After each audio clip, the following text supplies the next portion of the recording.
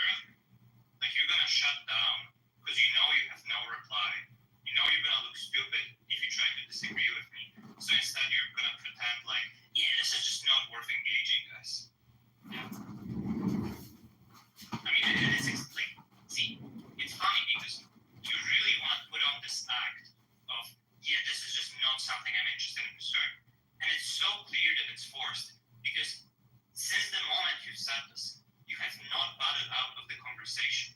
Just, like, you want to be in this conversation and continue it so badly that, like, you rejoin it every 15 seconds. So just, I know your motivations are not what you say there. And I think you confused yourself regarding them. Because you're not honest even with yourself. And now, because, like, I pointed this out, just to, like, try to undermine what I'm saying, right? Just to, like, you know, again, confuse people and to lie to yourself, you will stay on mute and you will not re-engage. But in fact, this is a change, and it's a change because what I'm saying is accurate. It depends on you just have a question. Remember, like, a minute ago, we're just like, every word I say, Nick felt the need to say, no, that's not it. But, like, once I pointed out that he does actually want to talk to me, and he's just lying to himself and, like, to the room, now he's actually quiet. Now he actually muted. What was your question? Well, right now I have a question. Right now I was making a point about Nick's being there. We're copying it, Nick. I think what's going to happen is Nick is probably going to pretend like he stepped away, and that's why he went silent. Why do we care about any of this? What's going on here? I mean, who is we? It is troubling. That's all he's doing. Like, why do you care? I don't know. Maybe you don't care. I think some people in the audience care. I care. You asked a question. I didn't hear any of this. You asked a question. Nick answered it. You didn't like the answer. Exegete kept clarifying. Now we're upset at Nick. I asked a question to Nate. We tried talking about it. Then Nick, like, entered the conversation. I gave a reply to Nick, and then he got, like, really upset, threw a fit, and then he pretended like when I pushed him, I'm like a troll, and that's why he's disengaging. And despite, you know, his, like, very strong commitment to me just being, like, below intent and below, you know, just being worth engaging with, he couldn't keep himself away from my conversation. Okay, that's fine. I understand that Nick has deeply disappointed you today. What else? So I answered your question, but you asked me what happened. I'm sorry, it's not that I asked the question and Nick answered. Okay. I clarified what happened. I get it. Right, and Sasha even said that promo is one that it seemed somewhat ambiguous. So that's why I said they get the cops. So and he conceded that reading this room as one seems somewhat ambiguous. No, I disagree, and I can disagree, but now it's upon him to be like, okay, well, this is why it's ambiguous. But that's why I said to get the background on it, you need that Testament historical context, which he conceded, and he stated that, okay, yeah, hermeneutic of the Old Testament and understanding the Old Testament laws, especially the one that is absolutely exhaustive in Leviticus 18, unless you really have that, where you come in really one, you really won't understand the grasp. Though I agree that the text itself is very plain, but that's because that's how the Leviticus 18 is in the Old Testament context. But if you don't have it, you come into Romans 1, you can make the argument that this is what it means. I understand what it means. It's an necessary question.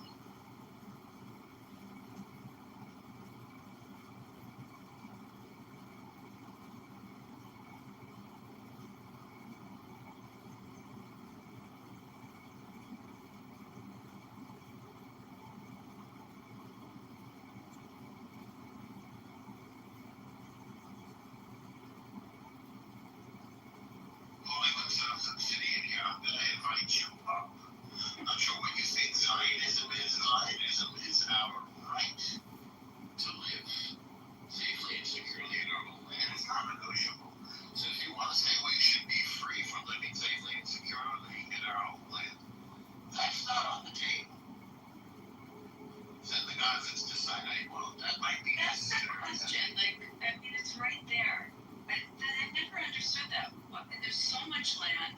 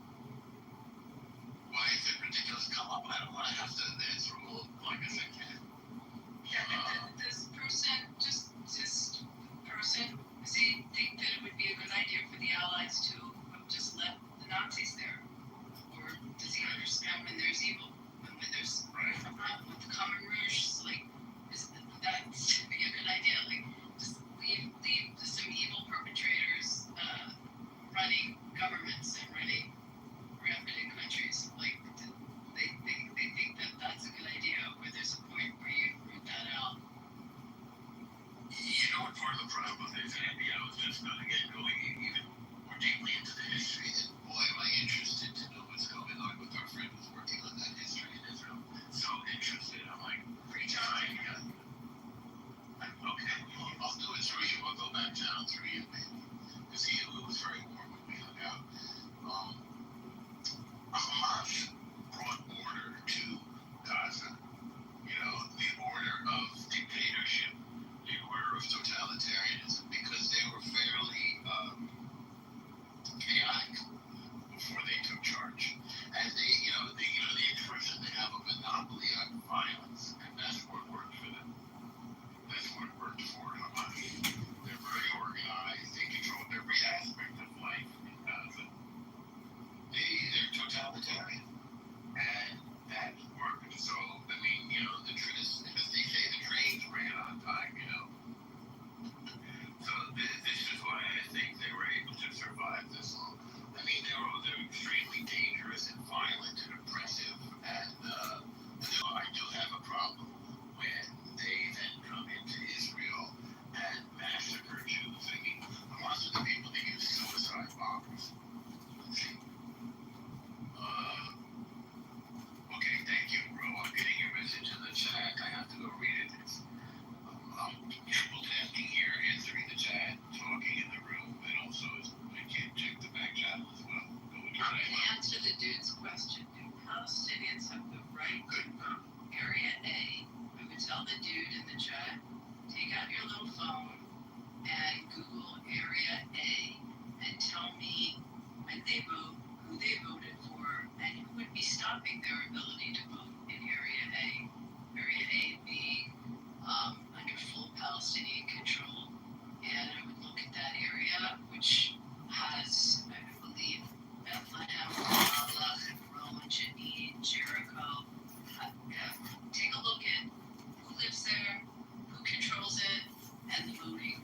And then tell me how Israel has anything whatsoever to do with what happens in Area A, where all those cities are. And then put your point in. I mean, the point that Abby is making is worth repeating, I think. Yes, Palestinians vote in their area, and Israelis/Jews vote in our area. And I mentioned Jews because there are no Jews in Palestine, because we have been expelled. There are almost no Jews in the entire Muslim world. Our neighbors, again, because we have been expelled. So yes, we vote in our country, Israel. They vote in whatever government they have been able to set up. In this case, as Abby points out, under the Palestinian Authority or Area A. So that's the answer. I'm saying, yes, they have the right to vote. And by the way, they have not occupied, they haven't voted in what, 2 decades? And the reason why is because it's understood that the Palestinian Authority is corrupt, and they would lose if they held an election, and the Palestinians would elect Hamas again, and Hamas kills the Palestinian Authority. They massacre them. So these are some conflicts that the Palestinians have to resolve if they want to have self-governance. And for the record, Israel has no interest in governing them.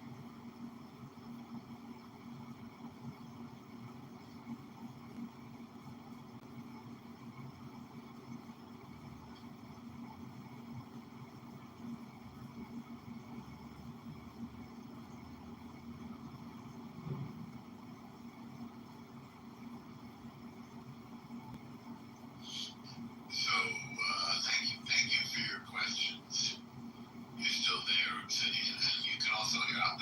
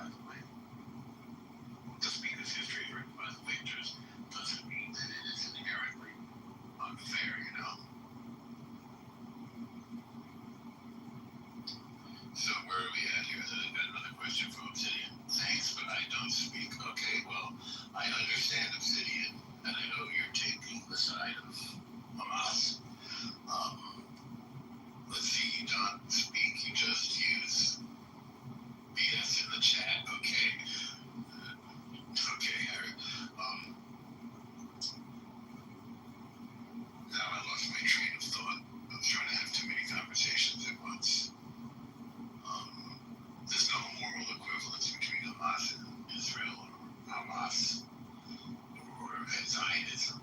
Zionism is our Western democratic expression of the right of an indigenous people, the Jews, to live safely and securely in our homeland. And as such, as a pluralistic society, we often mention 20% of whom is Arab, that enjoys full and equal rights and participation in the democratic process. As a full and equal democratic society, there is no equivalence to a totalitarian, authoritarian, militaristic terror symbol like Hamas that lives on our border and is dedicated to destroying us. And I have to say, I think it's time that we listen to them. So when somebody tells you that they want to kill you, it's time for us to listen to them and to respond appropriately and not to pretend that, well, if we're nice to them, they're going to be nice to us, which was our old model. We literally used to say, well, if we just give them this, they're going to be nice. Well, if we just give them that, they're going to be nice. Well, the Palestinians took the side of the Nazis in World War II. Okay? That's literal. They literally worked with and for the Nazis. The Palestinians then followed Yasser Arafat after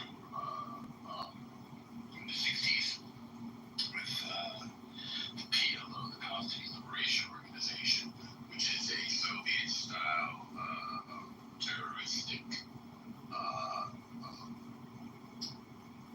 movement that initiated hijacking civilian airplanes. That means you get on the plane, and now you've got people with machine guns who pretend like a plane has to go to Cuba, and you're being held hostage. Or Uganda, as you can remember perhaps from the famous Entebbe incident in which the IDF had to rescue kidnapped Jews on a civilian airliner. And that's the PLO slaughtered Israelis, slaughtered Jews, just Jews. So these are the leaders that the Palestinians have followed. Following Yasser Arafat, a terrorist from Cairo, whose name is not Yasser Arafat, it's like Abdul Rahman. I can read you his name, so that wasn't his name, and he wasn't Palestinian, he was Egyptian. Now they follow Hamas, whose charter says they want to kill every Jew on the planet and every Christian. So that's who we're up against. We're up against people who want to destroy anybody that's not like them. It's the heart and soul of racism. Let me read what somebody's writing in the chat. History is written sometimes by immigrants, like the history of Tabari and Islam. No, not necessarily the victims and victors. Okay, fair enough. Mazharat Atlasi, fair enough. Norma, is so good. Thank you, Or. Your name is Light. That's a beautiful name. Thank you for saying that, Or. I'm glad you appreciate it. Thank you, my brother Moshe, and Shabbat Shalom. I wish you a magnificent Shabbos. I hope to share the peace of Shabbos tonight. So let's all pray. And since you're reminding me if there are any Jewish guys within earshot, I encourage you to put on tefillin because we need it. And thank you for sending me a flower, Mahara Alashi. Beautiful, thank you. Welcome always. Amen. Thank you, Or. And here's my brother Randy arriving. It looks like he's arriving. Well, there you are. Well, you want to come up and share, Randy? Here we go. What's up, yo?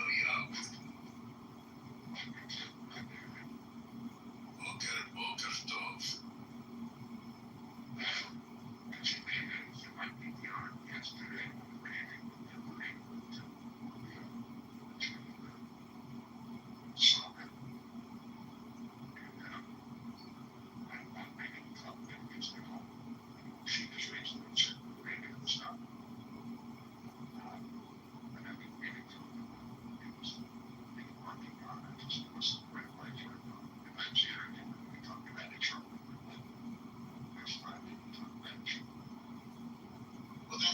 first day.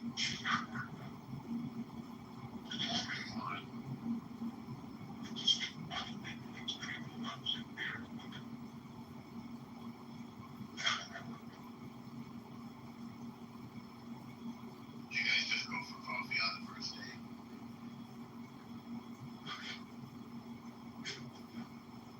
Oh, impressive.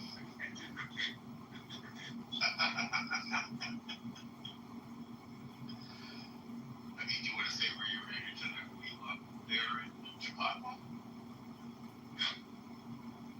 Yes.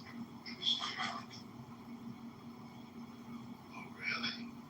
Let's have a look at the background here. It's working. It's just working.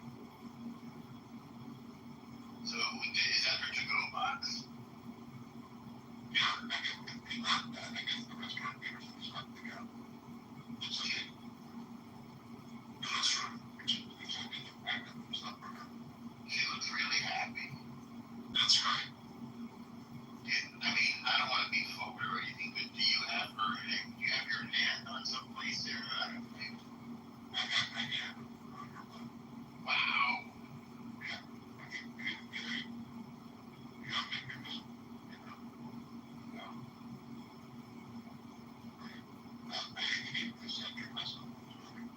Thank God. It's fun. Dude, if you take me back channel where you were, I would say it aloud to the have a feel. Does it begin with an H? It's Hoboken. It's Hoboken. I know. Hoboken. We all know where it was, but I'm gonna put it into words.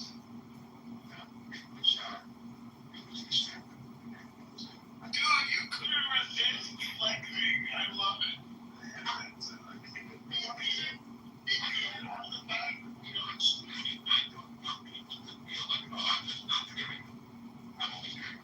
You could have said fire, right?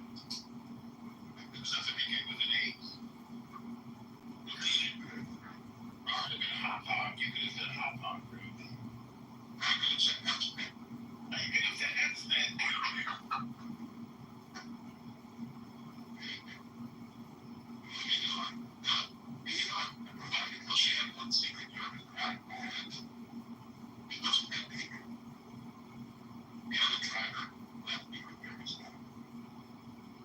Wow. Doing double duty, got the driver and his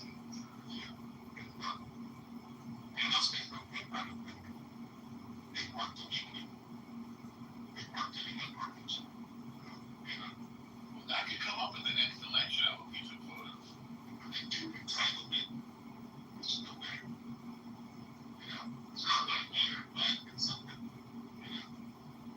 It's not there.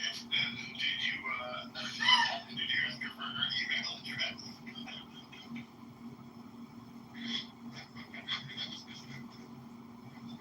Really?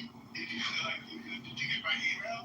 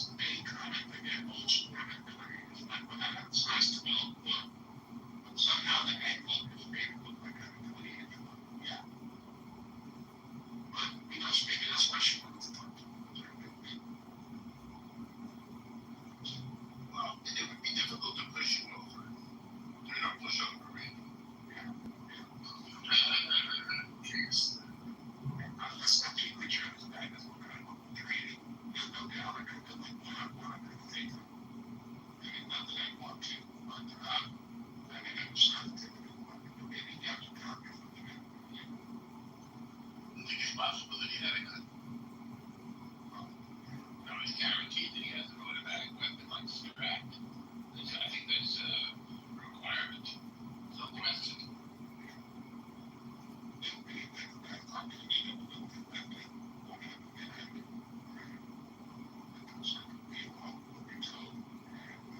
I want you to name the person who we had dinner with a little while ago, Randy. But he'll be interested. I'll mention who it is.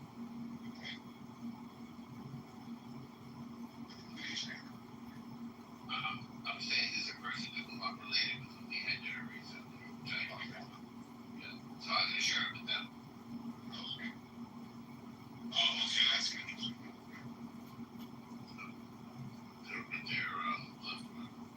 All right, Randy, good content. Yeah, I mean, while I get ready to get up, I have to. Yes. Yes. So the breaking news is that our friend Randy is dating Hillary Clinton, which I think is appropriate. And those are the kinds of people that hang out in our safe space for chicks. World leaders like Randy and Hillary. I think they're a beautiful couple. Those pills up. Is that really Hillary Clinton? I didn't know. Yeah, it is. It is.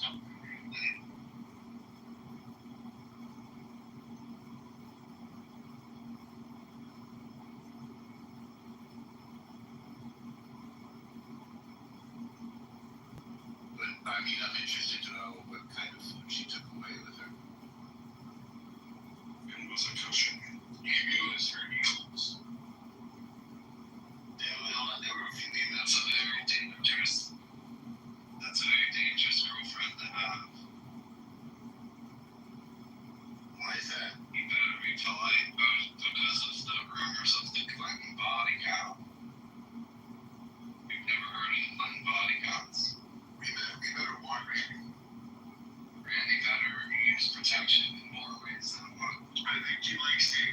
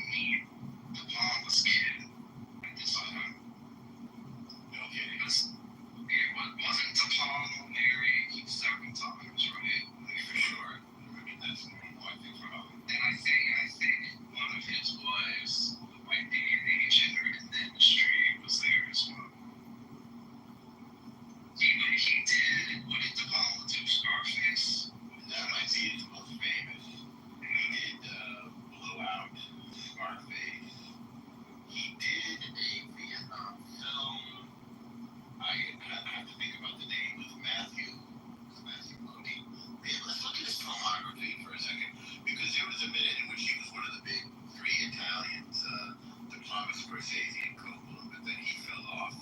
Then Coppola fell off, and Scorsese is the last man standing. Let me look up. I'm sure I'm forgetting something important that he did. He kind of fell off with Bonfire of the Vanities. That was his big fail. That just went to pieces.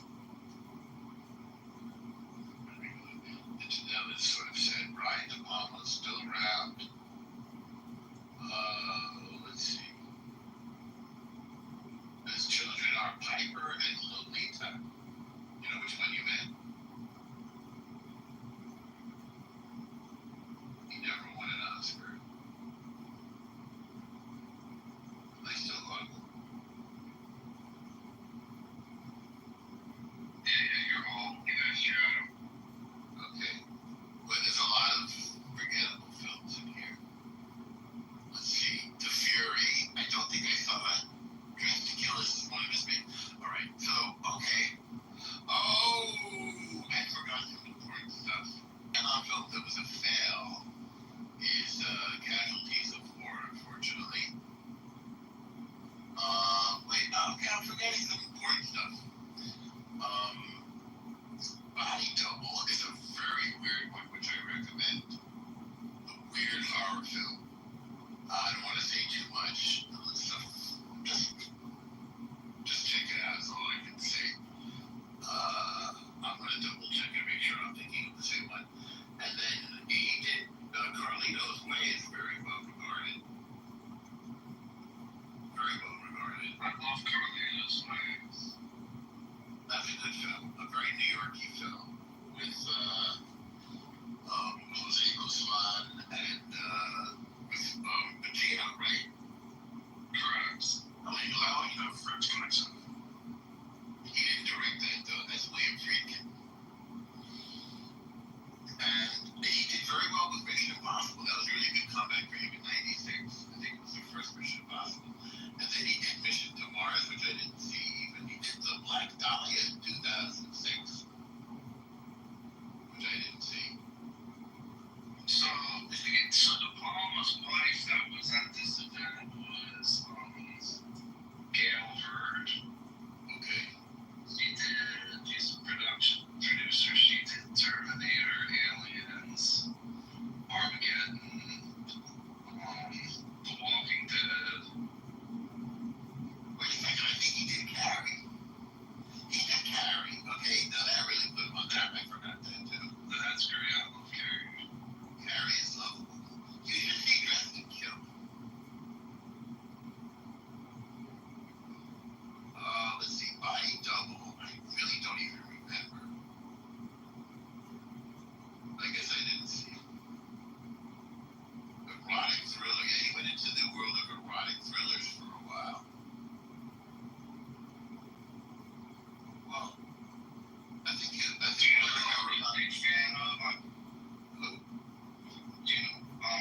I'm curious your opinion on Cronenberg out of Canada. Oh yeah, he's considered a master. Look, we have to the room. That's what happens when we start talking, like, you know, it's that makes a whole, you know, whether it's a film or books or movie, you know, some sort of music, something with Randy.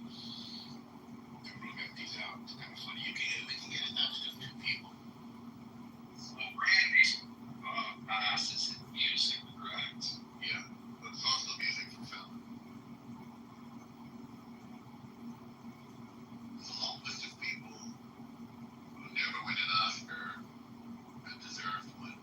You know who's someone that keep me on the lookout for, who I think what I was kind of hearing is an up-and-comer who's going to be a star.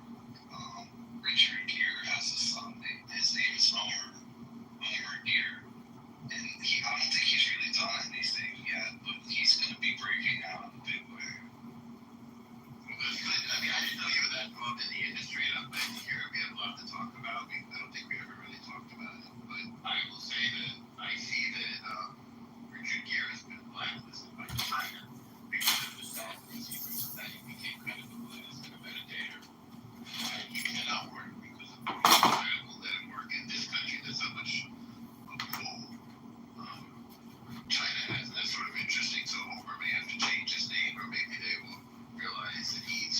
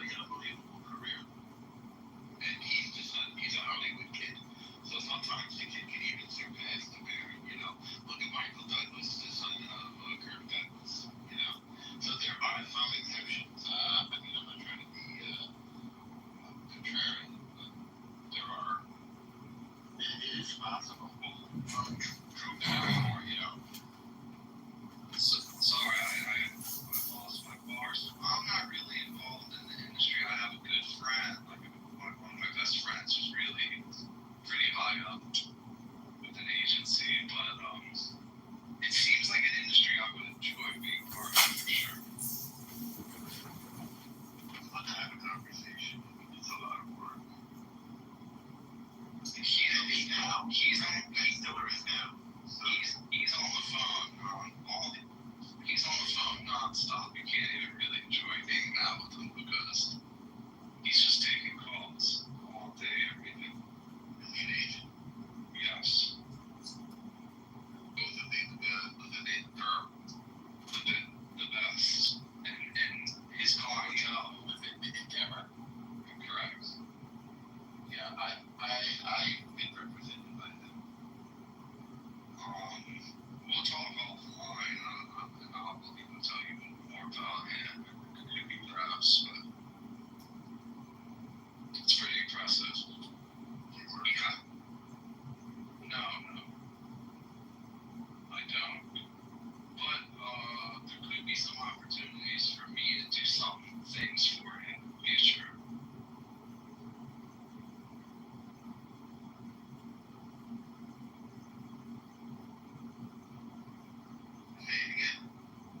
I said there might be some opportunities for me to do some things for him in the future.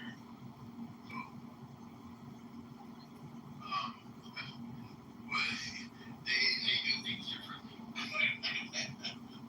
We always talk about something. I'm thinking Hollywood. I don't want to say more. Anyway, Vicky, what's going on?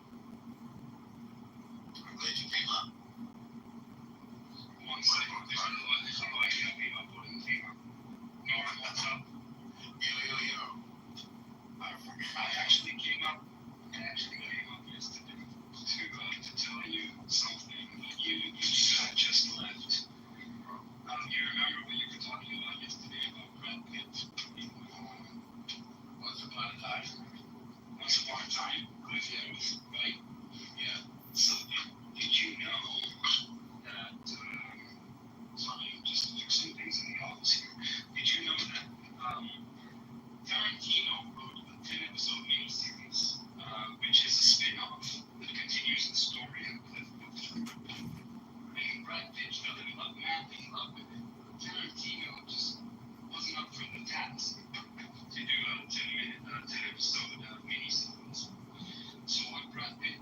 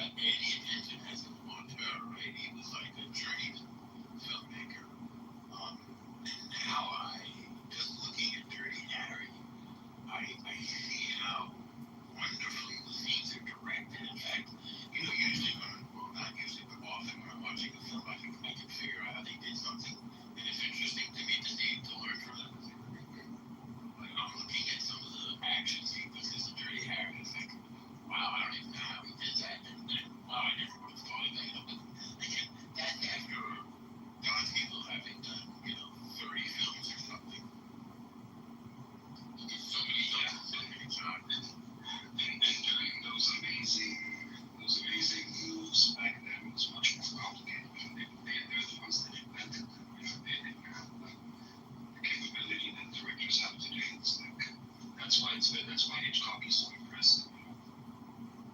That's a really good point. So what's up with you, Norm? How you doing? Are you at New York City? At the moment, yeah, I've been like almost non-stop traveling. Nice. Yeah. I just spent 6 weeks in Israel. Oh, that's so great. That's so great. I was there in April. Maybe you heard me say. I remember. I was hoping we would connect, but I couldn't. 3 flights were canceled. I had a flight right before the Iran attack. Yeah. Oh, you were gone by then, right? Yeah. You were gone by then. Yeah, I had But the Houthi sent me something commercial delivery. And somehow, I'm happy to that it's this British month I am. I'm walking the streets of Tel Aviv. And I'm over by the old cemetery from the cholera epidemic across from Chabad. I was heading to Chabad. I hear the sirens. And I'm like a deer because I know sirens, like big deal. I've heard those before.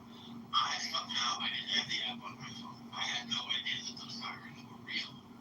Like, I just had the Omaha's mood, the sirens were for in memorial, well, what's the day before Yom HaAtzmaut, the night before the Memorial Day? Anyway, what's it called again, Mickey? Yeah, I don't know. I'm the wrong person to ask. Memorial Day. So, I didn't do anything. You mean before? I really don't know. The night before Yom HaAtzmaut is Memorial Day, or the day before, and then the day after is Independence. Yom HaZikaron. You guys know what I'm saying? Yom HaZikaron, exactly. Thank you. Very, very good. Yeah. So they just had Yom HaZikaron. They had the 2 sets of sirens, and we got out of the car and stand in the door, which was beautiful experience. So when I heard the siren, on this day, which I almost on my way to the airport, by the way, after that, I didn't do anything. I just kept walking. And essentially, I'm not anywhere. I was supposed to take shelter, and I never did. And then I went to the airport, and the package that took the Demi, it landed next to the airport. Yeah, I remember that. I remember that. Huge crater. Yeah. Yeah. I wonder if they were sending a message knowing that we did next to the airport, or if they were trying to hit the airport.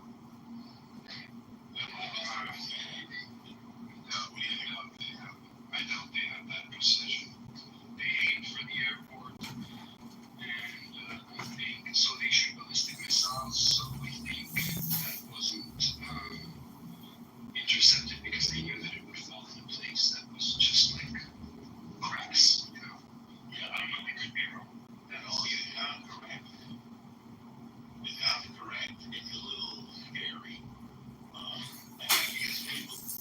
When you're dealing with only one missile, which is generally speaking, they only have the capacity to shoot one missile at a time. It's every single missile that we shoot is shot down. The only time they ever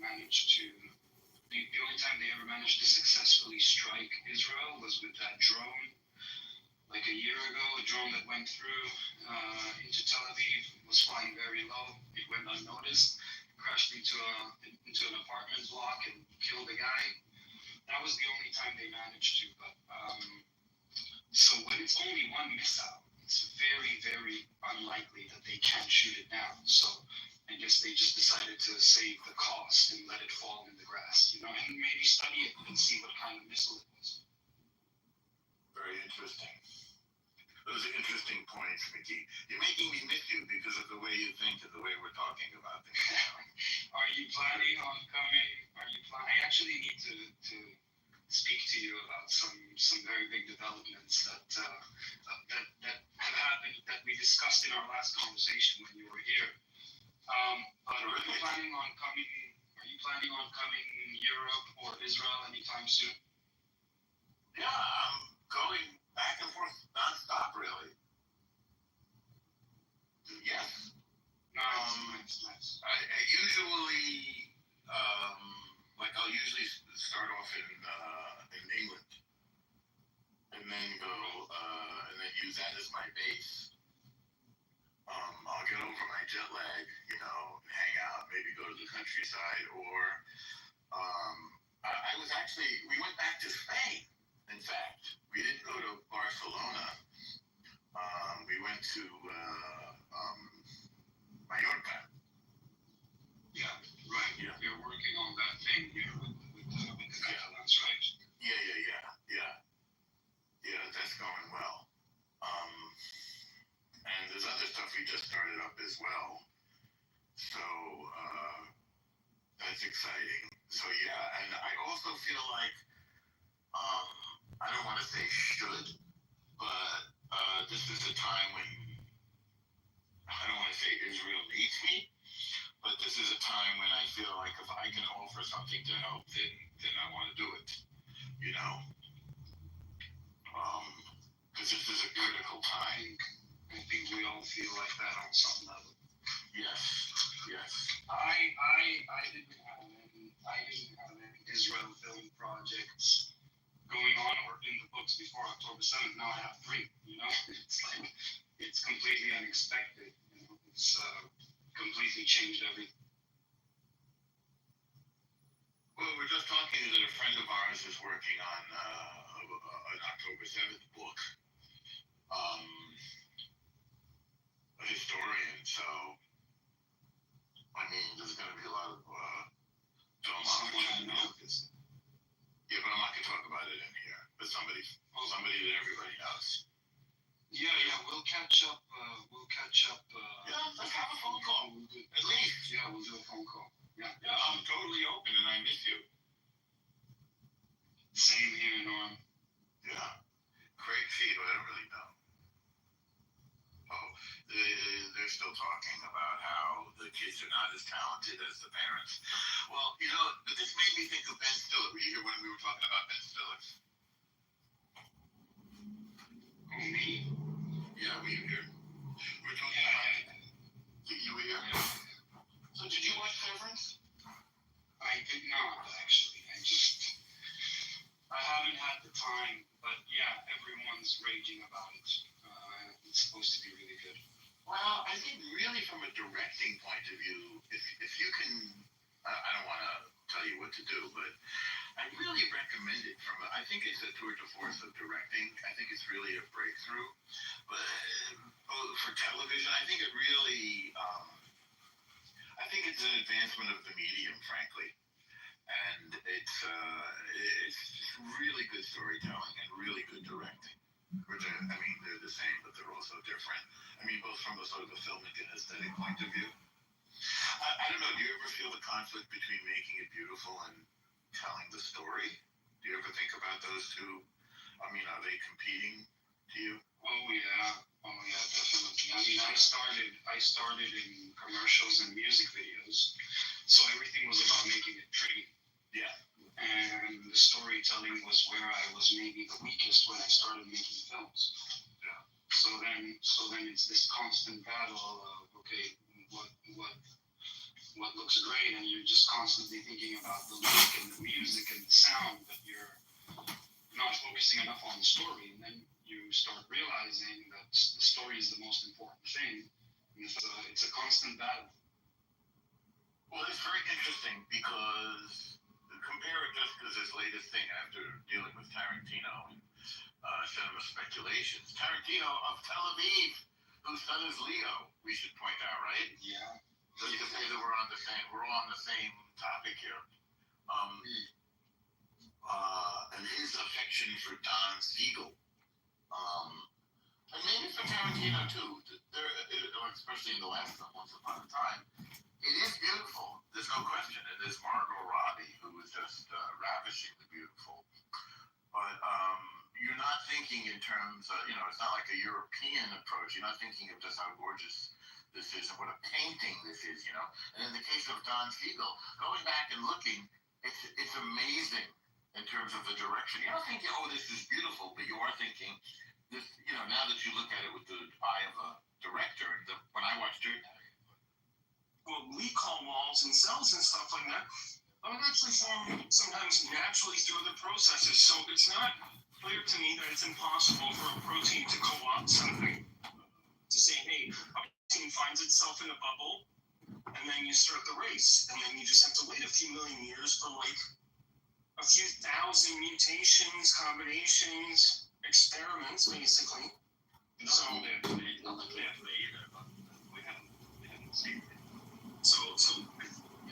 here's the problem. So like the guy who built that computer, he can basically make anything.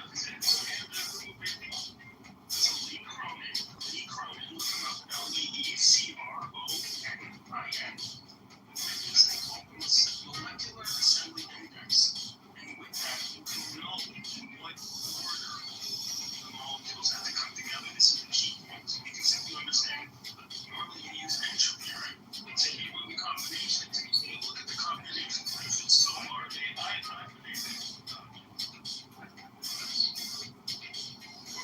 after you use entropy or you use molecular assembly, right? There's various metrics, but normally it was thought to be such a large computational space, but it turns out it's not. There's self-selection bias, like the geochemistry was already in the combination. That was like, Well, I think this conversation thing is going on, Jonas, because he's giving you explanations and references. You just keep saying, well, we don't see that. So maybe this is a topic for a different moment. Actually, that's a great observation. I should have noticed that. I have a real question. Do you think this is the Kruger effect? What effect? Denny Kruger. He has in one of his hot takes that says, who is the most logical, ChatGPT and other AIs? That was a poll he actually took. It's a whole other discussion, but that's how you're telling, isn't it? Well, I don't know if your hands are overflowing an AI system. I'll say this to the room just so people know. This AI system's the wrong way. ChatGPT is like Robin to your Batman. But if Robin didn't have common sense, he'd get Batman can just sympathetic behavior too. ChatGPT today, people don't look at ChatGPT like a pathogen, and they look at it like a person. They're like we make very positive mistakes. So also moderators, if you guys want to know how to get rid of the missing outs, we figured out if you play about 30 seconds of copyrighted music, they have to leave without letting get their account clipped if they're live streaming. Moana, you're welcome. That's interesting. Good tip.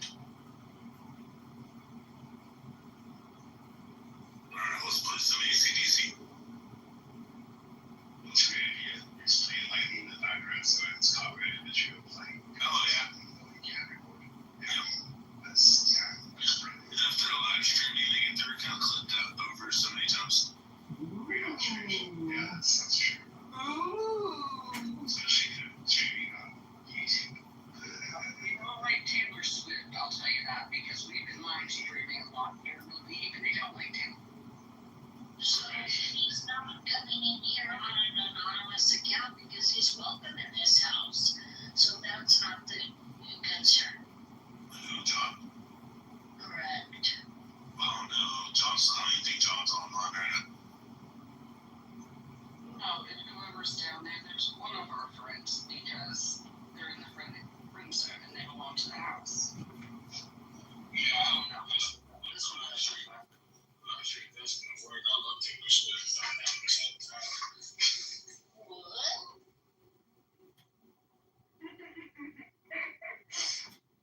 John is at his setup right now.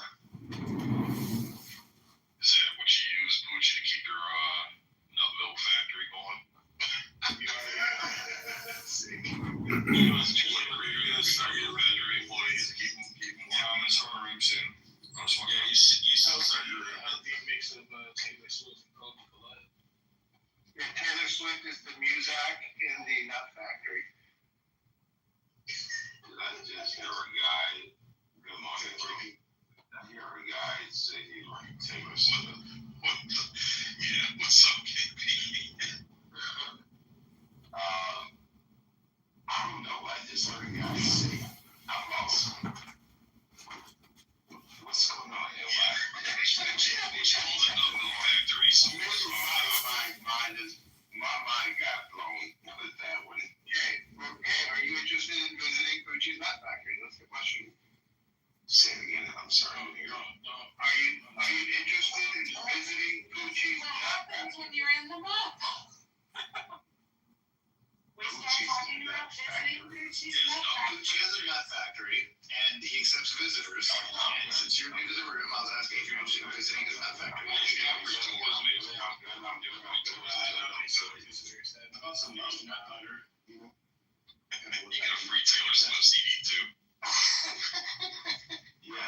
listen, Taylor's left in that nut factory. Nah, I'm good, bro. That'd be, oh my God.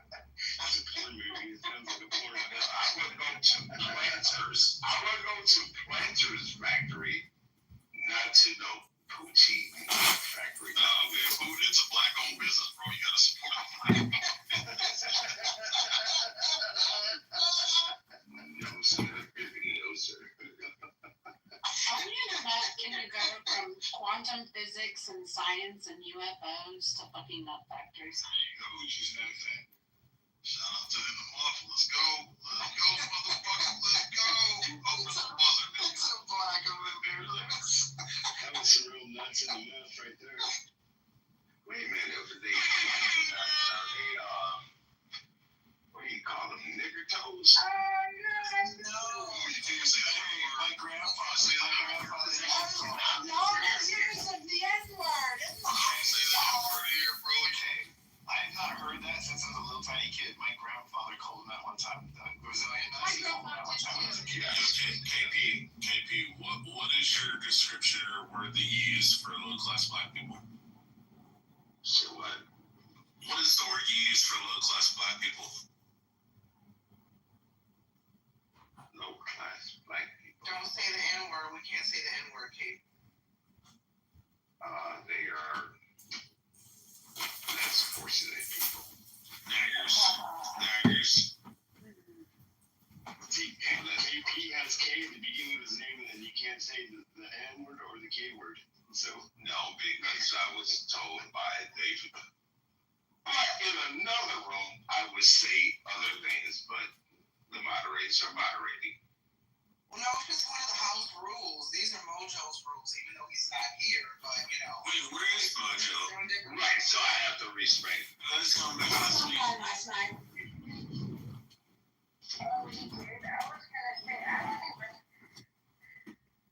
Yeah, he'll be back.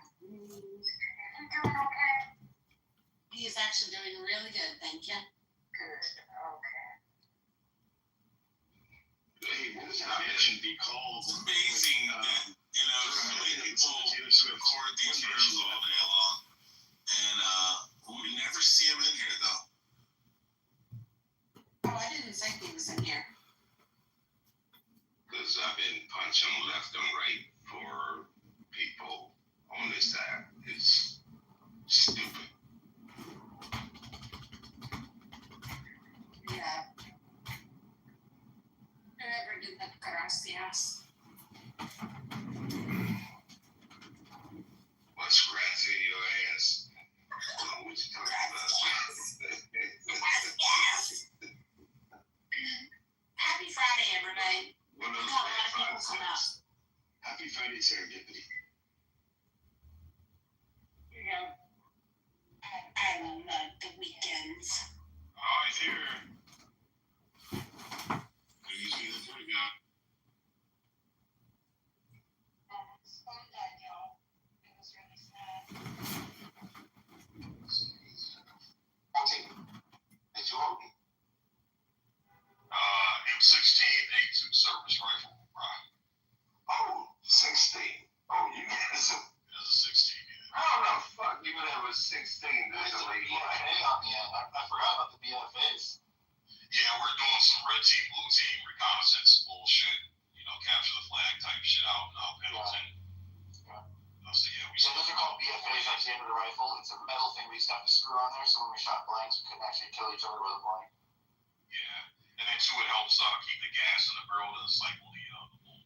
Because if you don't have it on there in the air, the pressure just goes out the barrel and it won't cycle the bullet. Oh yeah. You know what crazy stick is? Dad was like, "This is shittiest fucking rifle ever." Gave my 14 back. I love the M16A2. I was telling Sig the other day that I had a record in Okinawa for shooting 20 out of 20 hits on a 12-inch round target from 500 yards with iron sights. And I don't know very many rifles I could have done that with other than the M16. Yeah, that's a hardship, Mike. That's very fucking impressive, man. Very fucking impressive. I mean, I remember to the day, like, getting the first one and hitting it and being like, okay, you know, and it just kept going. And I remember being like at 10, 11, 12, and it was the excitement was just building. It was super cool. You gotta love a good long gun. Do you have a preference of long guns? I love long barrel, short barrel, rocking, these terms. You like double barrel? Extra wide? Yeah, they just do it for me, you know? Hell yeah. I'm not saying a word. Okay. Come on, now. Girls in chat one day when these boys were geeking out over their guns and the terminology that we were using, and we were like, what? We were having a heyday in chat while they were totally geeking out on stage. See, what year did they stop using that rifle in the Marine Corps, the one you have, the A2? Fuck, man. So, I don't know, man, because they were still issuing it. I know they were phasing out to M4s when I got out. But for training, yeah. My son, though, says when he went to candidate school in Chicago, the Naval Academy candidate school, they trained with M4s. The M4 is basically the exact same body, but just shorter barrel, or it's more optional stock. Yeah, shorter barrel. But the body of it itself, the core part of it, the function, all that's identical. Yeah, it's just the gas system. I think it's mid-length gas system versus right-length the 16, and then a 14-inch barrel instead of a 16-inch barrel. So I don't think I could have got 20 out of 20 at that distance with a shorter barrel. No, actually, yeah, more than likely not. Absolutely not, dude. Yeah, absolutely not. Do they have automatic anymore? Do they use fully automatic now instead of 3-round bursts? Do they No, it's still a 3-round burst. They're never gonna go back to fully auto unless you got a cruiser weapon, saw, something like that. Just because I looked at the research, man, and the reason why they got rid of full auto is because troops and soldiers were just dumping waste ammo, man. They were just dumping fucking ammo, so they went to the 3-round burst as a conservation method. So they're going with a net zero warfare, SIG? What they're looking for? I don't know what net zero is. What is that? Oh, I mean, like, no environmental damage. They care about the environment so much, right?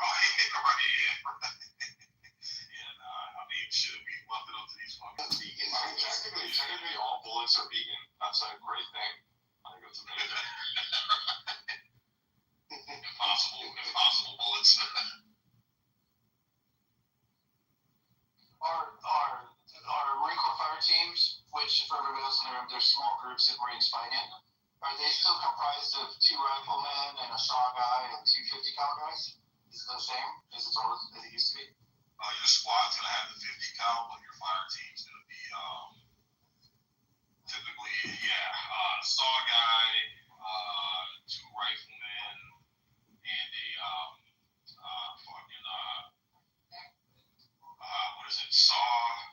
Not a 50 cal though in this fire team. I've never seen a fire team with 50 cal, bro. I've seen it. I mean, I guess they could. We were talking in the early 90s. We did that. There was 2 guys. One carried all the tripod and everything. The other one handled the rifle because he needed somebody to switch out the barrels. So there's 2 guys. Yeah, that might have been back in the day. They might have switched up, but as far as I've been out in the field, like a fire team, I've always seen like a squad, a squad will have a 50 cal. I've never seen a fire team broken down individually, but every single 50 cal I've shot or ran into has been vehicle mounted. It's been on there. Yeah. So yeah. I got a picture of me and Mount Fuji shooting one on the ground, the tripod version, sitting on my butt. Oh, they're fun as shit, bro. They're fun. Yeah, they're fun. Yeah, the Mark 19 grenade launchers too. They look, for everybody else in the room, it's a machine gun that shoots little grenades. They look like bees in the air when they take off, and then just when they hit all, like a big storm of hit. It's for mobbing over areas and getting people that are like down in crevices and stuff. But those things are super fun to shoot. I've always had a dream of like shooting a 50 cal. I've been to like the range. How would it? Do I like Google it? How would I? Like a Desert Eagle, Dolly. Oh, I would not want to shoot How one would I of those. find that? How would I do that? I live in Arizona. We've got lots of I'm shooting sure you ranges. could find a range and you can try out different weapons. Yeah, I'm sure there's ranges. I mean, the 50 cal is really fun because it has the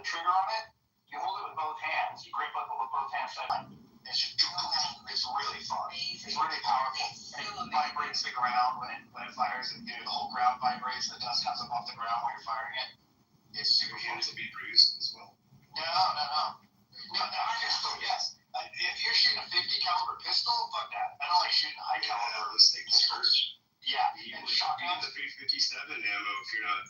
Yeah, and I hate shooting shotguns too. Like I love shooting CE because it's fun, but at the end of the day, it just fucking hurts. You know, I never got used to it. I love on Mad Max when they're always like on the top of the cars and stuff. Like that is one of my dreams. And to be prepared for the zombie apocalypse as well. I would like to put a 50 cal on top of something and ride around with it. I bet it's expensive because I don't know what the rounds cost, but I bet it's expensive. Like to fire it the way you'd want to fire it, you know, like we did in Marine Corps, you just kind of lay into it and let it go nuts. I bet it'd be super expensive. Because I have to Google it. I don't know how much each round costs, but it's probably Big cal costs lots of money. What is it, like 40? I think 40 cal in California last time I looked. It's like $75 for a box of 20. I'm gonna go see. I'm gonna see how much 50 cal costs. Hold on a second. Moved to Florida from October the 8th until December 31st. There is no tax in our lovely state, the only state that actually matters. I'm only kidding, I just happen to say that all the time. But yeah, no sales tax on ammunition or guns or fishing rods, boats, anything that'll get you outdoors. It's 50 cal rounds are $800 for 200, so it's $400. It's $4 every time it fires. And when you're shooting automatics, like we used to shoot it at like old aircraft shells and stuff, and you just keep going with it. So I never even thought about the fact that we're blowing money that fast. And that's on the cheap end. Like you start getting incendiary rounds. Yeah, tracers. Yeah, tracer, you're talking anywhere from $10 to $25 a round. Holy shit. Yeah, 50 cal is expensive. Yeah, $4 is on the low end, but yeah, it gets expensive shooting 50 cal. And that, let alone if you want to get a good, decent semi-automatic 50 cal rifle, you're talking no less than 15, 20 grand. But I'm sure there's a place like in the state she lives in where you could like pay to experience one. I'm sure that exists somewhere. Oh yeah, they got ranges. You said they're from Arizona.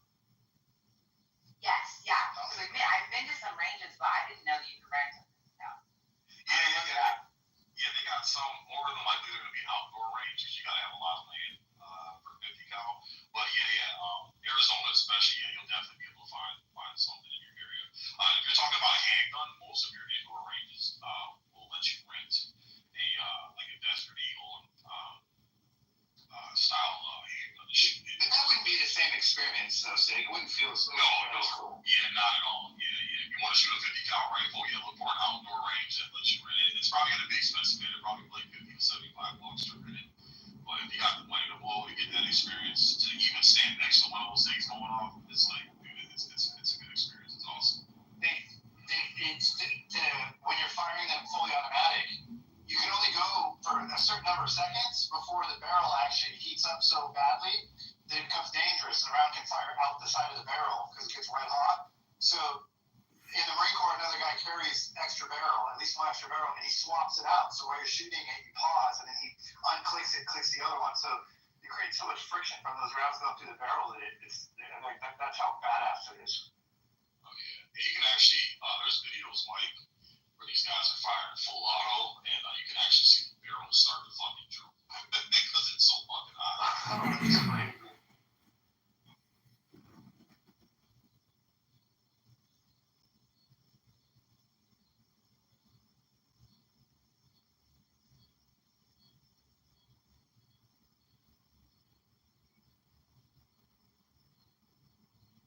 Is Florida the only state that at our gun ranges they actually have a bar and restaurant attached? Because I thought this was people tell me that's crazy. What's up, MG? Hey, John. How are you doing? What can I help you with? I'm good. I have a quick question for you, if you don't mind. Sure. I'm looking for the recording because apparently I was a part of a discussion that I wasn't aware of. So I was looking for the recording from yesterday. Do you have it? You have to check my YouTube to see if you can find it because at 13 phones and I cut every hour. If I film for, that's hundreds of videos a day. So All I could say is I can give you some YouTube links and you can try to find it. It's like too hard to do one-off requests at this point. Gotcha. Can you put it in the chat and I'll take a look. I can't figure out which Instagram is yours. There's too many. No, it's not on Instagram. You can't live stream on Instagram anymore. Oh, on YouTube. Yeah. Okay. All right, just go under your name. Let me copy and paste it for you. Hold on. Okay. I appreciate it. What's this PTR now? Let's see. Yeah, Jay Breska said he's going to send me $1,000 if I can get him the Roger Mayhem Pepe Docs video. And it's there. I have it. But, if you could say it, it is not true. So I don't want to even waste my time for somebody telling me they're going to give me $1,000. So there is the primary YouTube. On that YouTube, there's other profiles for other YouTubes. I would just say don't waste too much time looking for it because there's a good chance you won't find it. Okay. Well, if I do see it, because I have a lot of accounts. There's like a 12-day gap right now, or a 13-day gap between recordings and putting them from unlisted to public. So yesterday I started doing it, and I'm going to do the rest today. So there's about 1,000 videos about to be put into the public space. But nobody looks at my shit, so it doesn't matter. But I will. So you haven't put yesterday out there. It is on one YouTube account because that account, for some reason, everything gets listed as public as opposed to unlisted. So let me get you that YouTube account. This is the biggest one with over 7,000 videos. Let me get you that one. So you can see yesterday's recordings. Let me just get you the direct link.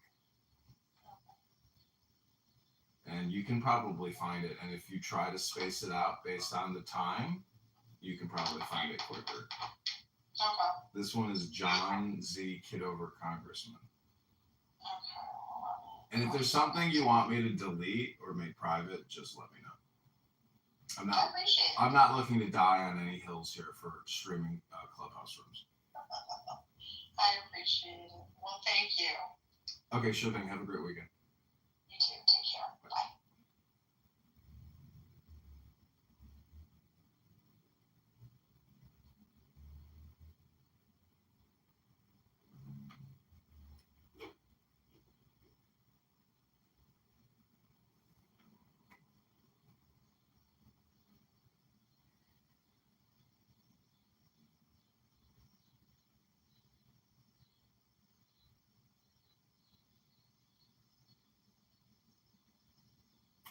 Most definitely are lightweight, man. Definitely some grip on that shit, or else it'll run from you. Yeah, the thing was serious. I just, like I said, I know it was a revolver, and the barrel on it, gosh, it felt like that gun was probably 9 or 10 inches long. It was huge, but every time they shot it, it sounds like a freaking cannon going off. I'm just like, how does that little thing make so much noise? Yeah, unfortunately, you can't say the same thing for some of these 3-5 pound.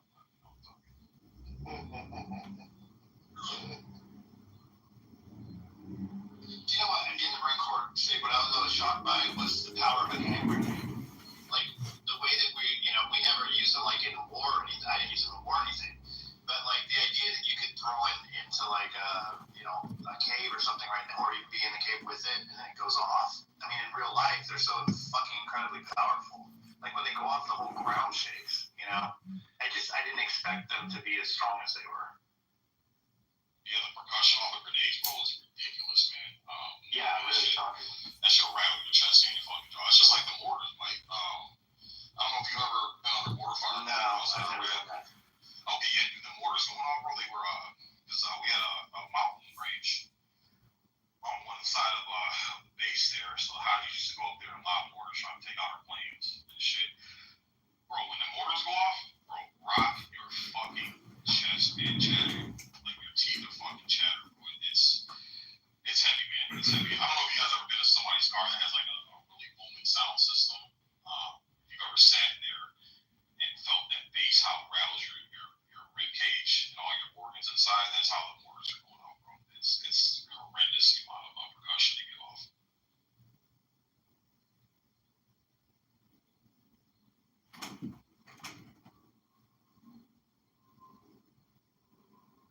Funny story. When I was in Iraq, it was it was a normal thing for them to lob mortars at our planes and shit, our aircraft.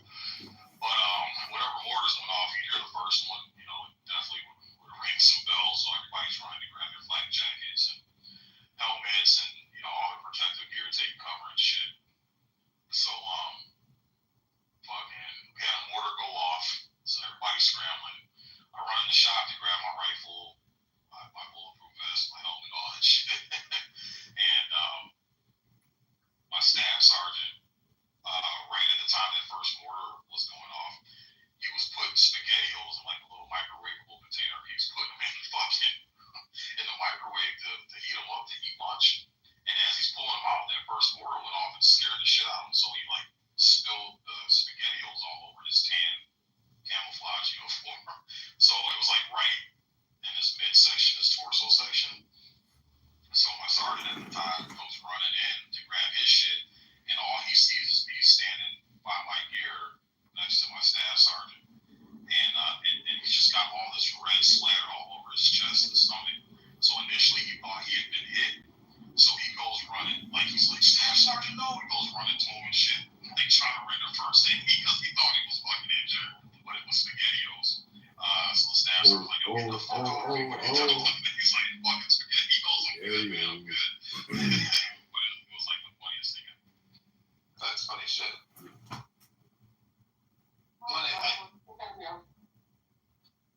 One of the funny stories I have about the Marine Corps is when I was in Iwakuni, there was this. We all started piercing our nipples. We got drunk and we were in our barracks and we started like putting safety pins through our nipples and piercing them. And then we went to the PX and just bought like regular earrings or whatever, sticking them. And it was like a trend kind of. And I was a lifeguard on base, so I had to take mine out whenever I was a lifeguard. I had to put it back in. It never fully healed. It was a nightmare. But anyway, I was wearing one. I would wear one under my camis. It was like my little sign of revolt. I wouldn't tell anybody. And I was a journalist. I was a combat photojournalist, but I wasn't in during war. So I would I'd write news stories for the base newspaper and stuff. And my boss told me to go interview the first sergeant, who's like the most hard-ass son of a bitch that I knew. Go interview him about this rumor that they heard that Marines are piercing their nipples and how fucking inappropriate that is, all this.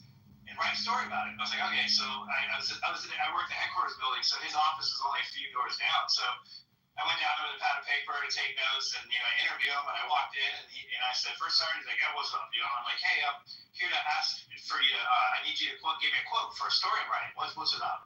Oh, it's about Marines piercing their nipples. And he's like, what? And I'm like, yeah, apparently there's some Marines on base that are piercing their nipples, and I just want you to make a statement, And he's like, are you fucking kidding me? And he stands up and he goes, stand up. And I walk out, I stand up, and he comes around his desk and he walks up to me, he goes, if I fucking knew a Marine had a nipple piercing, you know what I fucking knew? And I was like, what? And he slams his hand into my chest, but my nipple piercing was on my left boob, and he slams his hand onto my right boob, and then he grabs a hold of it and yanks and pulls back. And my heart was just pounding. I was like, oh my God, you would have ripped it right out of my fucking chin if you would have done it. I was like, oh my God. That's so fucked up. You would have really had a purple nurple bite. I would have been bleeding under my camis and be like, oh, okay, thanks for the quote. I mean, that would be like me being up here on stage talking about the best time that, I need some dude in the groin. It hurts. It just hurts. To think about, yeah. I ended up getting my nipple pierced officially later, my other one, and to be honest with you, it's fucking awful. Like, I used to have my tongue pierced at one time, that didn't really hurt. I had my ears pierced at one time, that didn't really hurt. But the nipple, dude, it never healed. Neither one. The one I did and the one I officially got done. Neither one of them ever healed. And I finally just took it back out. I'm like, fuck this. It's just, but they hurt like you think they would. It's horrendous, to be honest. It's not as bad as a kidney stone, but it's pretty bad. There's a lot of sensitive nerves in that area.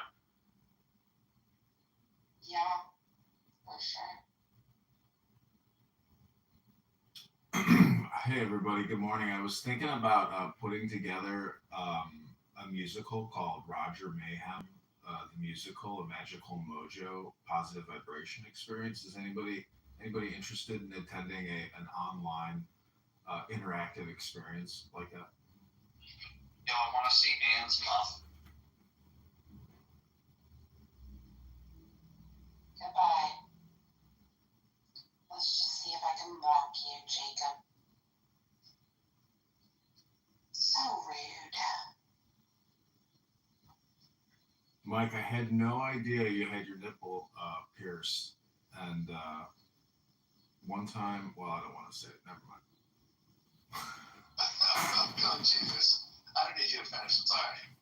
You don't strike me as a nipple piercer, but that's definitely. When I got out of the Marines, I went nuts. When I got out of the Marines, I went nuts. I got my tongue pierced, my nipple pierced officially. I got my ears pierced. I dyed my hair blonde, like the white hair thing. That looked to short my hair.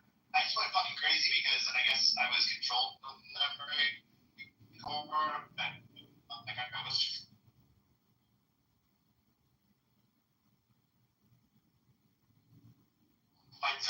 My tongue was pierced, and man, every time I eat macaroni and cheese, which I ate a strange amount of, I would bite down on the fucking bar, and when you're chewing at a normal pace and you're not paying attention, and you bite down on the little freaking metal bar ball thing, you literally, it sounds in your ears like you cracked your fucking tooth in half. Like, it was horrible. And my dentist was like, "What the hell are you doing? Take that thing out of your mouth. You're not gonna have any fucking teeth left when you're 40." I was like, "Okay, yes, sir." Wait, what did you have in your mouth? Like my tongue pierced in the mid '90s. He said your teeth. Late '90s. He said Late '90s. he said it would cause damage to your teeth. Oh. Yeah, because the bar, I had a bar that was probably an inch and a half long. It was fairly long, and it had a ball on both sides, a metal ball. But there's certain foods. It was usually foods like cottage cheese or macaroni and cheese. Those two for sure. Your tongue moves it around a certain way that's very different than other foods. And every time I eat those foods, I'd stop paying attention. My tongue would somehow be flipped a certain way where I would bite down on the bar, like on the metal ball. And you bite really hard. You don't realize that you bite as hard as you do when you're chewing. If you're not paying attention, you're biting fairly hard. And it would crack. It would it sounded horrid. Like when you bit down on it, you just smacking the sides of your teeth while you're eating, like all kinds of things.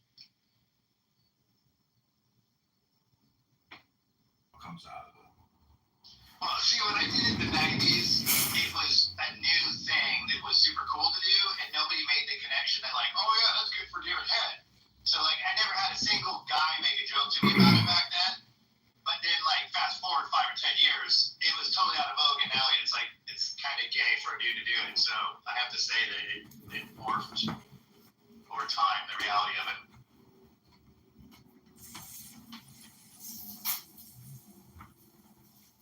Yeah, I've heard of people breaking their teeth and shit from having tongue piercings. Same thing you said, you explained, Mike, is biting down and just crunch. The next thing you know, you got 3 pieces of teeth floating around in their fucking mouth. It sounds painful as hell. Well, and the noise like in your jaw when it happens, or in your head above your jaw. Horrible. Oh, yeah. That's what I hate about going to the dentist, man. When I gotta get cavities and shit filled, dude. I can feel that little high pitch, high frequency word, that fucking drill. Like, even though everything's numb, bro, I can feel that shit in my brain, man. It's like, it's the worst. Dude, have you ever had them do that when you feel the heat a little bit? Like the numbness when it's just worn off enough where you feel the heat of that heat? Oh, I hate that feeling. Yeah, bro, I'm like definitely, I hate the dentist. So whenever I get work done, man, I'm like, yo, numb up my entire fucking jaw, give me the fucking gas. I take like 2 fucking aspirin, I'm smoking like an half a joint. Like, that's how I got it. That'll work. Hey, Sig, I wanted to ask you a question. In terms of like education, and I don't want to promote Jay Breska's masculinity mindset or whatever masculinity program or education that you provide, but I'm wondering what in the military overlays in terms of like if you were to give a class to young men on being a man. What overlays from the military in terms of like an operations order or a frago, something to that extent, like how you conceptualize, plan, and execute. You want to take this one, or do you want me to hit this one, Sig? Go ahead, Marvel. Yeah, that's a good. I gotta think that's a good question. But go ahead, Marvel. You got it. You got it. Responsibility, accountability, discipline, attention to detail, planning, just being not wasting your freaking time. When I went into boot camp, the one thing I learned was not wasting your freaking time, just getting your ass up in a bed and getting ready and wanting to start your freaking day. That's the one thing I freaking learned. I'm like, why was I wasting time taking a shower and brushing my teeth? And you want to sit here and relax and get up in the morning. No, it was get your ass up in the morning, put your clothes on, wash your ass, shave, and get the fuck up and start your freaking day. Yeah, I agree with that. I got two. One is that when we were sick, we had to go into work anyway. And they sent us home if we were really sick. You still had to get the fuck up, get dressed, go to work, be responsible, and then there was no such thing as a sick day where you just bitch and complain, right? And then, you could get sent if you're that sick, sent home. And then the other one is in the Marine Corps anyway, adapt and overcome. So basically, failing is required to succeed. So, you try to run, you try to go over it, you can't go over it, you try to go around it, you can't go around it, so you blow a hole through it, but you make sure the hole's small enough that you won't damage, whatever's on the other side of it. And then you go, and then you hit the next wall, and then you try to go over it, you try to go around it, and then you do bump through it. So the reality is, what I see in millennials is this desperate fear of failure, so they never try. And the Marine Corps is about adapting and overcoming. You know you're going to fail, but you can only fail so many times before you'll succeed. And so that would be mine. Yeah, it's just, I know Sig has more, he's way more military experience than I do, but that's just the basic level when it comes to manhood. Like, you have to keep going, take accountability, and you may now clean it up and do it right. And I remember this one saying when these petty officers say, what's wrong with getting it right the first time? I'm just like, if we get it wrong, we're gonna get it wrong. The first and second time, I don't know where that question came from. That's what made me pop up out of nowhere and just say, hey, there's a lot of things in the military, and unfortunately, there's an environment that can make you the fuck up. Also, prison, unfortunately, because that would teach you more survival skills as far as psychology is concerned. But I wouldn't recommend that because you don't learn social skills. I was talking with somebody, and they were telling me that their ex, you don't learn survival skills. So I wouldn't say prison could be a second, but I would never recommend prison. That's not for the fan, obviously. First in military.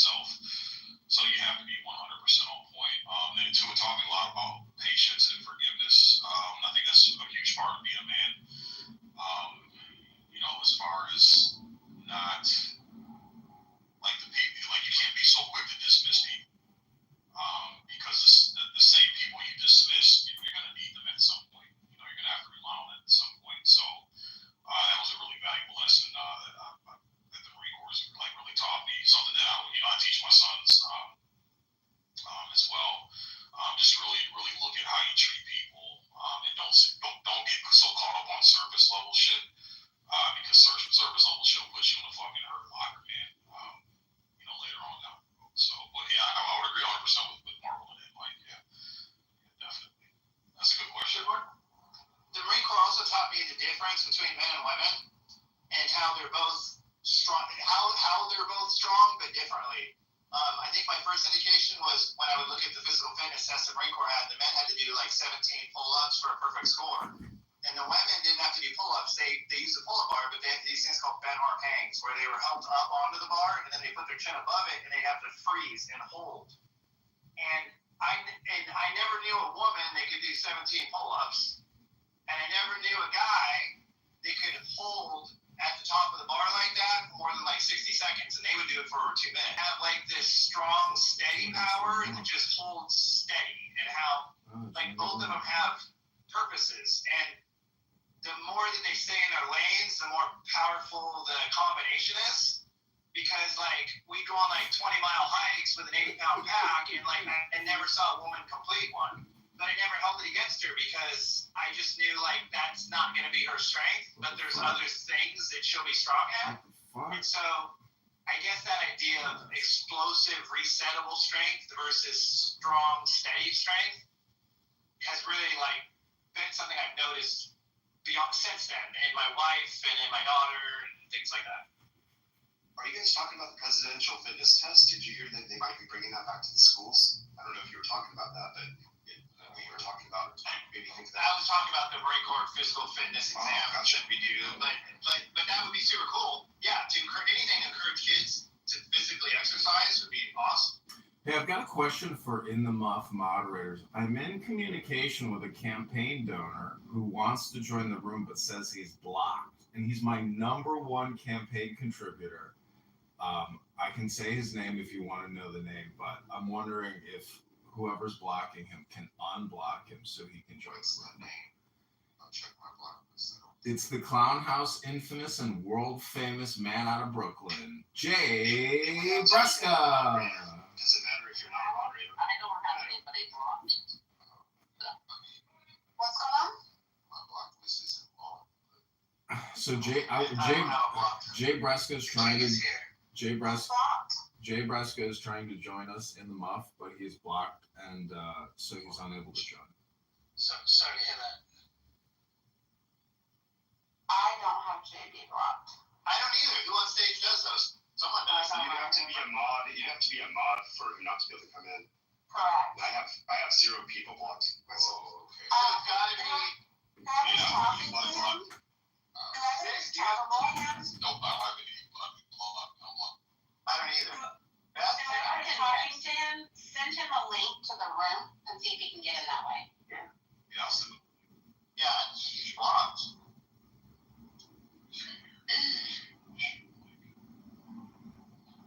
How's everyone doing this Friday? Happy Friday, y'all. Doing good. Just driving back from LaGuardia. Okay. Hey, King Nav, this is West Coast, by the way. I don't think you're here. East Coast. East Coast to West Coast. What's up? Well, I said West Coast, but I know you're around. Did you just say you were at LaGuardia, King? I said I'm driving back. I had to drop off my parents to LaGuardia. Oh, sorry to hear that. Yeah. Actually, Trump rebuilt that airport really well. What? Watch him look at triggers.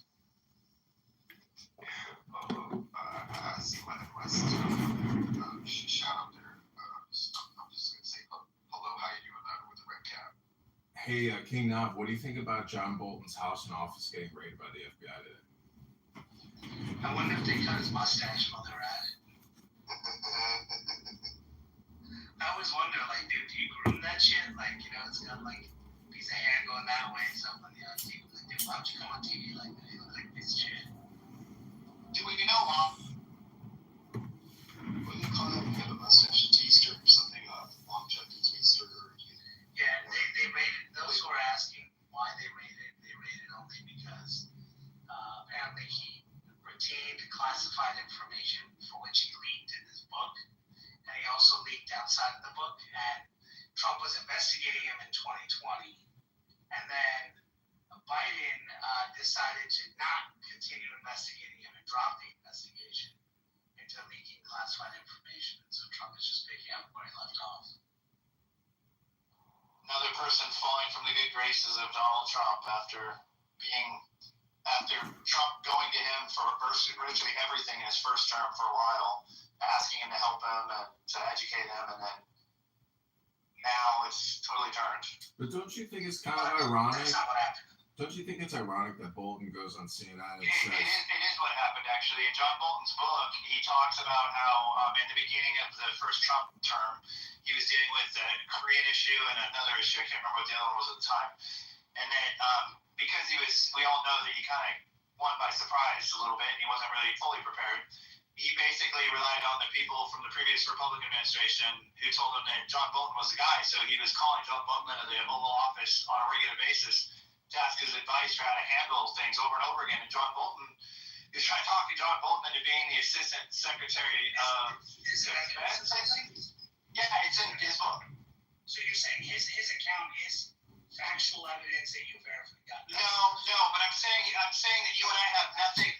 I'm saying that you and I have no way of knowing anything unless we can find some source and read it. And where the source comes from, if the person's involved in it, now, let me finish talking about what he said, and you cannot believe it. That's fine. But other people might choose to believe some of it, okay, or all of it, or none of it. Everybody's different. So he kept coming into the White House. And over and over again, and Trump wanted to be Assistant Secretary of Defense, I think it was. And he wanted to be Secretary of Defense. He kept saying, I'm not going to be an Assistant Secretary. But Trump would not give him that lead position. He wanted to put his own guy in between him and Bolton. So he kind of wanted to be able to, he just didn't want to give Bolton the job. Bolton kept coming in over and over again. Eventually, Bolton got tired of being called up and coming in all the time because he wasn't being offered the position he was looking for. And so he went on vacation for like 2 weeks, and Trump lit up his phone for a while and then gave up calling him. And when he got back, he was urgently requested to come back to the White House. He came back to the White House, and Mike Pence was walking in the hallway where he was, and Mike Pence said something like, "Welcome to the team," and he said, "Oh, I wasn't offered the job." And Mike Pence said, "No, but you're here, so you're part of the team." And so he goes in the book to describe how, not that Trump necessarily operates that way anymore, but how at the time, basically, he was surrounding himself with people, and if you were there, he wasn't necessarily giving positions to the formal way that it's done. He was just relying on people without making promises because ultimately he wanted to maintain more control, but still get the advice of the people that would typically be assigned those positions. So that was just an excerpt in his book that I remember him going into detail about. And Naveen says it's all bullshit, so maybe it is. Thanks. Welcome Mark to the room. Mark Rich is here. Mark, put Mark in your queue. Hey, Mark. Yeah, just to be clear, I said when people write these accounts and books and they don't cite other people, or there's no, for example, John Bolton's been on TV, never mentioned this several times, even promoting his book. When there's not other people corroborating, for example, there's been hundreds of interviews with Mike Pence, not a single time corroborating any of this stuff. Right? No reporters asked Donald Trump, "Hey, is it true you offered this guy this position and he declined it?" Which you would think they would ask, right? And all of this conveniently comes out only in a book, and never before, never after. From him. I always look at anyone, including Donald Trump. He's written a lot of stuff, and he makes a lot of comments that we don't know for sure what it is. So you got to look at what other accounts say. That's all I said. So I just take that position that when the president or even someone else says something, or media or someone else, I always like to find, is there anything corroborating? That's all. Sure, and I also like to use common sense and to think about the fact that basically if you take the Cliff Note version of that entire story, it's that he was not offered the job he wanted, and he basically wasn't allowed to get it. And I can't imagine someone telling a story and writing about the fact that they lost the job that they wanted to get. It doesn't make a whole lot of sense. It doesn't really make him look particularly good. But that's just one way to look at it. It seems like an odd thing to make up just to prove that you were not able to get the job that you think you deserve. So the same guys made up stories about how he was the one who informed President Bush that there wasn't weapons of mass destruction in Iraq. There's stories he's told like that too. Time for the Shema. Positions, including the Secretary of State and other positions, which he never got.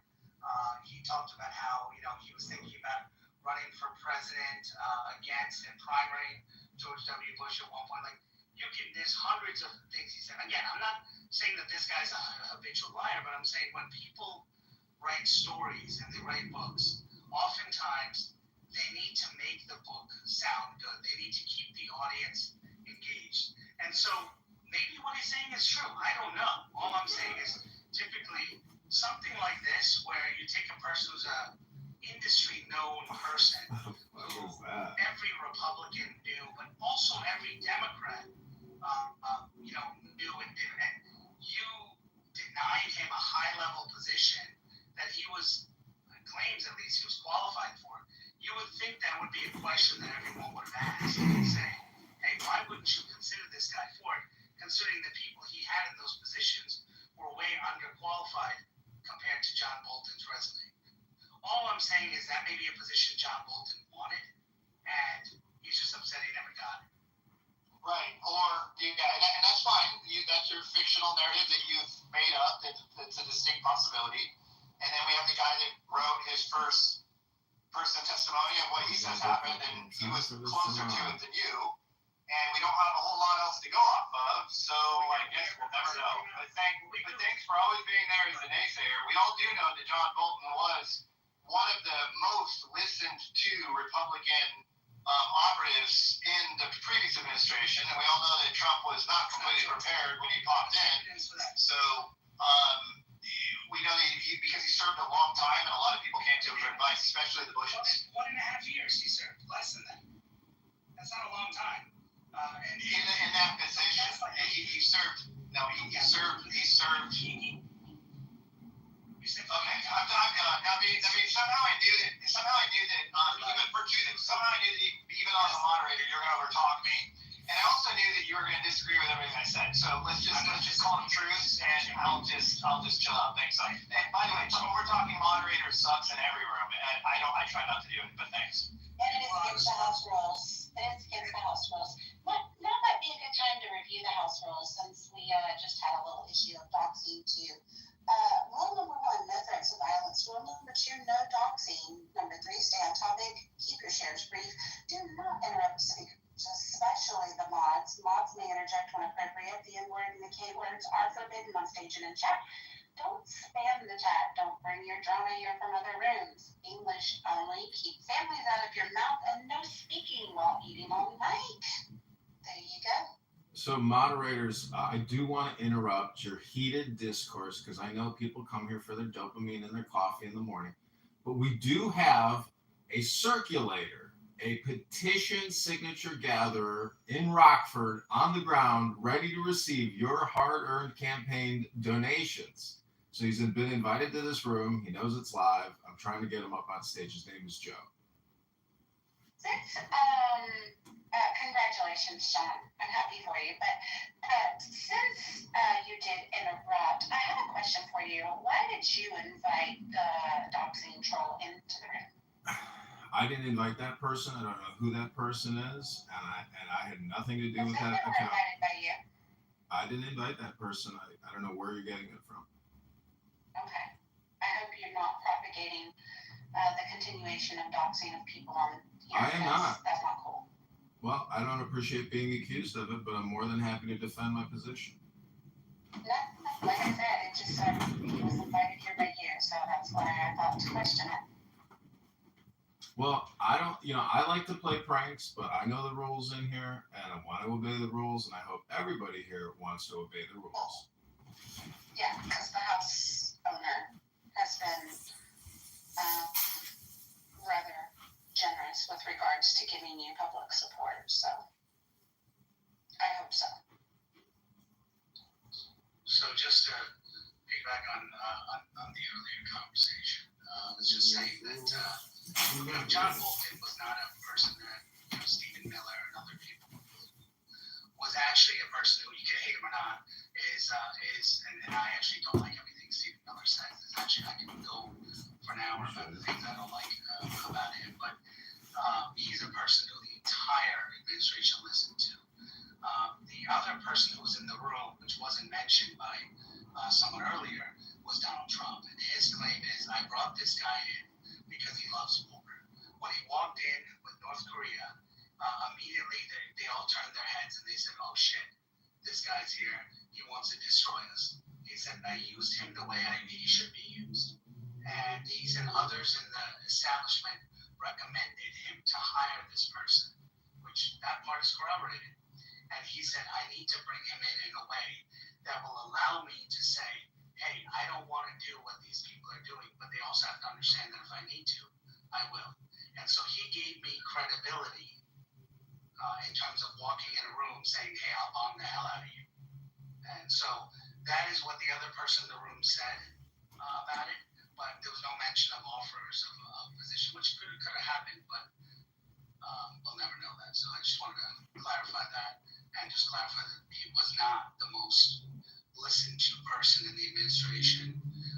And in fact, a lot of people objected in the administration. In fact, in their books, which are personal accounts of what occurred, including Alyssa Safaro, who hates Donald Trump, wrote in her book that nobody in the administration wanted John Bolton to be hired.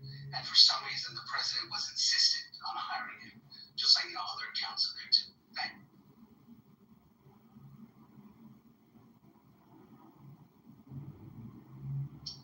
And we'll never know. But you have both sides of the story.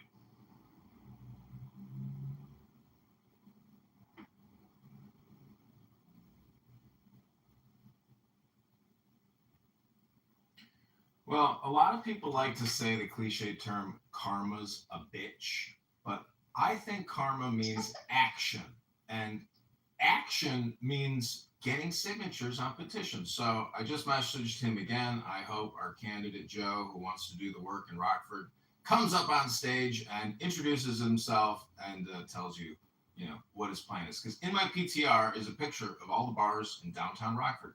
Tonight and tomorrow night, easily 300 signatures of confirmed voters in the 16th district. We have zero signatures. We have zero signatures. Joe has the petition paperwork. He says he has a printer. He's ready to get to work for $15 an hour, or we can pay him per signature. But some of the mods, Mike is a donor, so Mike has say. Mike can, I want Mike to talk to this guy because this is basically his first day and his onboarding. And tonight, I bet you Joe can probably get 200 signatures. Hey, Mark.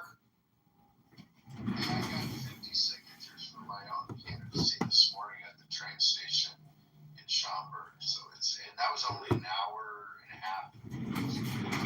So it can be done. Yeah, I need to check to see where the metro goes into Rockford, because that would be a big spot.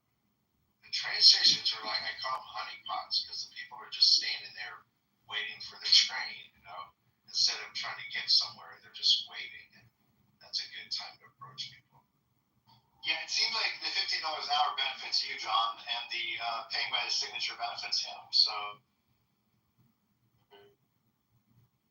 Yeah, I say, work a day at $15 an hour and then determine whether you think you can make more per signature or hourly, and then do a blend of the two.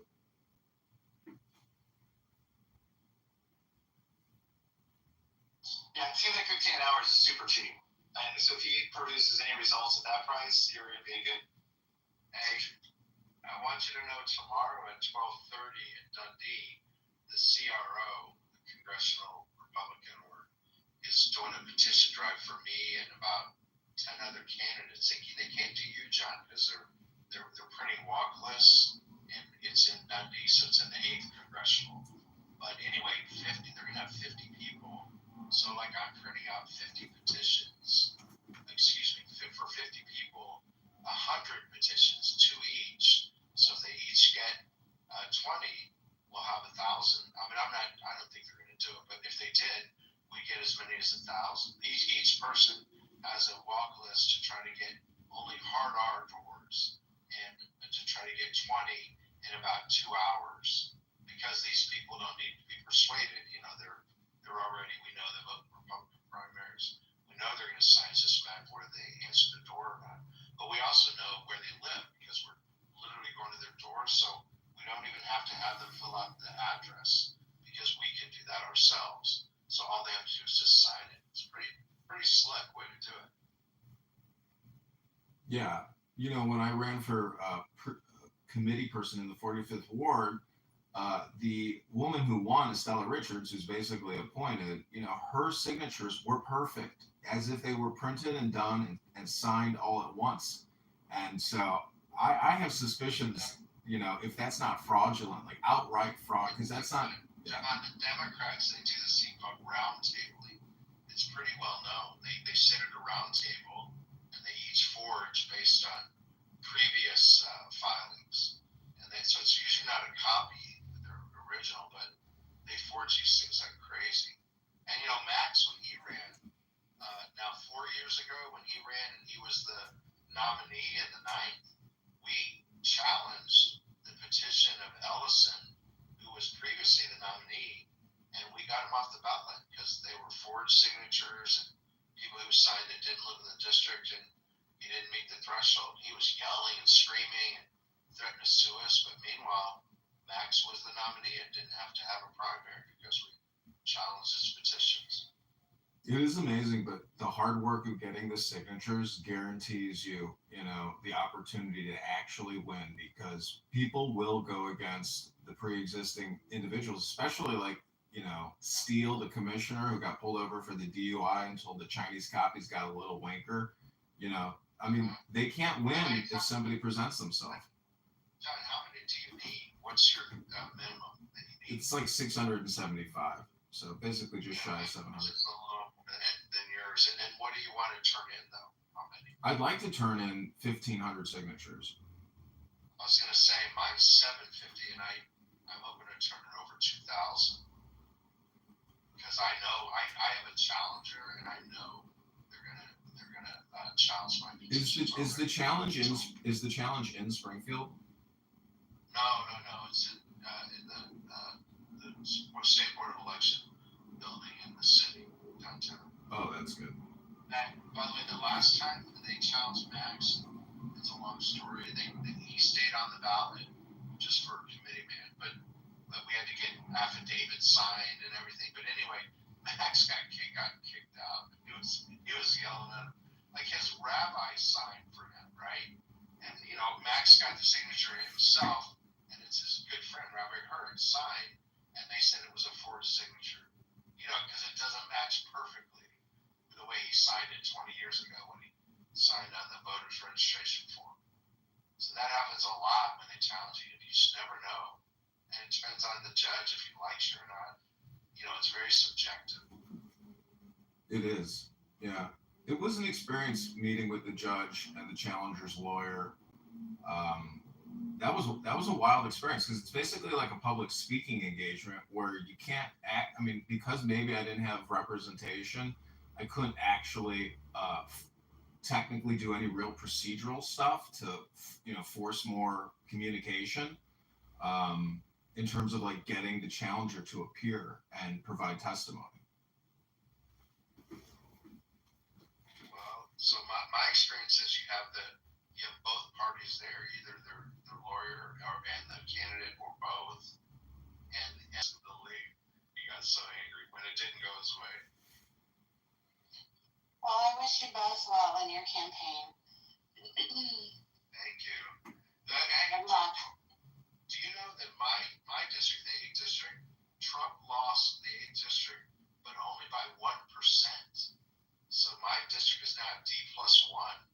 So I've actually got the closest race in the whole state in terms of a flip. There's nothing even close. The next one I think is a D5, the next closest one.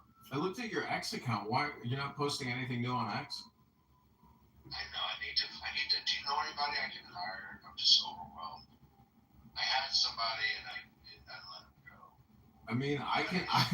I can retweet everything you need to retweet, but it's the question is, how do you want to use it? Like, do you really want to use it, or do you just want to keep it generic? No, I'd like to build an audience and do the whole thing, but I personally don't have the time to do it. I need to hire somebody. Well, you wanted to say something? Yeah, I was going to ask you, Mr. Mark, what's your budget? No, I don't even have a budget for social media. I just don't. No, I just need to find a good person and pay whatever is reasonable to do that. I know, good time. If you have anybody reach out to me if some somebody wants to do it. I had two people do it in the past. I'm with you in the back channels. Okay, cool. And Mr. John. Oh, did he run away? Yeah, I'm here. Is there something you want to ask? No, I just want you to remember what I told you. Yeah, I don't remember what you told me. Sorry, Lord. You're a bitch. Oh, please illuminate us as to why I'm considered a bitch by you. Because you're running for Congress. Yeah. You're online. Sounding like a grown bitch. Oh, I remember now. Okay, I won't forget, Lord. Thanks, Lord.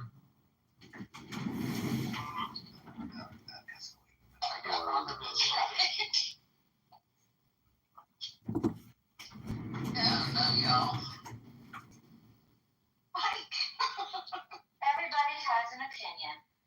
That was the most generalized personal attack I've heard on Clubhouse in several days. We did it right.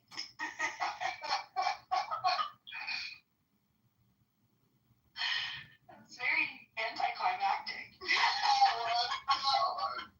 You're a bitch. Yeah, it's like, why am I bitching? Yeah.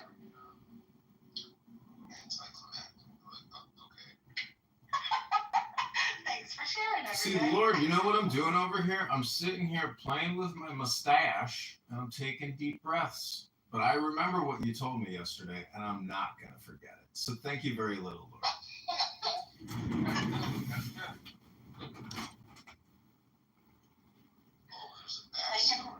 What is it? Meetings and influencing people? Okay, I want an origin story. I want an MCU movie of this versus John. I want an MCU villain Iron Man versus Thanos right now. I want something. So funny how chill Lord was when he said it. He said, "Hey John, remember what I said to you the other day?" Oh, right. Remember what was that? Oh, it was that you're a bitch. It's just funny. So I was like, okay, thank you. I'll remember that.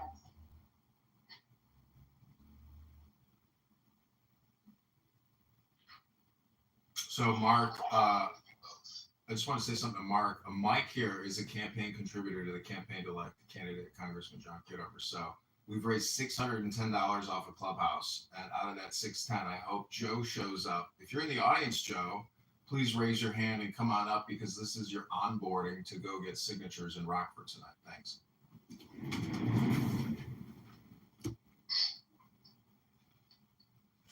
Always a campaigner. Joe? Which Joe?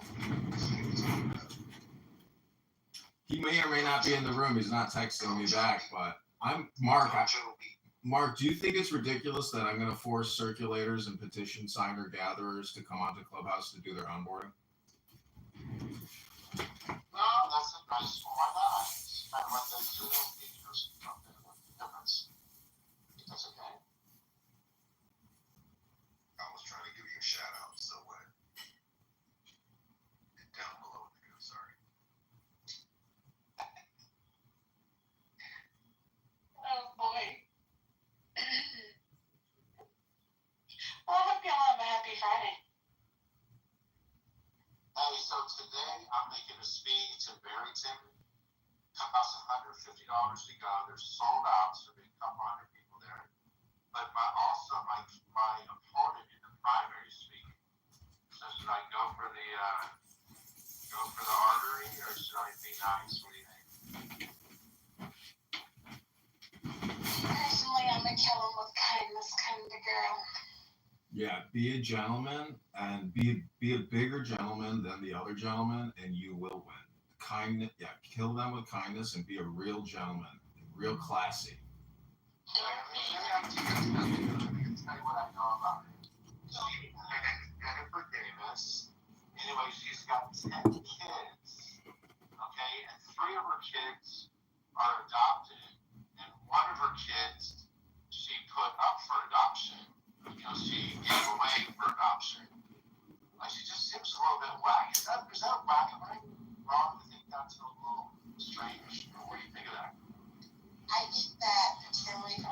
female standpoint, a lot of women are going to look at you in a very poor light if you try to weaponize a personal situation that we don't know the circumstances to. Yeah, no, I didn't talk to her at all. I'm just curious what you guys think of that. And then the other thing is, one of her 10 kids is a girl named Pearl Davis. She's kind of famous. She's on, she has over 1 million followers on Twitter and stuff, and she's partners with Nick Fuentes, for example. He's sort of a pro-Hitler.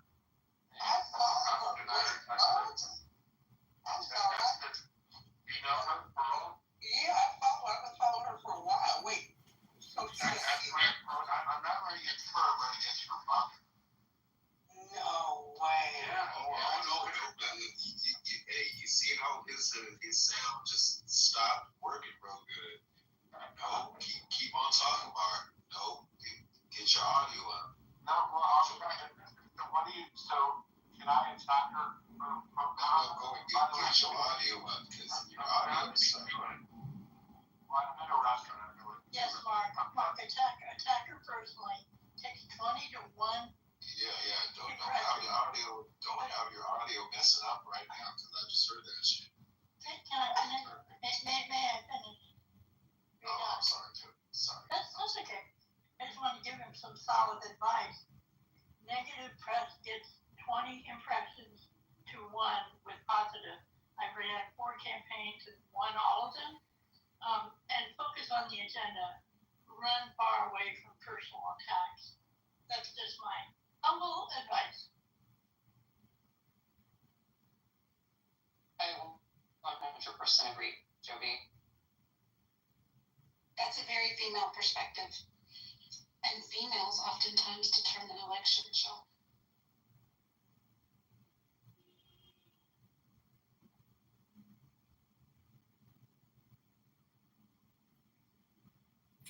Yeah, when I ran for junior class president, I made a joke about how I raised $5,000 in a date auction, but if we auctioned off the ladies here at school, we wouldn't raise enough to get a Snickers bar.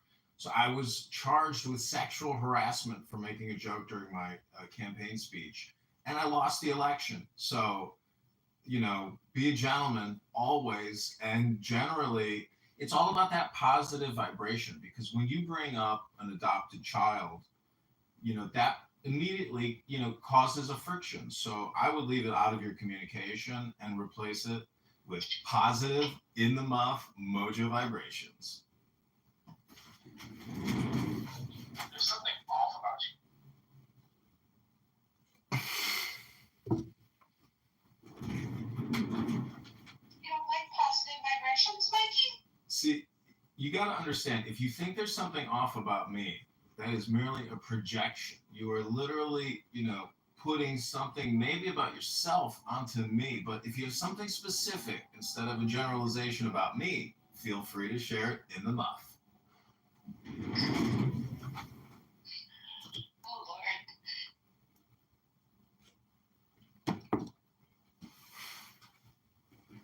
And who's looking at Marcus tonight? Yeah, it's at 6:30 in Barrington. I have another man too, in Baker Road, but he must probably have both.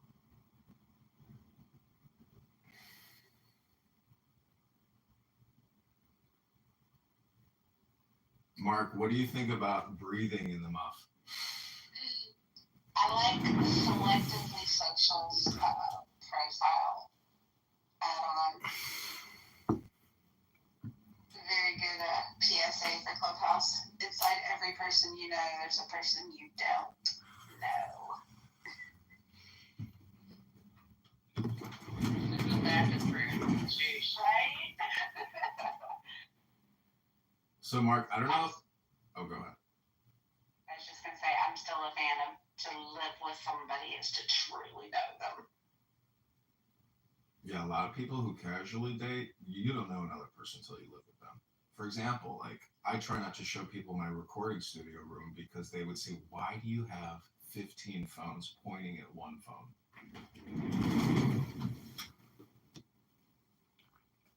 Yeah, they would think you were creepy, John. Okay, they'd think you were a creep and would probably run out the door.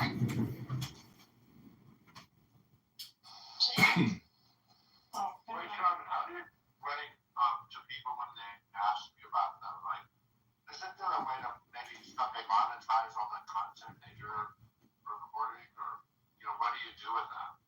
Well, there's about 20,000 videos on YouTube now, and 20,000 videos on Instagram, and about 100,000 X posts. So if you sign up for Premium X, your account gets monetized. And if you arbitrage the accounts and you buy followers through Google Ads or through X Ads, you can basically rapidly monetize the account. And it's just an arbitrage spread.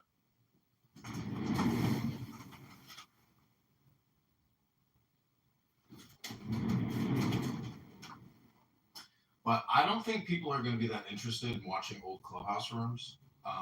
But nonetheless, yeah, the goal is I'm killing two birds with one stone as I campaign for Congress, because Congressman John Kitover is a brand. And essentially, I've got 30 YouTube accounts, all branded Congressman John Kitover, with 20,000 videos. So if I were to, build up more followers by buying followers through Google Ads, it allows you to monetize the account very rapidly. But at this point, I'm really taking my sweet ass time because, I don't know, Clubhouse is a lot of fun. And the reason why this room is happening right now, and there's two Anons in the room.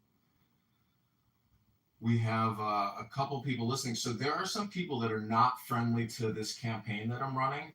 They think that I'm being taken advantage of by In the Muff. And the truth is, there's a lot of salty, unhappy people on this app with their own conditions in life.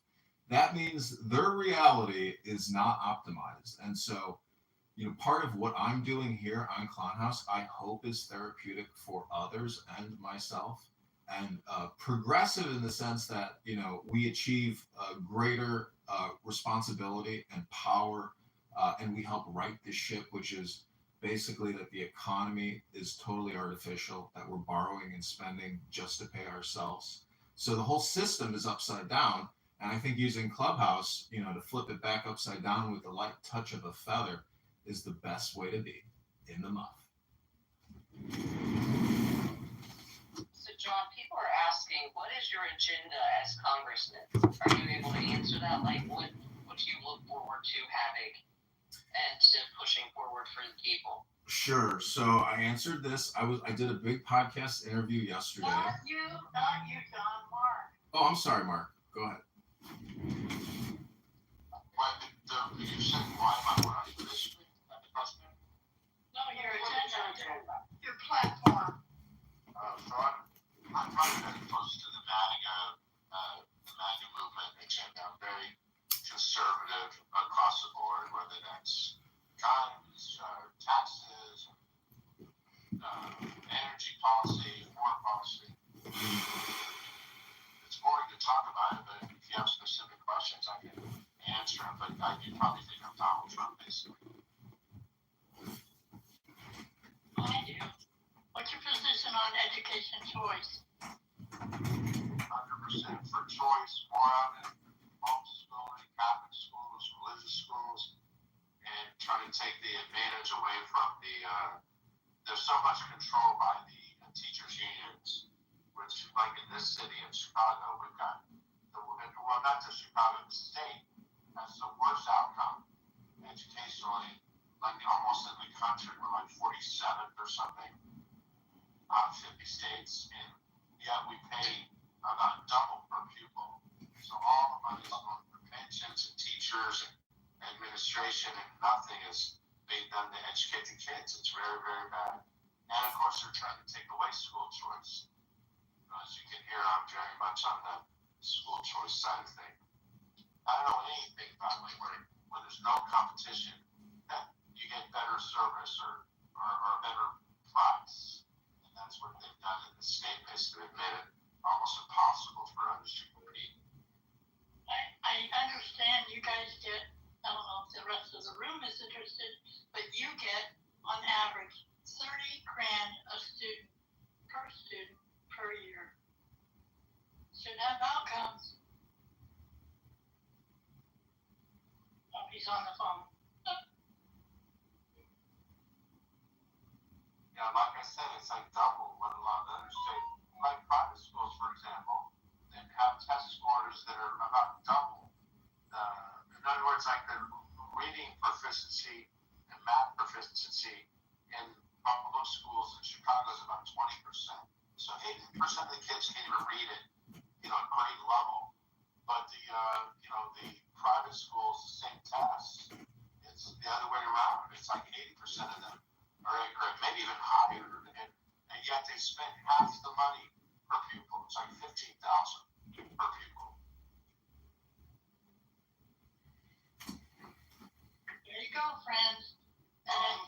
No choice, person. I'll be quiet now. Mr. Mark, I think I would love to ask you like two questions of like, and these two questions are related to like current events that are currently happening in the United States or globally. Okay, go.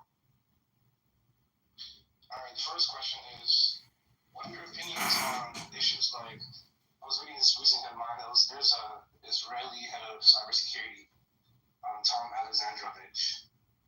He was arrested in Nevada for like child sex crimes, and I think you've heard the story. And I don't know. I heard about that. Yeah. Somebody's got they were proud. They should go to jail. All right, and the second question I have for you is,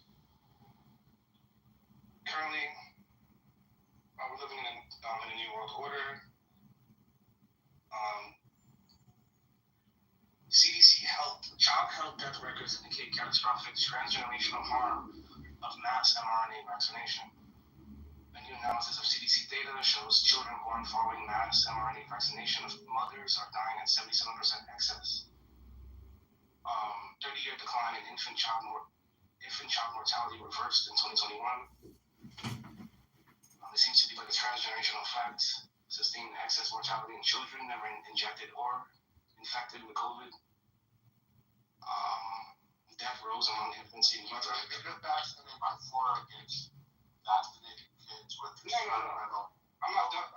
Oh, wait. Wait for me to finish answering. Asking a question. It's kind of long.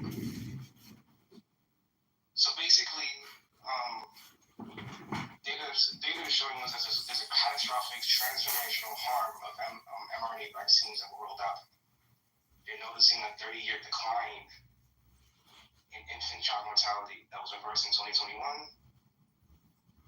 And it seems to be a transgenerational effect, which means that basically, the blood of many has been tainted and could never come back.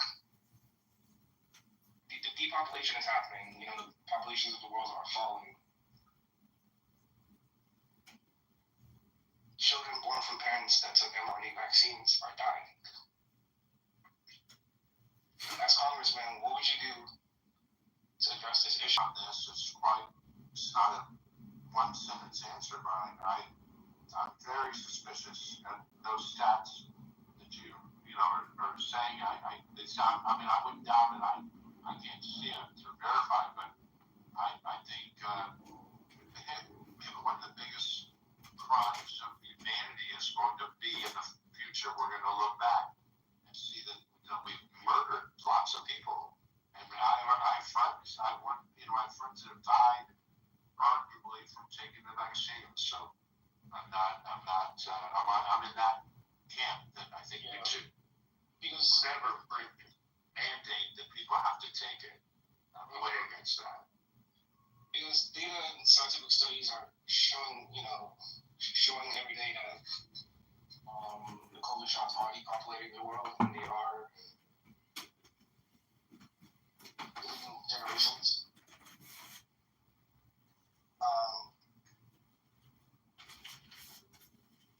As a congressman, what would you do? Would you ever suggest something like sending someone like Dr. Fauci to the DOJ? Why not? How serious of an issue do you think this is? Go to jail. How serious of an issue do you think this is? I do really, my intuition is that it's very serious, but I'm not a medical doctor, so I don't know what I'm talking about. I read the same stuff you do. You do sounds like. Yeah, I don't think it. That's what I'm hearing. People, you don't tell me about that. You think So it's if you can say multinational, trying to if you can say multinational, why can't you say Pakistan? I mean, it's a no-brainer. If it's asking that kind of question, it seems like you're not. I mean, I'm not in the loop. I told you I'm not a doctor. I mean, the White House has came out themselves and wrote reports. Russia has wrote reports about us. Russia said that the United States and DARPA, they blamed them for the creation and release of SARS-CoV-2 years ago. They have a 4,000-page document connecting COVID-19 to DARPA, Obama. You know, they already know everything, and Russia knows everything.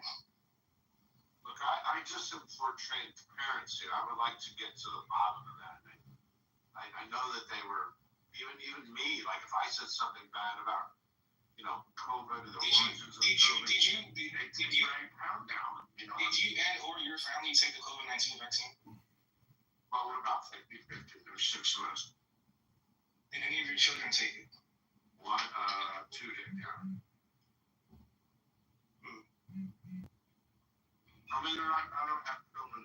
I can make up their minds for them. They're adults. I mean, to be fair, I'd be skeptical of taking Russia's opinion on America. That's probably one of the more problematic countries to take advice from, but just on that one example anyway.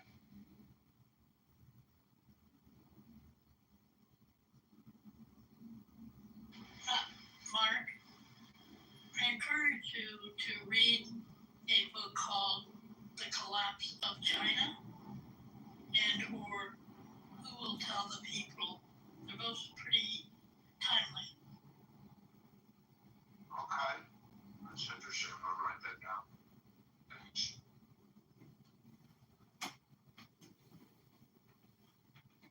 Well, I will say thank you, Mark. I appreciate your responses. Thanks for the questions. I enjoy dialogue like this. But I'm not a politician, by the way. I mean, I ran. I lost by a little bit. I really have a chance to win this time. But I'm in total. I emphasize again, it is free to join my community. The stocks I share are also free. The techniques and strategies.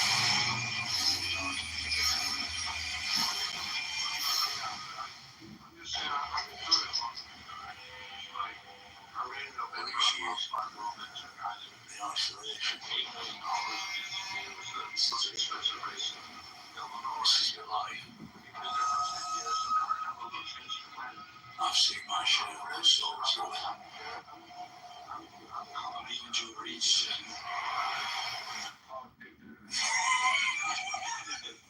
There's so much corruption and lie or something. Everything's their minds are Invisible man. Yes, those. How long was it, brother? When you went limping off into the woods. About 20 years.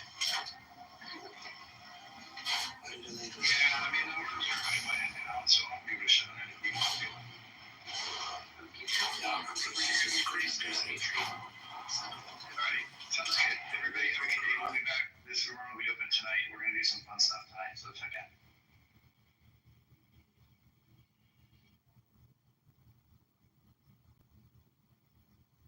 What up, Craig C? Welcome to Candidate Congressman John Kitover's podcast.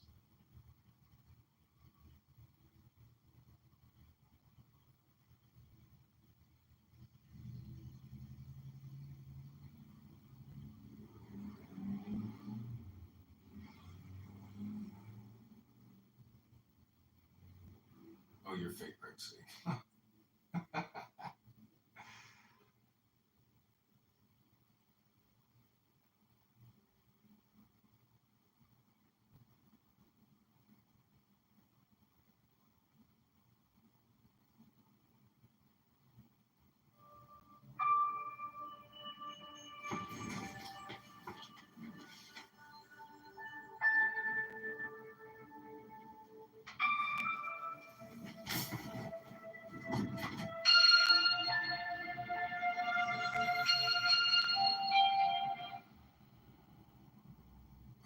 just want to go back to the mouth.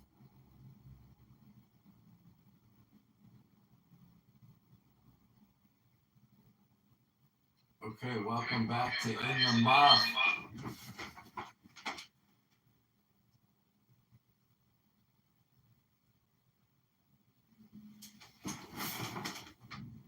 Okay, everybody, welcome back to In the Muff.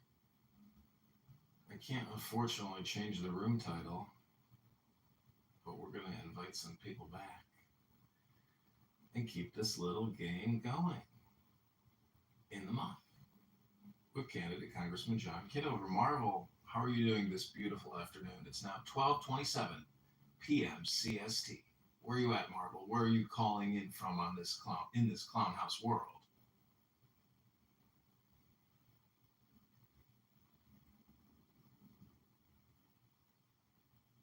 And why don't you come up, because I think you're going to be an instrumental component of this campaign with your walkaway movement. Did we decide that we're going to work together on the campaign? I know you said you would talk to Joe Hero and get the okay. It sounded to me like he was okay with it. I know you got a big TikTok audience. Saw you crushing it one day. I was like, wow, look at this.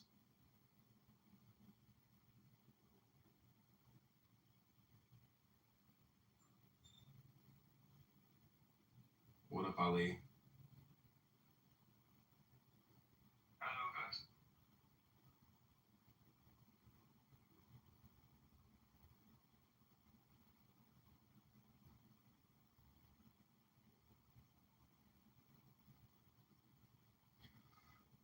Okay, so that's pictured PTR. That's myself and former Congressman Ron Paul. Ron Paul just had his 90th birthday party. I pray that everybody in this room can get to 90 at least. It's a big, big energy can make it to 90. Gotta have a lot of positive mojo vibrations.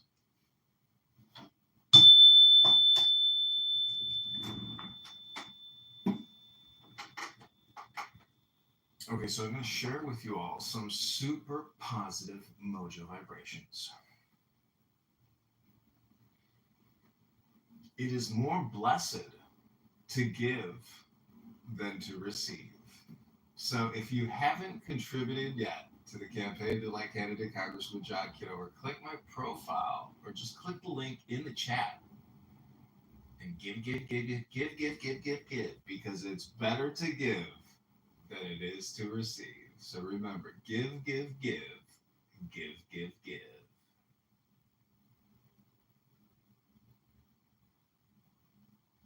Okay, we're gonna do a quick little pause break as you give.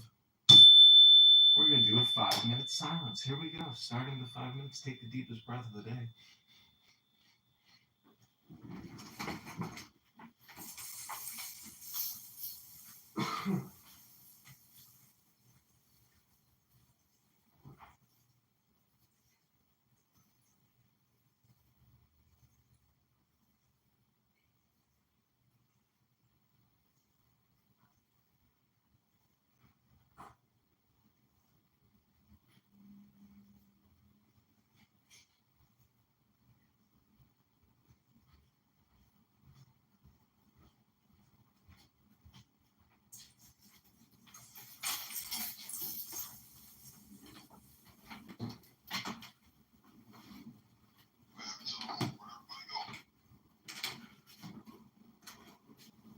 Oh, we're doing a 5-minute period of silence because there's always so much chaos in the muff.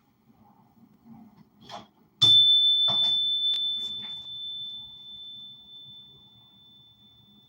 think there's chaos in everyone's bro. Let's just bring chaos. So the Hebrew term is shalom bais, which is peace in the house. So if you want peace in the house, you have to figure out what's the magic word if you want to get more peace in the house.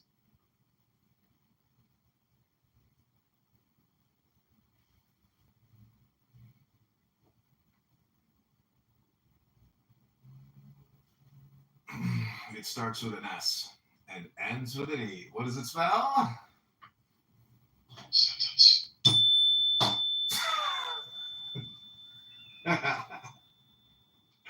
No, it's silence.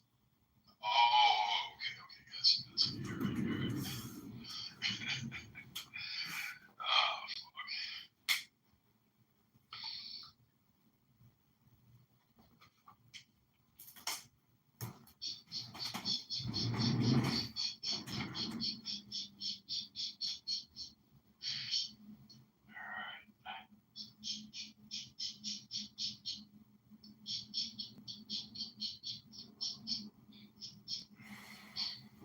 how's your campaign going, John? It's good. I'm trying to get the first onboarding done here on Clubhouse, and but I think we're going to get the signatures. There's plenty of time to get enough to get on the ballot, and I'm pretty sure enough people are willing to sign where we'll be able to pass the examination and get on the ballot. Okay, all right. Well, good idea. Yeah. So you got heard, because I was gonna put you a couple dollars, man, to help you out. But I heard that everybody's name has to be like accounted for and all that shit. Like you have to use your legit name and all that stuff and address for. Yeah, I will know. I will personally know who you are if you donate to me. Okay, well, I'll give somebody else who donated to you the money. I will personally know you. No, it's not illegal. There are rules when you donate, and the rules are on the donation page. Okay, cool. All right, sounds good. Yeah, I'll just do it that way. Yeah, you got my respect, man. You got my respect for getting up and taking charge and actually putting rubber on the road, brother. So good luck to you in your campaign, man. I wish you the best. Yeah, thanks. I mean, the big win is just getting on the ballot. That's all it is. If I get on the ballot, that's the win. I probably won't win at the ballot, but the challenge of getting on that ballot, I think it's a healthy and a positive thing to do. Yeah, I agree with you. You know, it's the more people like you actually, even if you don't see anything fruitful from it, but it opens a lot of people's eyes that, hey, they can take action. You know, if they see something in the government they don't like and they want to start a grassroots movement to make some changes locally, I think it's a good lesson that you're providing for people and showing that it can be done. You know, it's not impossible. So, I'm proud of you, man. I wish you the best of luck, brother. It's fun because it does allow you to center yourself on social media, and they keep taking my X account down. Unbelievable. Every day I have to re-verify it. So enough people are complaining against me on alternative platforms and this platform as well that, you know, that the fact that the accounts aren't getting deleted is a big win for me, because I have a YouTube account with 7,000 videos on it, 3,000 videos. If they delete one of those, that's many years of work. So, the way I conduct myself, but the way that I'm also, I'm just saying as you have seen in this room today, people come in here with very negative mojo vibrations. So these people that are pleading for your accounts, are those people here on Clubhouse, or these are like outside people that just don't want to see you on the ballot? I think it's both, because I've got haters on all platforms at this point, but not like, I hope, bad haters, but what I'm just trying to say that in the muff, you got to take a deep breath, because everything is just for a day. And if I think that this app, and I say it all the time, I think it's a roast room, and I am self-deprecating, but I will also roast other people. And I do like it when I get roasted, because it's a kick, it is a kick. And in the muff is where it's at. I just can't wait for the #1 campaign fundraiser to the campaign to reappear in the muff and bring us the super positive mojo vibrations. I'll be sure to let him know you miss him. I've tried to support the spirit of, how he wants things run. The rules are important, and I've heard the rules, be violated today. And I would just say reading the rules here forces you in the now, because in the muff, you are not allowed to talk about former drama rooms or anything from the past. Look at the rules. What is it, rule number 4? This is true, but we all know that Mojo comes on slant on interpreting the rules, and then he allows occasional bending here and there on certain rules, that being one of them. And I have worked pretty hard to try and not let the gossip mill and the rumor mill just get carried away in the conversation. If I feel like it's starting to get that way, I try to bring it back and say, okay, let's just not rehash that here. But I also don't want to stop people from engaging in conversation either. And I think as long as they're being respectful and they're trying to be conscientious about, not laying out names and just shit talking people for the purpose of shit talking people, I will tend to let that slide occasion. But I do Something about this woman's serendipity that I know. This woman's serendipity, I know. I've got some tea about her. eating all my dirty secrets. All the bones are buried. Yes, she does, because she helps me bury them. Assured mutual destruction, my darling. Yeah, exactly. That's how you make sure somebody's going to talk shit. You just make sure that they're involved in all the shit. That's right. Get them to help you bury the bodies. But we actually have had some really great discussions in here in the last few days too. I mean, there's been a lot of positive discourse and dialogue, I think. So that's a win. And we got a lot more room. People was taking pot shots at the old masculinity mention this morning, Zig. Not pot shots, but airing their grievances. And I said, you kind of got to take that house for what it is, though. It's boy locker mentality. Hearing the guys be guys. Exactly, man. It's amazing how people get bent out of shape because someone doesn't agree with their opinion, man, or their take on shit. They take it to heart, man. I'm like, God damn, bro, just don't go. If there's a place you know, we're gonna hear shit you don't like or doesn't align with your thoughts and ideologies. Just don't fucking go. That's right, If I'm in there listening and I hear something that makes me feel compelled to want to jump up on that stage and argue, I'm like, it's time for me to go. I gotta go. I'll see you later, Sig. That's why I love white women. White women don't like to fight hard. It's like, I'm gonna make some cookies. I'm gonna make some brownies. Life's good. Life is good. It's hyperbolic. I mean, I think you guys are hyperbolic sometimes, and I think that's to get a reaction. It's like, okay, I gotta step out of my feelings on this because this isn't about me. They're engaging, and there's a tactic there, and it is it's a dude space. If there's one place on Clubhouse where I expect men to go and act like men, it's in the masculinity mansion. It's a dude space, and you guys should have that.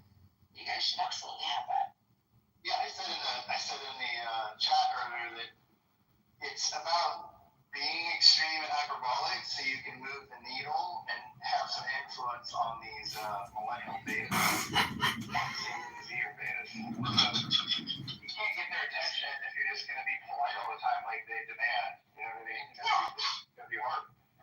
And let's face it, I mean, guys don't oftentimes like just polite conversation. I mean, guys, they like to do their guy thing and not be tone policed constantly. I mean, that's just a good place for a dude to go and not have to worry about tone policing and curtailing his speech, not, offending the feminine sensibilities of the women. I don't know. Well, I like it. It's like you said, if you don't like it, just don't go in there. I don't know why anyone go in there and complain about it. Just don't fucking go in there. Like, what? Thank you. Yeah. Nobody's forced to go in there. It's not. I don't get that. No, me neither. But and you're right, serendipity, 100%.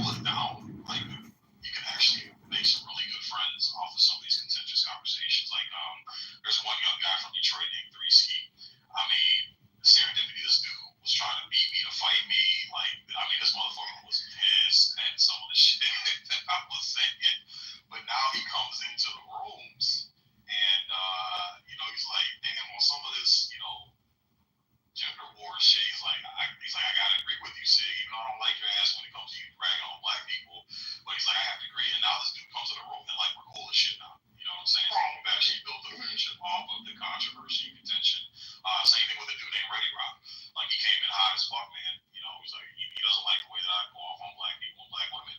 But we had our words, and you know, he story about why he thinks the way that he thinks and articulated it very well, and I can understand. But now we in the bullshit, you know. So I've noticed some of the best friendships and connections I've made have started off controversial, and you find a common ground. You're like, okay, it's not as bad as we like to make it out to be. We can actually disagree, but still be cool, you know. Yeah.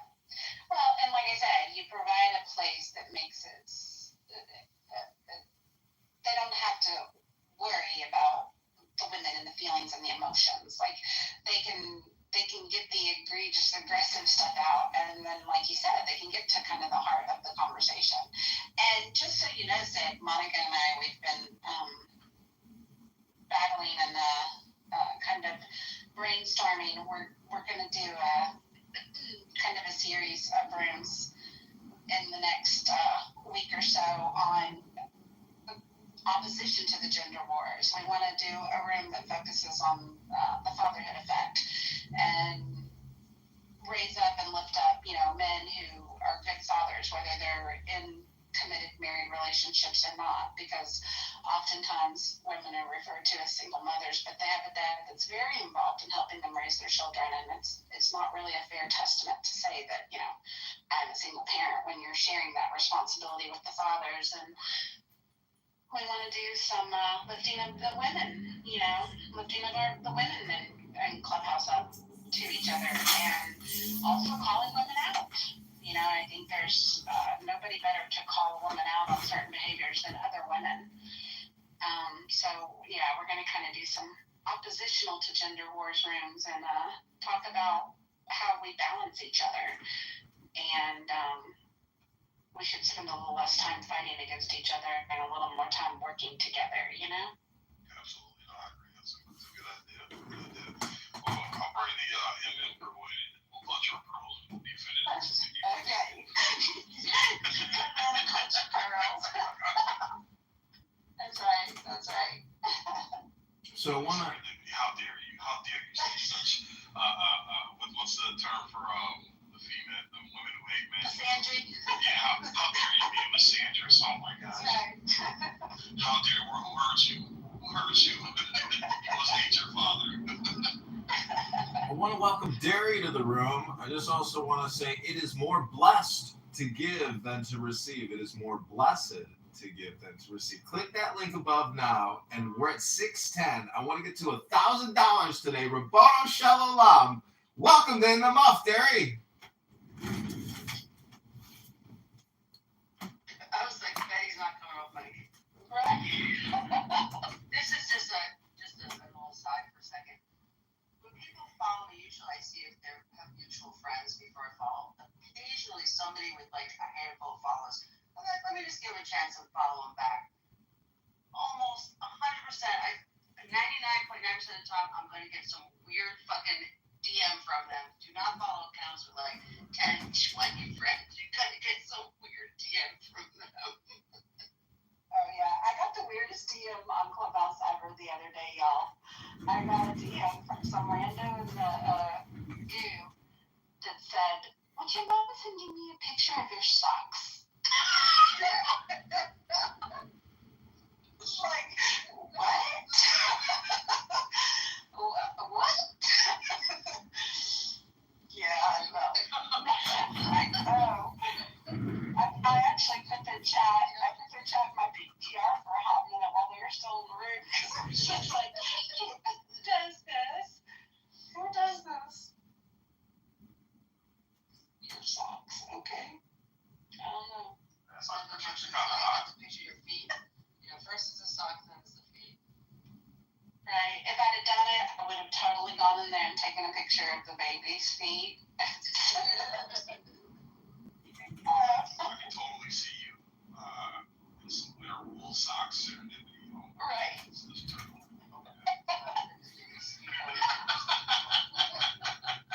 Legs stretched out on the ottoman in front of the fireplace. Pull the sock down just enough to get a little bit of ankle action. Oh, God. Yeah, there you go. One thing, Sig, that I appreciate about you is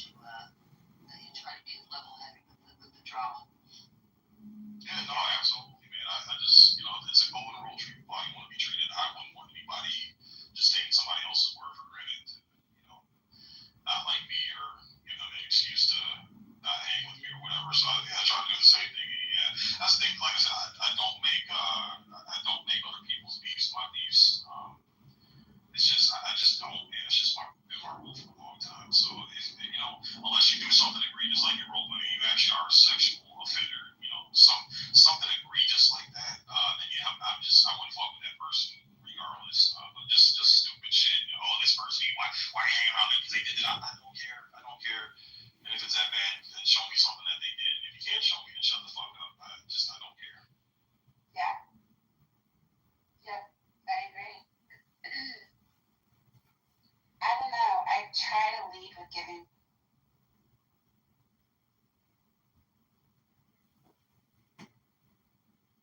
reasonably decent in most of their perspectives, and then I hear something really, egregious.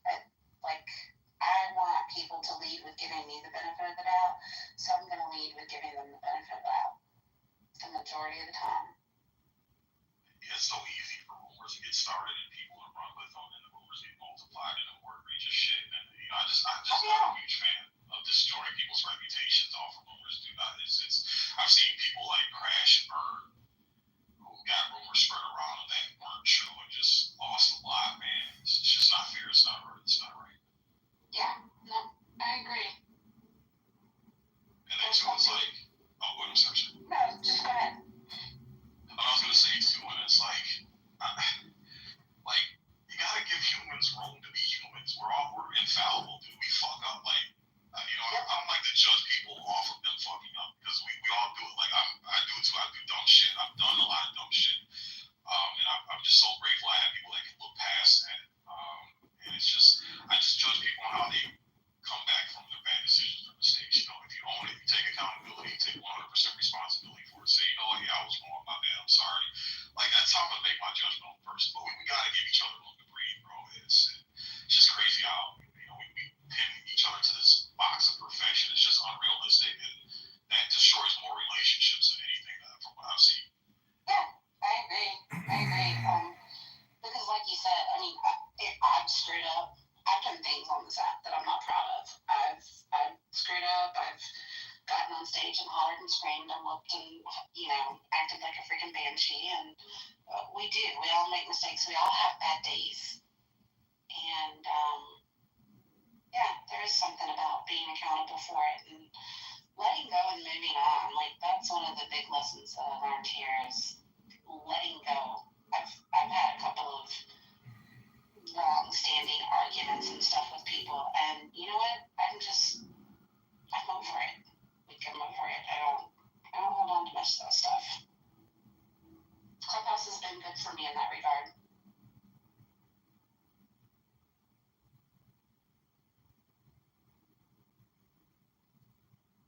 Well, it always begs the question, what is the golden rule? Then who here thinks that treat others the way you want to be treated is the golden rule, which is treat other people with respect? That's your neighbor. That's what peace in the home is, because if you treat your partner with respect, they're going to give you the same respect. But, I see a lot of situations where maybe some people aren't consciously aware that they're not giving respect and they're giving disrespect in their communication. I'm not sure that they're not consciously aware. Sometimes I think they're very aware.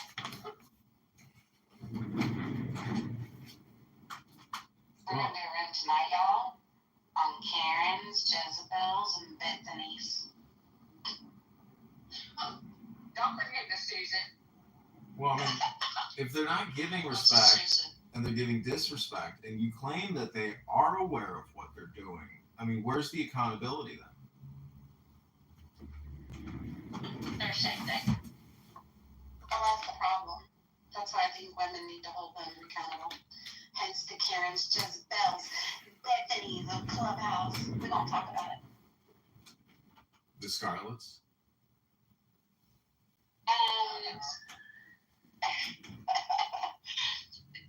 Scarlett's gonna help. We have an all-star cast, an all-star modcast. I think it's gonna be Scarlett and myself, and possibly Edie and MG and Elle. It's gonna be an all-star cast, y'all.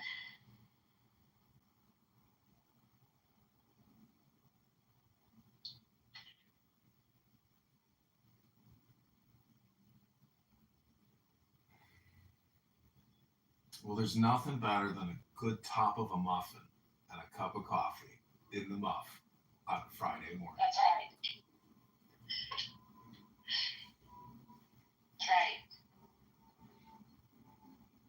So I also just want to point out the number 9 rule of this room or this house is no drama from former rooms. But I would encourage anyone here to try to, enforce the rule. But, I'm willing to bet within 6 minutes, somebody's going to break that rule.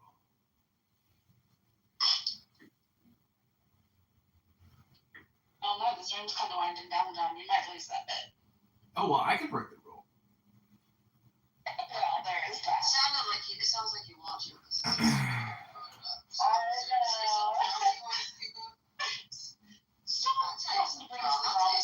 John. This was a while ago, but preservation that you raised when you were over there talking, and I said something about, not appreciating your recording. I understand you can do it, I understand it. Can you, I said, I'm just not going to talk if I think you're in the audience. You're like, you can't stop me. I'm going to find you. It was like you're going to find a way. And I just thought it was pretty hilarious. Yeah, force to be reckoned. Yeah, I try not to let any kind of verbal or written attack on me go unanswered. And yesterday I really got into it with somebody on X, and I said, you're insulting my honor and my dignity. And, dignity is an important word because not a lot of people really have meditated on what dignity is, where it comes from, what's the source, or what is your dignity, or what you're willing to sell yourself for. Everyone sells themselves every single day in the workplace. So my question to the room is, what is your dignity? My dignity is, I think, aligns a lot with how I make people feel. I don't want to be that person that makes somebody have a shit day, generally. I don't want to be that person that makes somebody even feel unseen. More than what I do, I don't know. I just want to be nice to people. Well, for every action, there is an opposite and equal reaction. King Nav, I'm wondering if I could ask you a question. What's your dignity, King Nav?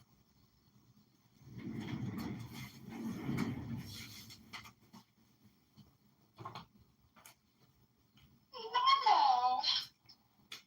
Yo, what's up? You're such a little broom slut. You never stay anywhere for very long.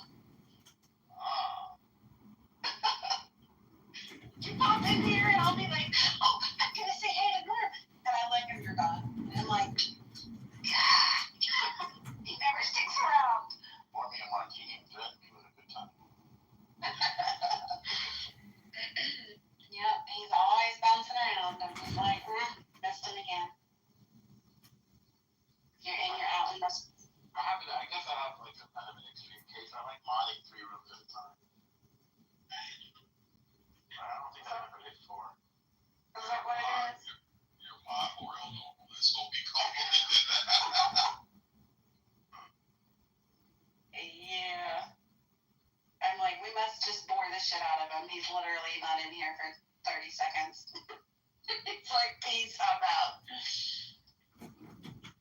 Oh, Norma, I'm wondering if you could read. Oh, he left.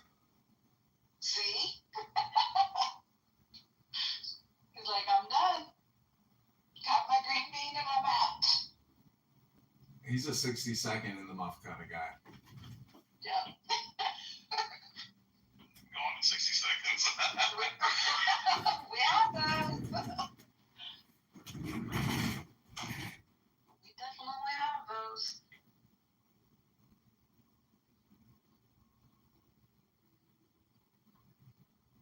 I like to follow him around sometimes and watch him go on his little crusades.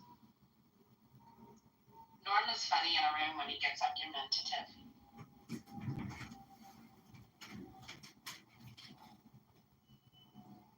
Oh, there's my BFF breadcrumb. So that Anon in the audience is my other account, and this is all being live streamed on 13 different YouTubes. But the links are all in the chat. And what's amazing is when Mojo is here, the super positive vibration. Literally, some of those rooms have thousands of chats. That's you can definitely look at the chats as like an analytics, for the size of the room. But I'm just saying, I hope everybody has a super happy healthy, wealthy, positive vibration this Friday. Thank you, John.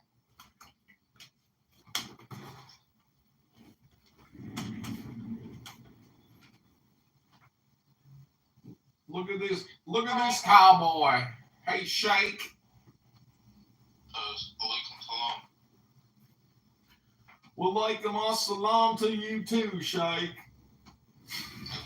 Alaikum salam to you. Or alaikum shabbat. Alaikum Shabbat. Have you had a muffin yet? Would you like a cup of coffee, Shake? Oh, I did have one. I went to Dunkin' Donuts and I had a coffee cake muffin. Coffee cake muffin, huh? That wasn't on the bowl last week. That's a good one, though. Yeah. I rank that one right behind blueberry.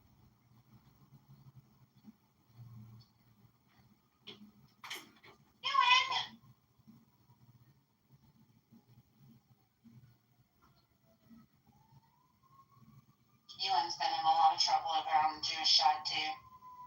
He's a naughty boy. Oh no, I've been absolutely destroying the scumbags on this app. It's been great. Come on, you know me, serendipity. I'm a asshole. I'm a principled asshole. Stay away from principles. I was one of your moms in that room last night listening. Oh, were you not? Oh, there's like 7 of you guys. It's fucking. I know. I was like, look at all these moms in here. I know. It was hilarious. Oh my god. Serendipity. That was one of the most fun rooms I've had forever. Yeah, y'all I'm not gonna lie. I'm doing 60 days in those rooms, by the way. 60 days. I know. I heard.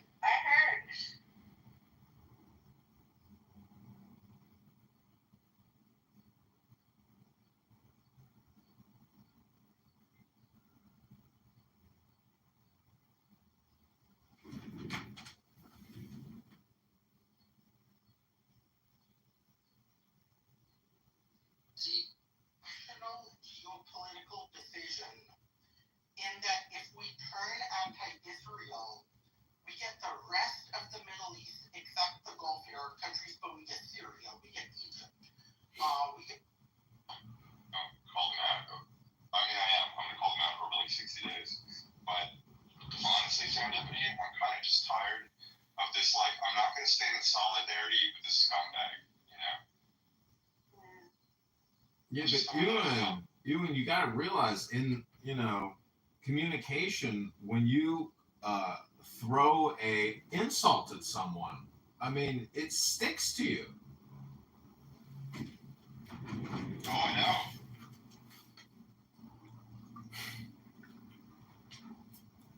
Don't worry, John, Kitover. I know. Wait till you hear about the trans shit that John said. Well, Ewan, I know it's Friday, and I just want to say it is more blessed to give than to receive. So click that link above if you want to absolve yourself of any former sins and acts. Oh, no, he's a registered American voter. Look at the rules, Ewan. It's not a registered American voter. I can't vote for you, bro. I'm not asking for your vote, sir. I'm asking for your U.S. dollars. He doesn't have U.S. dollars, is my point. He's not in the country. No, Ewan has a U.S. bank account, Ewan. Click the link above and send the dollars from your U.S. bank account. Be sure to look at the rules. What's going on, you? No, man, I'm great. Yeah. I just got back from walking my dog. Having a good day. I was up until like fucking 7 in the morning. I was just like fucking trolling the shit out of this guy on this app. Yeah, it was really fun. And I'm glad that you were there to see it, Sarah. Because it was fucking hilarious. You can. Actually, Ewan, ladies and gentlemen, I've just detected a rule violation. Number 9, Ewan, please review the rule list. What the F? You got me. You made me forget the rules so quickly, Ewan. I'm going to repeat the rules to you very quickly. No threats of violence. No doxing. Stay on topic. Keep your shares brief. Do not interrupt speakers, especially the moderators. Moderators may interject when appropriate. The N-word and K-words are forbidden on stage and in chat. Do not spam the chat. Do not bring drama here from any other rooms. English only. Keep break that rule, sorry. Keep families out of your mouth. No speaking while eating. I didn't break any of the rules. I did break that one rule though. They're loosely defined, the moderator discretion unit. I mean, John, I was the one who got down. Well, some of them are loosely defined, not all of them. All right, well, now that you're aware. Goes at your studio setup. It's pretty dope, man. Yeah, that's part of it. Yeah, just 6 video. Yeah, I really love this one.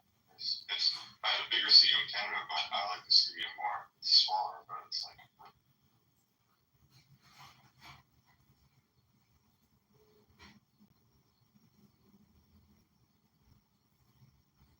Sid, you got any traumatic graves planned for the day? No, I'm just chilling today. I'm actually working on a client's car, the truck, buffing out all the scratches and ceramic coating it. So I'm just doing that. I got Clubhouse in my ear, but I can't. Yeah, I got both hands full for the most part today. So I can't go city rooms. Check out Scarlett's PTR. Watch out for flying monkeys in her cappuccino, y'all.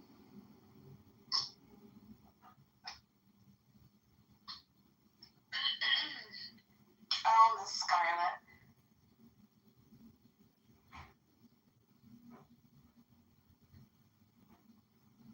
Did you happen to have any interesting conversations over lunch?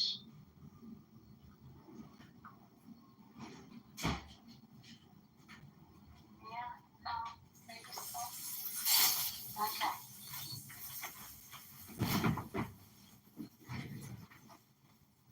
So what's going on? Hey, Muhammad, we're about to do a breathing exercise. I don't know if you do that in Islam, but I like to encourage everybody to take the deepest breath of the day.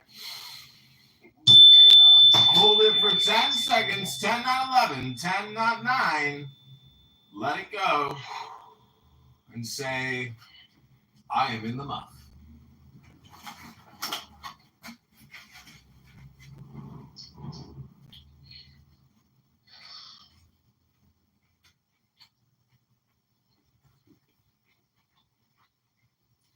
So what are you talking about, idiots?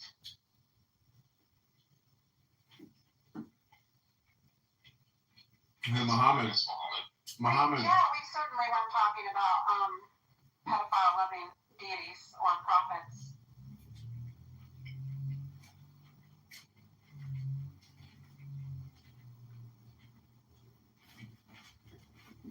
Are you in Hamas, Muhammad? I wish, you know.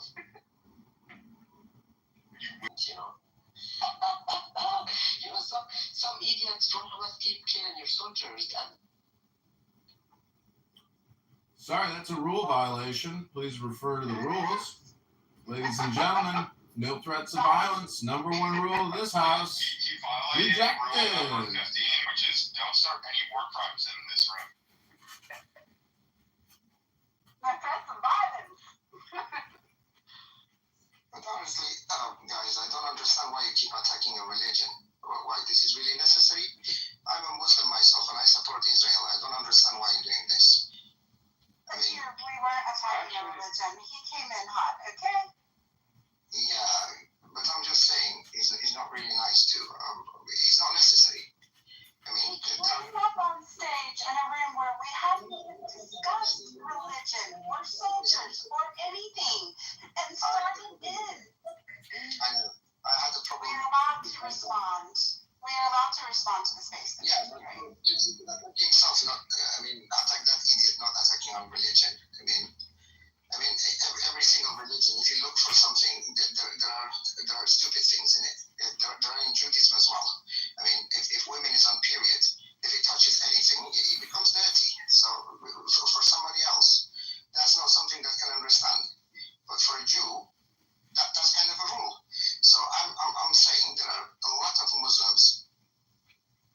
Listen, I'm a moderator here, and I'm enacting. Hold on, Ewan, hold on. I'm enacting moderator privilege to interrupt. Please do not disparage vaginas and menstruation in the muff. Please proceed here. So I'm just saying. I was just gonna say here though, like, I mean, for example, if I got somehow got period blood on my jacket, I'm gonna wash my jacket. No, it's not about that. It's just the way you say. Ajir, duly noted. Okay, Ajir, duly noted. I hear what you're saying. Sorry, serendipity. I'm just saying something to you.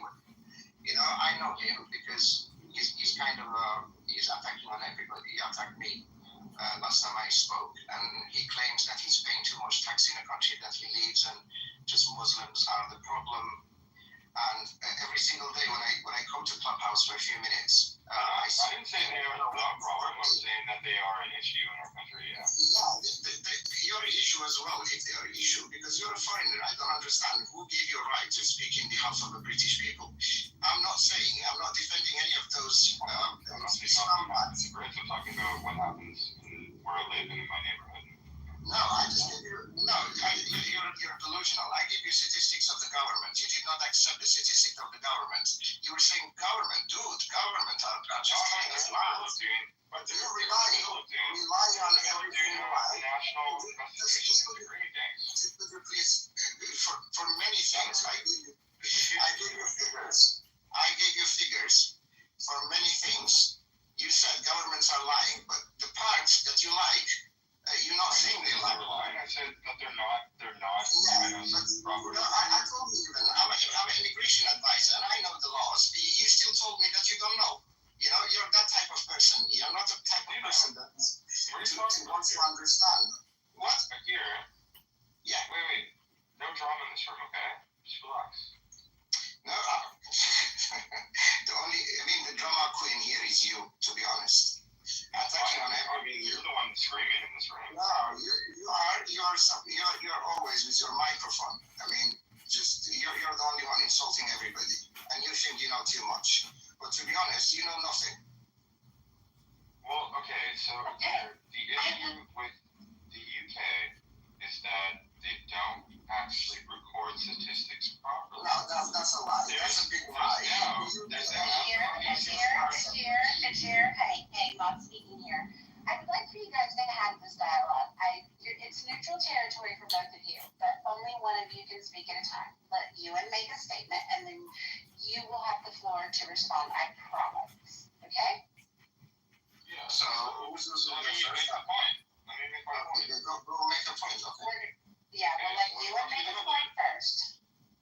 So in the country that I currently live, they don't actually quote unquote take down ethnic statistics. But the reason for that is because they don't want to release the data. Now, there was just a huge report called the Casey report that was released that is now launching a national investigation into the rape and abuse of white working class girls by specifically Pakistani Muslims and a few other Muslim groups, but mostly Pakistani Muslims in the UK in the thousands. And it happened over 50 towns and cities across the UK, and there are hundreds of thousands of victims. They've already recorded that data. They're working on the investigation, and I want to wait for that investigation to be finished before I come to an actual conclusion. But if we got to the point where there has to be a national investigation of this, I would say that's a problem. Behavior. So, you finished? Yes, now the floor is yours. I was not addressing that, and I totally agree with what remarks you made on Pakistanis grooming. That's something that is existing. It's a problem, and it's a really big problem. I totally agree on that. But you said migrants are not contributing to the country, but the statistics from Universal Credit shows that 87.8% of the Brits are claiming benefits, only 1.5% of the refugees claiming benefits, and 98.5% of them are working and paying tax. So I did not defend the Pakistani Muslims or those extremist fucks because I have a problem with them myself. But I'm just saying, you attacking on migrants, you just sometimes talking like you're a white supremacist or something like that? No, I'm not racist at all. Yeah, you say you're against it, but your accent, what you're saying is not against it. You know? That's the problem. Here, so can I respond over here now? Is that okay, guys? Absolutely. Okay, cool. So here, Wait, Ajir, are you finished making your point, or do you have anything else you want to say before I hand it back to Ewan? I don't want you to feel cut off. Okay, Ewan, go ahead. So what I would say about that is that you're misunderstanding the point that I was making, because I wasn't talking about legal immigrants. I was talking about the issue of illegal immigration that's going on in the country. The illegal immigrants that are coming into the country are coming across by boats. In the past year, I think we've got to be like 50,000. And yes, they are a net drain on the economy. We're spending something of upwards of $15 billion a year to house them in hotels. And it's not me that's going out and protesting. I'm just making the observation that British people, and it's not just white British people, there's literally been, I've seen video footage of Chinese people, I've seen video footage of Jamaican people, I've seen video footage of people of all different backgrounds, all joining together in this country to say that we don't want to be spending $15 billion a year on an issue that could be just easily sorted out by stopping bringing boats over and putting these people in migrant hotels. The other issue is that there's a specific lack of safety with a lot of these hotel locations. So, for example, there are hotels that are housing 500 of these illegal migrants that are next to schools, and parents are terrified for their kids' safety, because we also have issues in those areas where those illegal immigrants have sexually assaulted underage, like, children. So that is why across this country we're having protests all across it. Like, there's something like every weekend now, there's 50 towns and cities, just like the grooming gang crisis apparently, where there are literal huge protests going on to stop this going on. And people are upset about it. I haven't been to a single one of those protests, okay? So I would say that I'm not being racist at all, and I actually don't think that those protests are racist either. Most of the people are multicultural that are showing up to those protests, and they don't want this happening in the country. £15 billion a year is being spent on it. They don't have to spend it.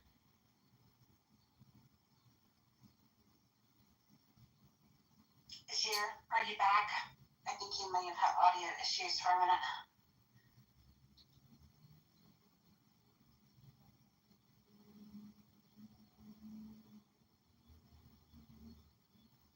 All right, well, there you have it. How's everybody else's day going today? I'm having a great day. Great day. Happy Friday. Are you drinking coffee yet, Owen? I've had 2 coffees today. So tell us about your little new baby. She's the best thing in the world, and I love her to death. And her and I get along super well, really good buds. It's really nice. So how are you keeping peace in the home with your beautiful wife and your baby? Peace in the home in Hebrew means shalom bais. It's a little bit like a clubhouse, you know, like, is there peace in the mouth? Bills, John. That's how I'm keeping the peace in the cup. Paying the bills. Daddy's home.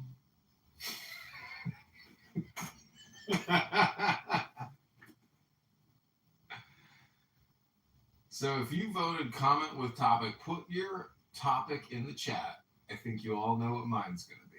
In the muff.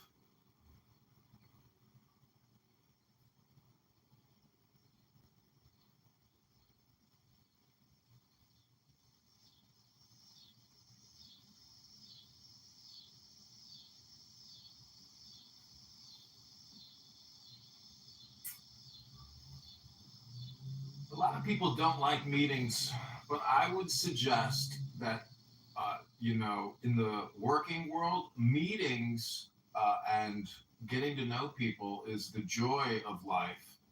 not the downside of life. And a lot of people have a lot of frustration and anger and anxiety, and it really all boils from one place, which is communication.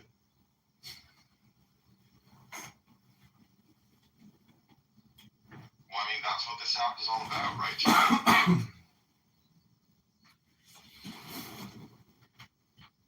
Well, see, Ewan, in the super positive Mojo Vibration Experience musical that I'm releasing this weekend, with you, of course, because I know you're such a talented musician, but the campaign needs a DJ to bring us that funky Mojo positive vibration. I'm wondering, Ewan, if you could maybe play a little music for us and get this party campaign started.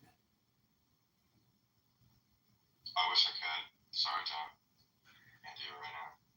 Well, at some point, if you're I'm free. I'm not. I know my profile picture in the studio. I'm not in the studio right now. No, I know that's just your profile picture. I'm just saying, maybe at some point when you're finished talking and you want to create something, musically, of course, I'd love to talk to you or listen to what you're creating. Oh yeah. Well, I mean, yeah. I mean, you know, I love creating music. I love, DJing's fun too. It's all great. I love celebrations. It's an amazing thing. But what happened to you, Jared? Did he leave? Did he leave the room?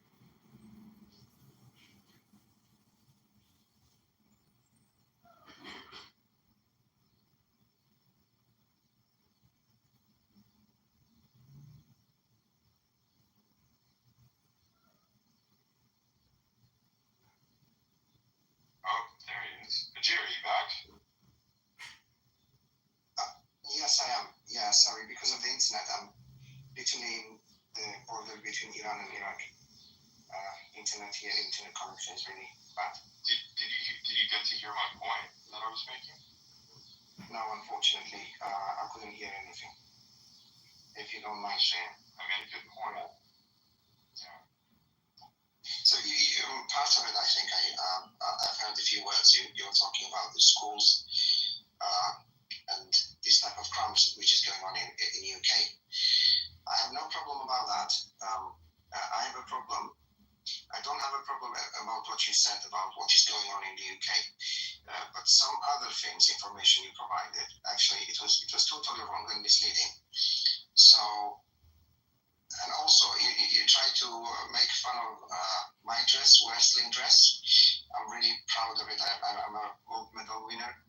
So I don't understand why attacking on people, and when somebody says something that you don't like, that's great. No, I think that's great. I'm sorry. I apologize. Oh. So if it's that, I'm not crazy to just attack people or making comments about people, and we're good. Thank you. Yeah, man. No, I'm not against, okay. I'm not against all Muslims. I'm just talking about the issues that are happening in my country. People get very heated when things get brought up. I'm just. And so the point that I'm making is that okay. If I was incorrect about a couple things, sure, that's fine. I'm trying my best. I'm actually trying to tell the truth as much as possible. See, Ajir, what's happening is here. Hold on, I'm going to interact with mod privilege here. You gentlemen are bringing drama in from a former room. And I just got to say, it's bleeding out in your conversation. So look at number 9 in the rule list, put a little check next to it, and let's get this conversation. I feel like they just kind of came to a meeting of the minds. I mean, Ewan apologized. Bashir said, he graciously accepted. I mean, that's progress. I like to see people make up.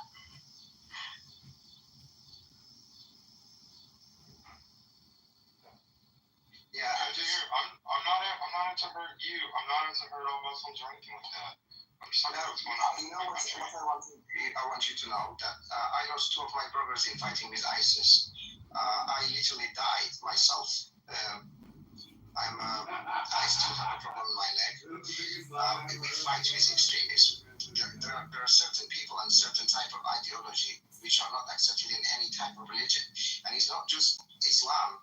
I mean, in Africa, there are Christian militias that they beheading Muslims, and in Burma, the Buddhists are killing the Muslims and burning their bodies alive.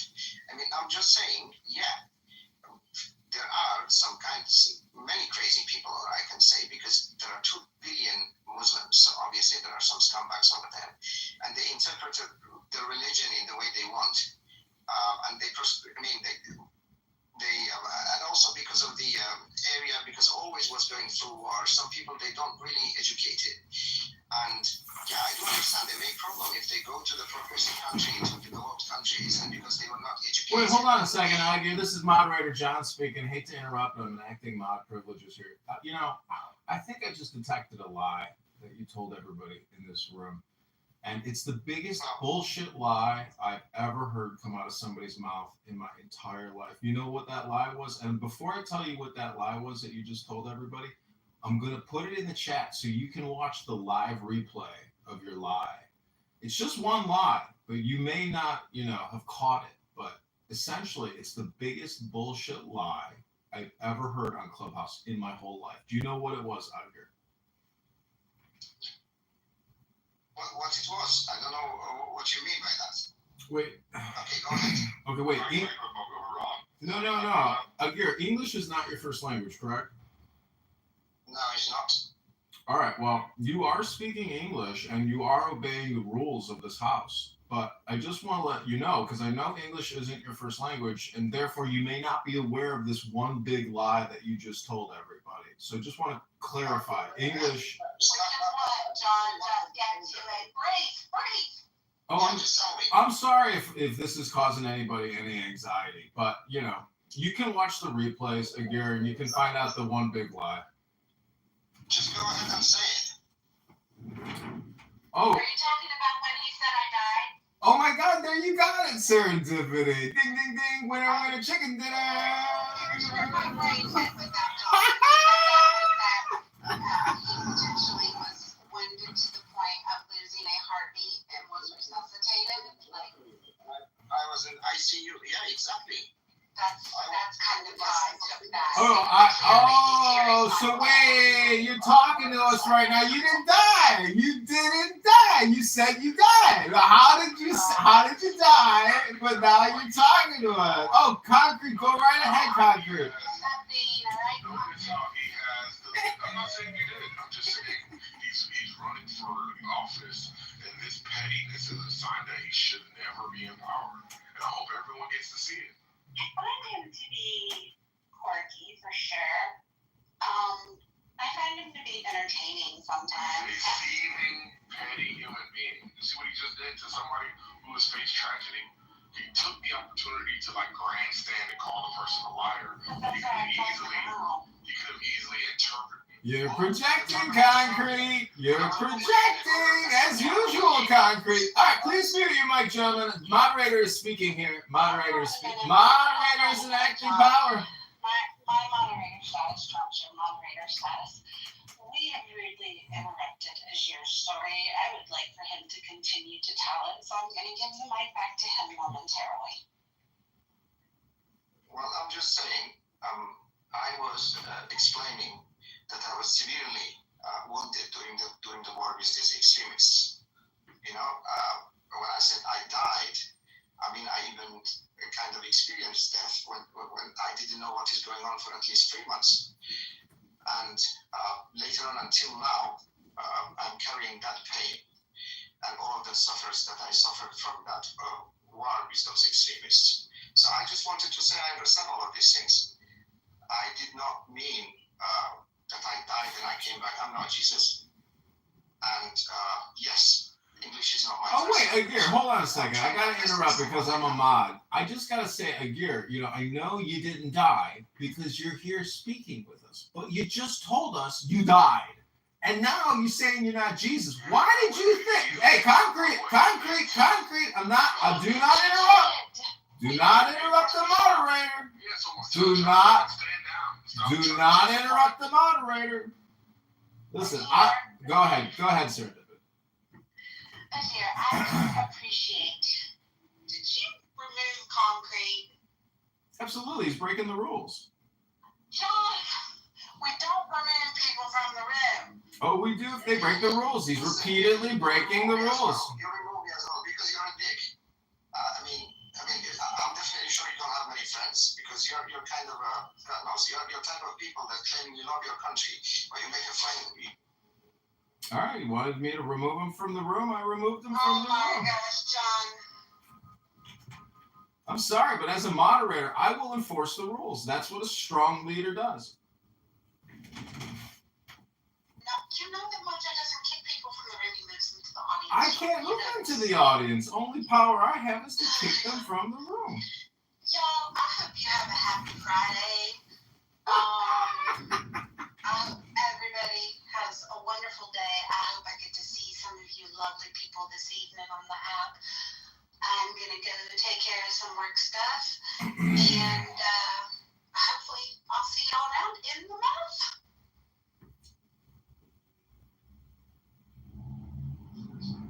Technology. We can do better in our own lives. We can set up a system of government that works beneficial to everybody. I don't know why we haven't figured it out, but it's all about money. It's all about greed. And we the people could easily stop it yesterday. We're years late doing it, but I don't know how we're going to do it. It's a peaceful revelation, by the way, or revolution. Excuse me, not revelation. Revolution. It's a peaceful revolution. And the way we do it is understanding we can do the basics. Okay, so this is on my list. DC's not on my list. Don't live in DC, Florida, Texas. That's on my list now, Ramona. DC, Florida, and Texas. DC is this one gonna stop. So this one gonna stop in DC. And Mississippi too. Speaking of, Mississippi. Well, also, I just wanted people forget that DC is in a state sometimes. So like it is, it's still, so It's so it's going on right now, but it says 30 days, but who knows? It could be, You know what I think? I think he's solidifying his power base there in DC and he's gathering all the troops he can. Thank you. Yeah. That's what it sounds like to me. Well, I remember you were not able to walk around with the red hat in DC. That was right, but I remember you had to hide your red hat, your MAGA hat in DC. You just have to hide it. Yeah, no, you don't have to hide it anymore.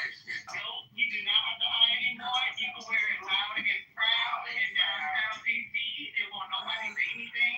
So it's changed from his first time election. First election, people were dead over it. Nobody wore it here. I think that two things. I think DC is a test for use for other places, and I also think that in the future there's going to be something where he's going to want something done by the Congress, and they're going to not want to do it, even the Republicans, and he's going to use the military to coerce them.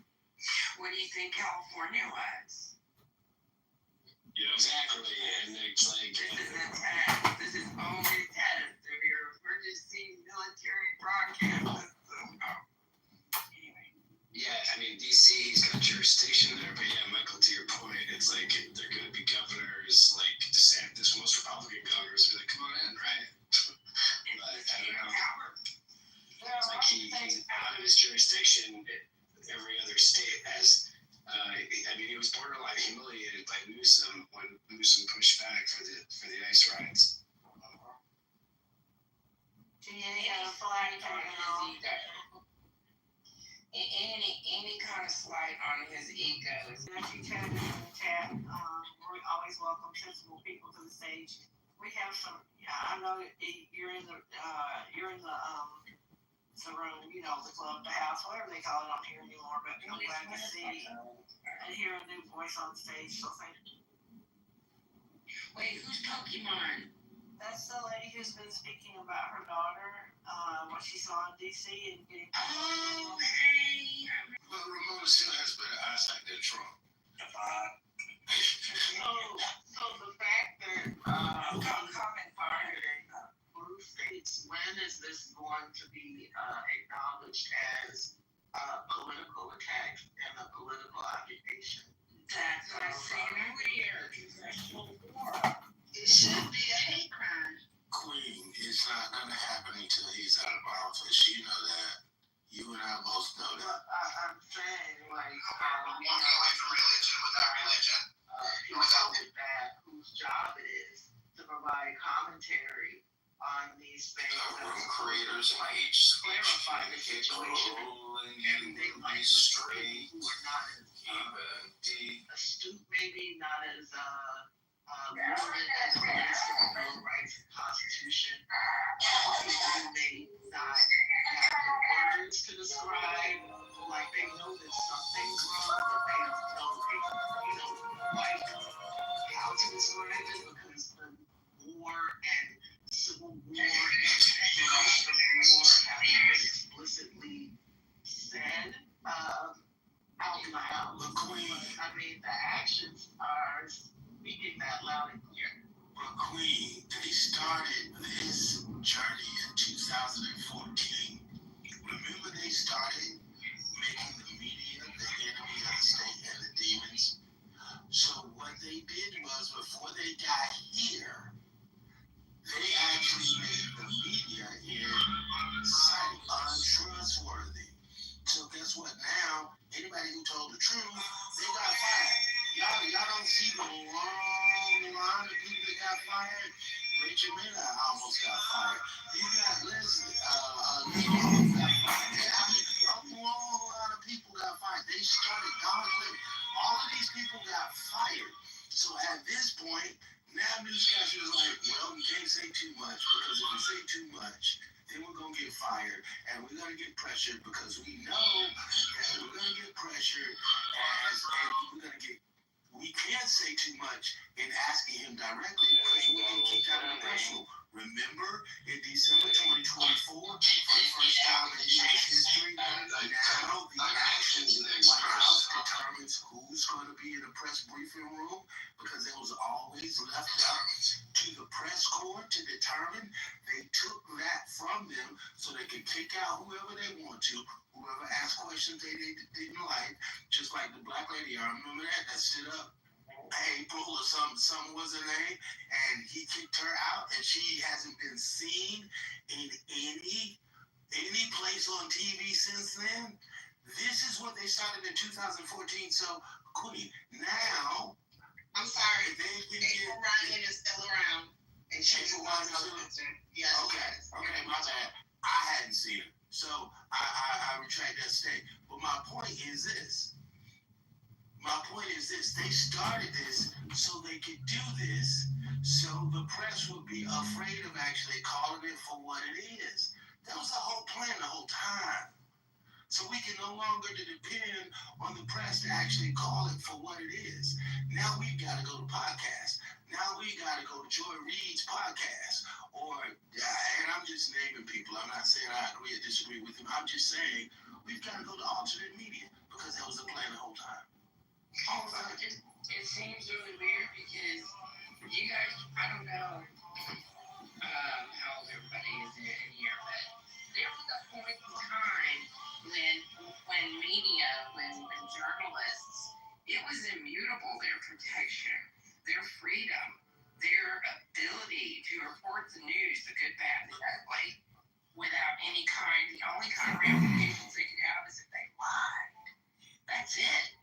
But it was always about the facts. I mean, people make fun of it, but it's just facts, man. It really used to just be like that. Now it's not. They have no rights. They have no protections. They can't protect their informants. They can't, nothing. And if there's something they say, like you said, if they say something out of pocket, they're gone. You know, they may not be gone, but they're not standing up front asking questions anymore. Ramona, Miss Walter Cronkite, my God. Yeah. Dan Rather, Connie Chung, Brian Umble, you know, I mean, even the 60 Minutes cover, you know, it was great to have. I really do want to just throw in really quickly. I really wanted that good look at what's going on right now. What movie that was made with George Clooney and that movie called Good Night, Good Luck. The story of that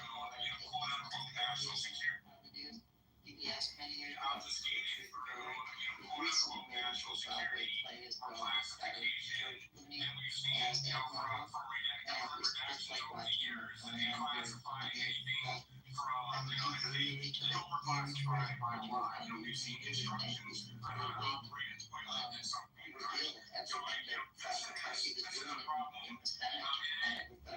a game changer.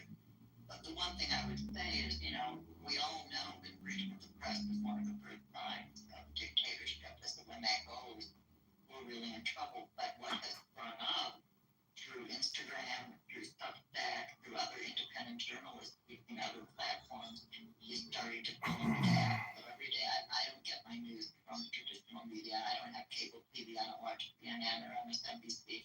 But I do watch Rachel doing her own posts on Substack or on IG. I mean, you can go to any of your leaders and you can see that they are posting in real time what they're seeing in their states, what they're seeing on the ground, what they're seeing happen in the White House. So it's not a solution, but they're coming up with a way. This is all reader sponsored. None of this is corporate sponsored. It's not sponsored by ads. It's sponsored by Americans and people from all over the world who are paying to be able to have access to the programming and to get a look into what's actually happening. Go ahead, Rob. What I wanted to say is that one of the problems is that Trump is deciding what is truth. And then he's prosecuting and punishing people for what he says is not the truth. That's why all these people from the FBI who worked on January 6th are being fired. All the prosecutors who worked on January 6th are being fired because he has decided that that's not true. And he's doing that with other things as well. This is way worse than we are even recognizing. This is a catastrophe. This is the end. Because there's no resistance. Why haven't we had a march? Because we're afraid. People are afraid to get into the streets. And that changes everything. Because there's no resistance, there's no organization, and we're afraid to do it. Because now they're carrying guns. And because the little bit that they did in LA, look at the response. So now Americans are afraid of the government. En masse. Where's the big march? Where's the pussy march? Where's the march? No King's March. Why haven't we reacted? Because he's winning. Because we're afraid. Because things like attacking John Bolton, who was on his side, he uses the military and the law against anybody. Look what's happening to Trish James. There are other people too who they're saying, oh, you have mortgage fraud. That's the easy one they can do. You guys, I don't know. You're absolutely right, but just think about what happened back at the BLM riots when Trump said they should be using live rounds. You don't think he's going to be authorizing live rounds here? That's why people are scared. They don't have the right to protest. They don't have a right to use their voice without risking death. That's not what our Constitution is supposed to be about. That's not what our country's supposed to be based on. So fuck yeah, they're scared. We're scared. I'd be out there right now too if I could see where their bullets were coming from. But, you're right. MAGA and the Republicans have sold out everything. And every time we get a Republican in here, we have to try to hold them accountable. Because I don't know, maybe they'll see. But eventually,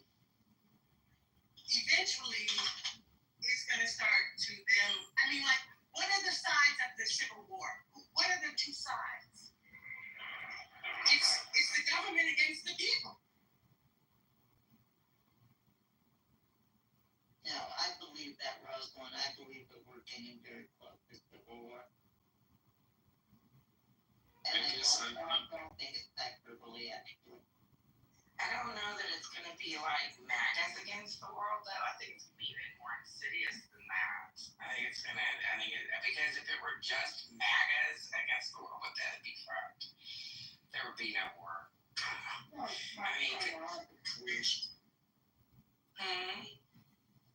It's martial law that's to me. Yeah, it's going to be the people against actual government and authority figures. I don't think it's going to be civilians on civilians. Not like that. We're not, I mean, people are marching. There are protests. They're not being all covered. I didn't realize the extent of no kings. They're saying that was a record 5 million in numbers. 5 million across the country. Like that's, people are, I'm trying to look at the protest half full, not half empty. We definitely need another no kings. I mean, because he's escalated since we did the first no kings. Well, this is the thing that I'm worried about more than anything is one, what I'm looking at is by 2027, it's going to get to a point where we're going to have a Tiananmen Square incident. It's going to happen. It's going to happen. There's going to be a kid standing in front of a tank. That is going to happen. This country will not slow down the direction that it's going into until we have a tank run over a citizen. It's going to take a Tiananmen Square incident for finally. Okay, that's enough. Finally.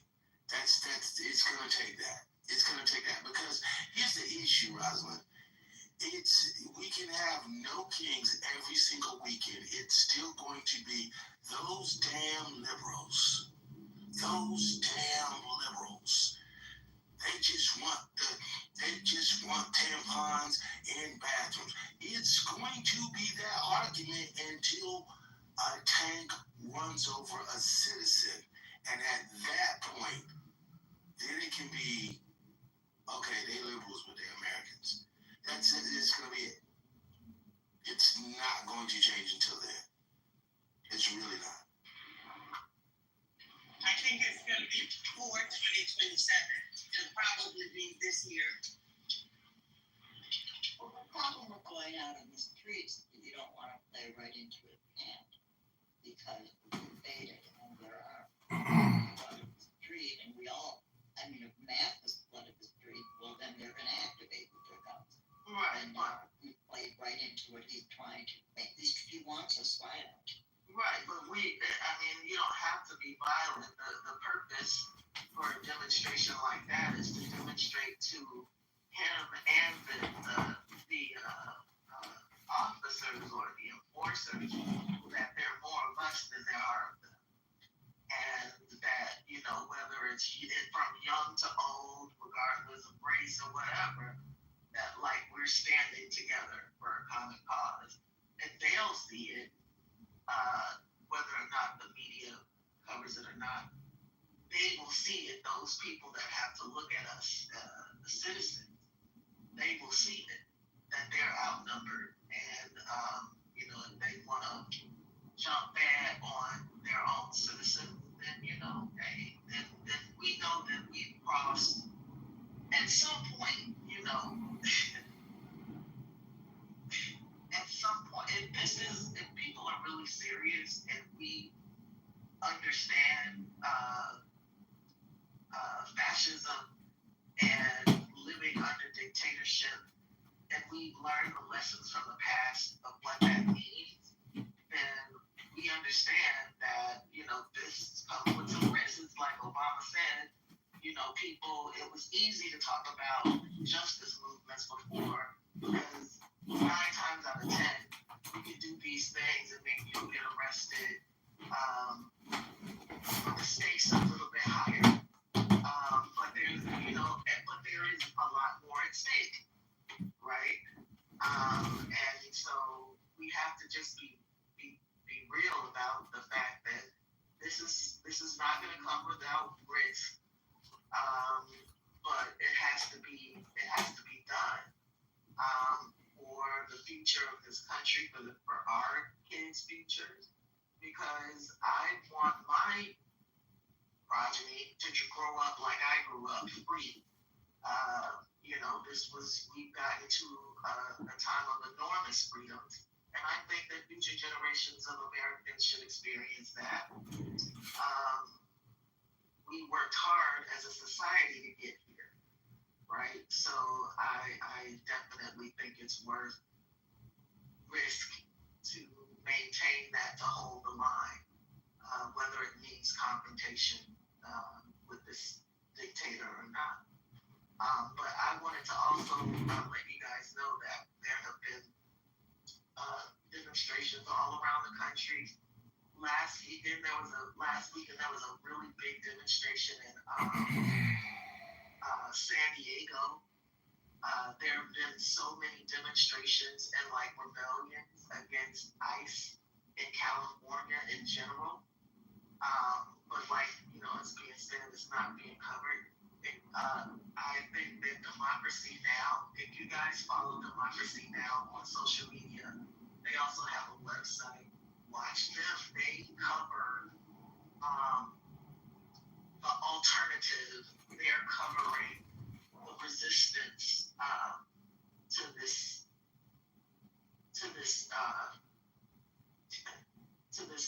takeover, right? They're not corporate-backed media. They're independent media, and they've been covering resistance movements and activist organizations that are grassroots, for people who want to get involved with that type of thing, but don't know where to look. Go to places look at Democracy Now! They interview organizations like Jewish Voice for Peace and other organizations that advocate specifically for the disabled, that are grassroots organizations, and those who are fighting for affordable housing. There's so much activism going on in this country, and people are hitting the streets. People are out there. There was a concert, I believe, in DC, a public concert, a go-go concert, just out in the streets, and they were talking about Free DC. And there was all kinds of people out there, mostly Black, but it was an integrated crowd. That might not have been typically covered as a protest, but it was a protest. So, we just have to diversify, know where to look to get information about the resistance, because the mainstream media is not enough. Right. And as far as independent media, I really highly recommend Midas Touch for one. And the other was a little reel that I wanted to share with you from Bulwark, talking about what's going on in DC. So when there's a moment of lull, I'm happy to stream it for you. I gotta pull back just a little bit, y'all. Y'all scare me. Y'all scare me. When y'all say this thing, y'all scare me. Because Sandra, did y'all completely miss that Central Park is on top of a Black town? The stakes are not higher at all. There was people that were massacred during the civil rights struggle. Massacred. Them bringing up, have y'all not seen the pictures? They had the National Guard. They had the lifetime. Not a Gen X. No, I'm a Gen Xer, but hold up, Queen. This is my point. And what you just said, I'm a Gen Xer. But to be hyperbolic enough to say that this is the worst, no. This country is 250 years old as of next year. This is not a level that it hasn't been. We are returning back to the level it was before.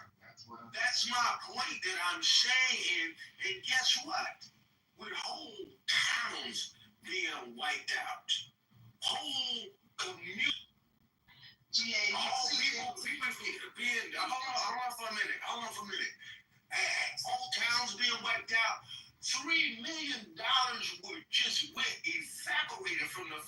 freedom savings and trust never been to it.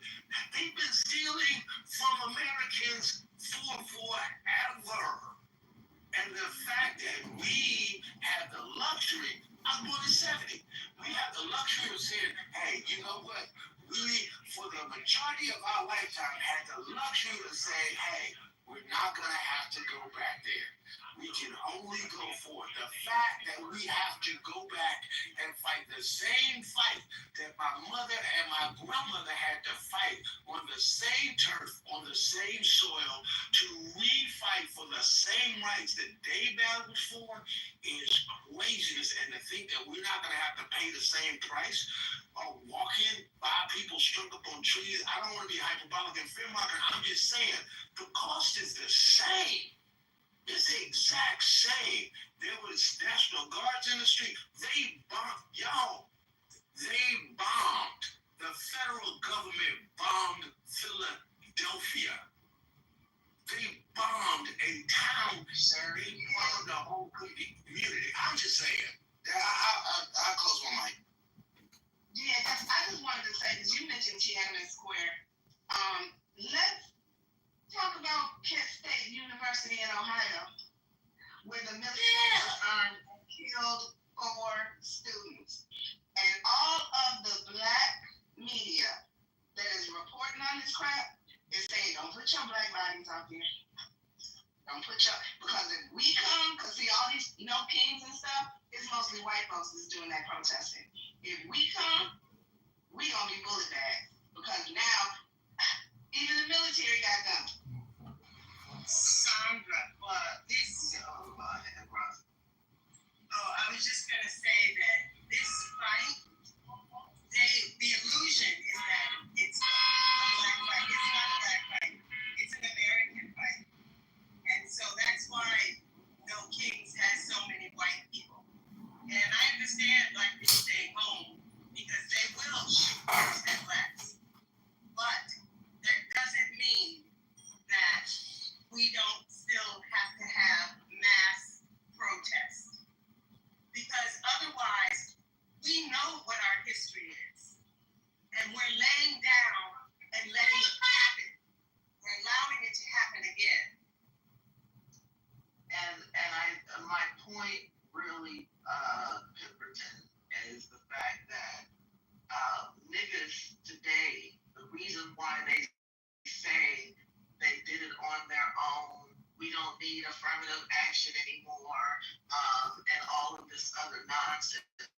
They weren't the ones who died and fought for the lifestyle that we've had the privilege to live during the late, 20th century, right? Like I think a lot of us, definitely our children, have taken our freedom, the privileges of citizenship that we've been able to take for granted. We've taken it as, hey, this is it. Like, we can never go back, right?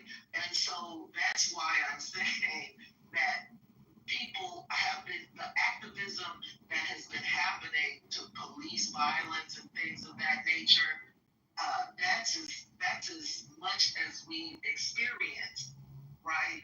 They're not, so you see, like Rosalind was saying, white supremacists, they're back on code, right? All this bullshit is happening with Trump. Here, they're direct line back to black communities. They're marching in the hood, right? Nobody had to tell them where to go, right? They're marching in the hood. So, yeah, we're back fighting, having to fight the same fights that our grandparents and their parents fought and died for. The struggle is not over, but we can't ignore the fact that we have not had to fight on that level in this generation. We haven't. And so we have to definitely make our people aware that, yeah, this is where we are. Because, again, as to what Sandra is saying, people think that they are they're not ready to sacrifice anything or put anything on the line. Meanwhile, your rights are going. The EEOC got it, right? They're not prosecuting any civil rights violations against Black people. They're looking at reverse racism against white men. Like all of the shit, like we're not holding the line at all. We're acting like we don't have anything at stake. And so that was my point. But like the Nazis and the white supremacists, they jump right back right back where we left off.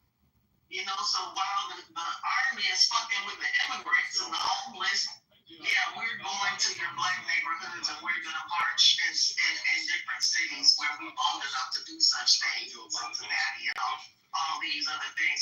This is, and are we responding like we're supposed to respond? No, people still don't get it. People still think that this is a joke. So this is why I'm saying that there's a lot more at stake. Charleston, South Carolina, right? which is a military and don't forget, some of us voted for this bullshit. The U.S. Army National Guard. And a lot of Black people are coming out speaking for this, like advocating for this dumb shit. So yeah, that was my point. That was my only point. That's true, but I just think that if they had a large group of Black people in a protest like that, he already said during the George Floyd, can't we shoot them? So now who's gonna tell him no? It ain't gonna be P. Henson. P. Henson already said that they can open fire, basically. Why not? Shoot them. Now in Florida, if you're on the highway protesting, they can run you over and they ain't gonna get no time. This is different. Right, and so if you remember too, during the George Floyd protest, the people who got actually lost their lives, like marching, were white folks. Right, so like there is again, the Civil War was not like whites against blacks, right? Like they're attacking blue states, right? So these are also white people that are being, like, again, we have to see what the field is. So it's not just like we can't go this alone, and neither can they, because all of our rights are under attack, and all of our cities are about to be under occupation. If they can, they're threatening Chicago now. We're going to Chicago. This is an occupation by our own military. So Black people are supposed to sit home? Like, how are we supposed to not respond at all? We are American citizens, right? And then we're being mocked and used as pawns by cocksuckers like this motherfucking miscreant, what's the motherfucking roach's name? Miller. Shut up, bitch. Stephen Miller. Oh, you got to know.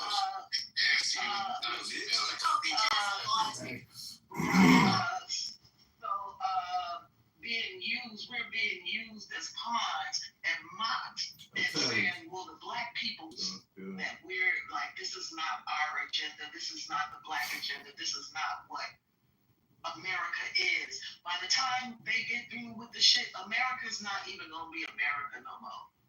Yeah, this is not what America we live. Yeah, this is what fascism looks like, the transition. Because most people think that they just dragging people in the streets right away. No, it's a slow, soft, subtle transition. And then when you see the difference 10 years later, that's when people go, what the fuck is happening, right? But if you study history, you'll understand the places, that go into authoritarianism. This is what the transition looks like. It's not going to be hell on everybody, not right away, but it is for everybody in the end. That's what keeps us sleepy, because we're not in the attacked group. That's what keeps the only chance we have at this point is a multicultural black and white. Because anybody who wants to live in a multicultural, democracy needs to be out there. And that's not all black people. That's everybody. That's all people who want America the way it was trending. It was arching towards more freedoms. Anybody who wants that needs to be out in the street. We can't get caught up with tampons and little tiny things. That is just meant to keep us home, fighting, and asleep. While they rob us blind. He is taking money. He's made billions of dollars since he became president. They're corrupt.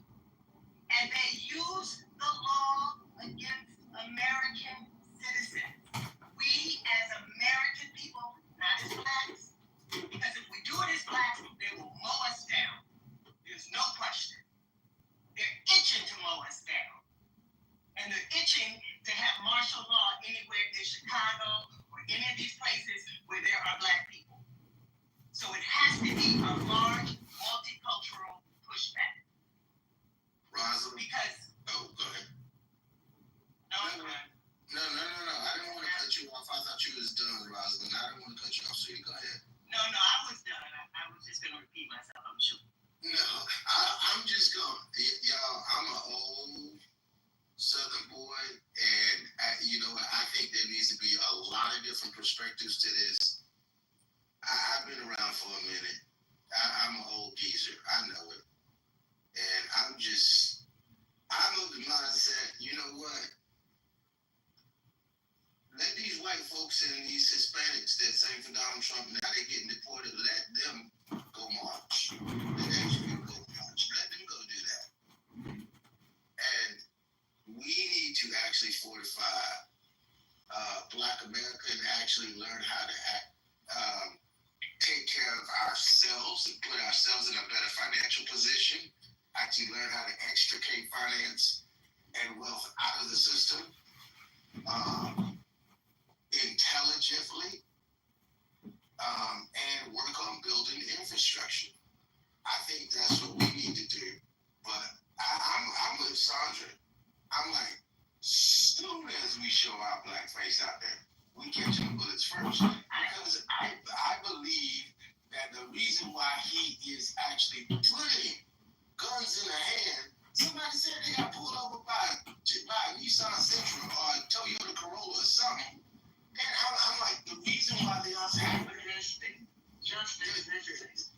reason why he wants to do this is because he wants to heighten the temperature to a powder keg. And I believe that black people have been here long enough to go about this intelligently. And I think the most intelligent thing we can do is move in the shadows and actually do it from an administrative level. I'm not talking about political. Vaccine, or if you're vaccines. And Let me just start with COVID-19. That vaccine response, the HEROES Act in March of 2020 was the first $1 trillion tranche omnibus bill that everyone voted for. And that is the start. That's when Pfizer was able to turns up 30 billion cocktails. A lot of these vaccines were manufactured in India because it was a patent and it was mass produced around the world. I'm going to crush it and I'm going to recycle it for the American people and for the people in the state of Illinois. Here's the point that I'm making. Is if you look up statistics, DC is not even in the top 15. There are so many other red cities and red states that have a worse murder rate than DC. And my point is, if you want to do something about that, go get them other states first. They're not. And I mean, it's a blue city. And with a black mayor. Exactly, quick. That's exactly what I'm saying. And to actually say this is everybody's problem, I'm sorry. I've been living too long. It's not. This is the way that they do what they want to do. And they did the same thing with segregation. Can I ask you a question?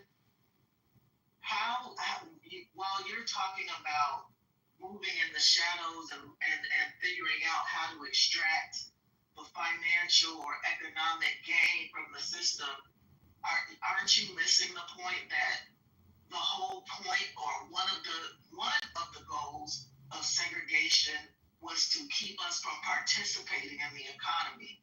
So if there, Where did Queen go? Where did Queen go? Did she swipe herself out? maybe she swiped herself. I've been knocked down ever since I came in the room. I've been knocked down 3 times. I mean,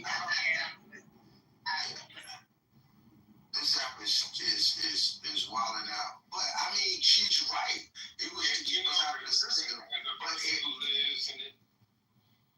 no, I'm gonna throw it right to you, Ty. The fact of the matter is, they can't at this point because the doors that they left open for their children, we actually walk into the same doors. We can actually manipulate, just like he's manipulating the market. We can actually take advantage of the same thing. We have been doing it. I actually taught a 6-hour class on just Roots, the Roots app by itself. That is actually a reach program that actually has the renters invest into funds and investors can invest into. It's solely in Atlanta. That's to keep black people in their homes. It's an investing app. They've already actually passed out $4 million in dividends. It is happening in the financial sector. It is happening. They're getting pushed back as they should, right? But for us as a people, we don't have to necessarily be marching on the street as a form of resistance. Resistance comes in all different forms. So guess what? The CEO of Target stepped the fuck down because y'all might see a few black people there, but for the most part, Target lost so many millions of dollars on purpose, right? And so, right. So, there's other things we can do to organize and be collaborative and do the things we need to do, along with having the John Browns and the Righteous Wifes that want to join us. But for the most part, we ain't got to be necessarily in the street. But you see how, what is her name? The fucking drunk ass judge saying that there's not going to be federal crimes if residents of DC walk outside with their rifles and shotguns.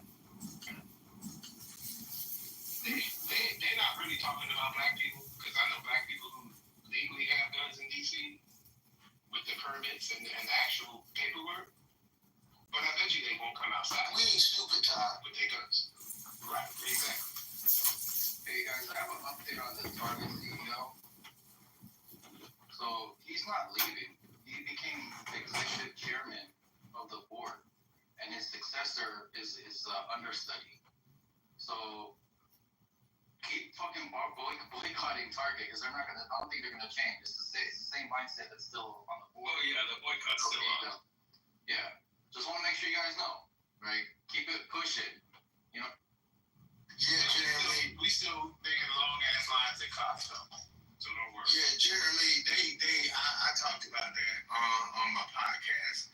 It ticks me off because it's not a celebration. It's not even a victory because the issue was not the CEO. The issue is the board and the way the board makes policies. And we can't claim victory over Target until the last Target store closes and they have run out of business. You can't claim victory until then because guess what? All they did was offer up that dude and say, hey, it was his fault. And we don't think that he instituted DEI the right way. And when he took it back, it actually caused us to lose dollars. So guess what? We're going to fire him, which they didn't, like you said, Jeremy. They're not going to tell the truth about that. We're going to fire him from being CEO. Please bring your black dollars back to us because we heard you and we fixed something, which is BS. I'm curious to see how the lawsuits against Target by the shareholders play out.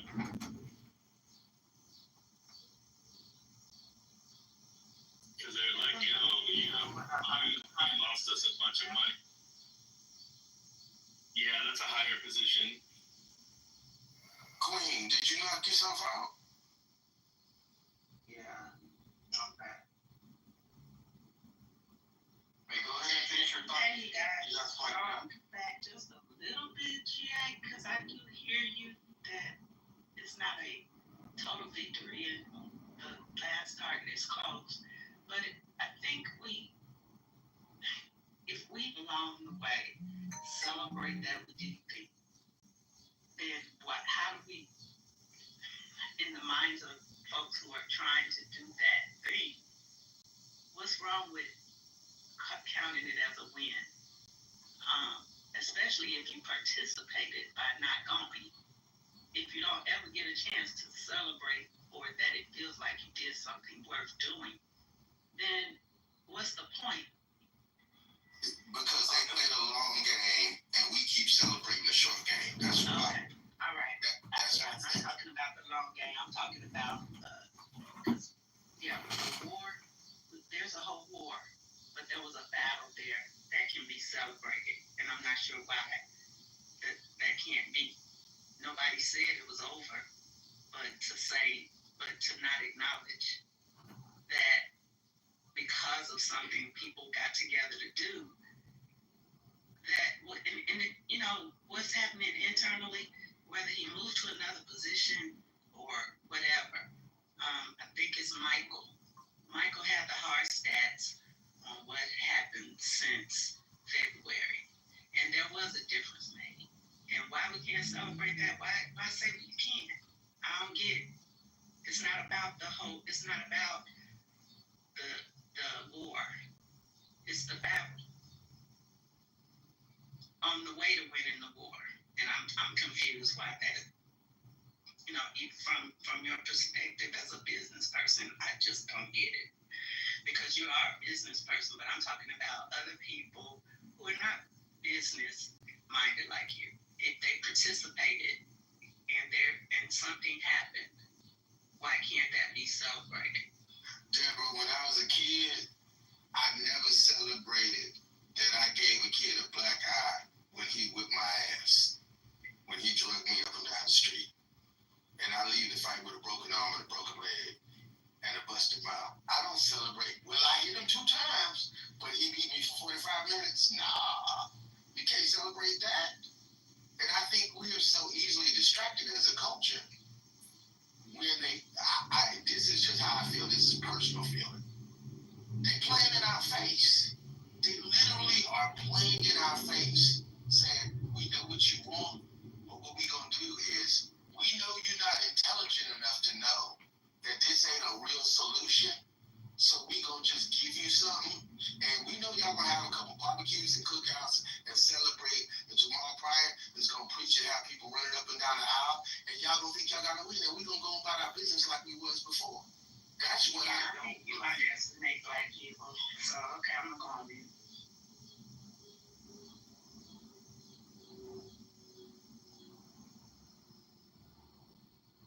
I don't think it's us to underestimate. There's a portion that read the headline. That's anybody, right?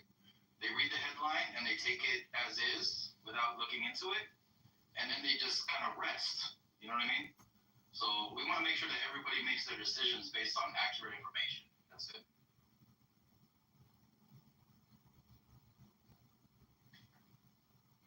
Yeah, go ahead, Queen. I was just gonna say we need to keep their foot on what you said, Jeremy. We need to keep our foot on their necks.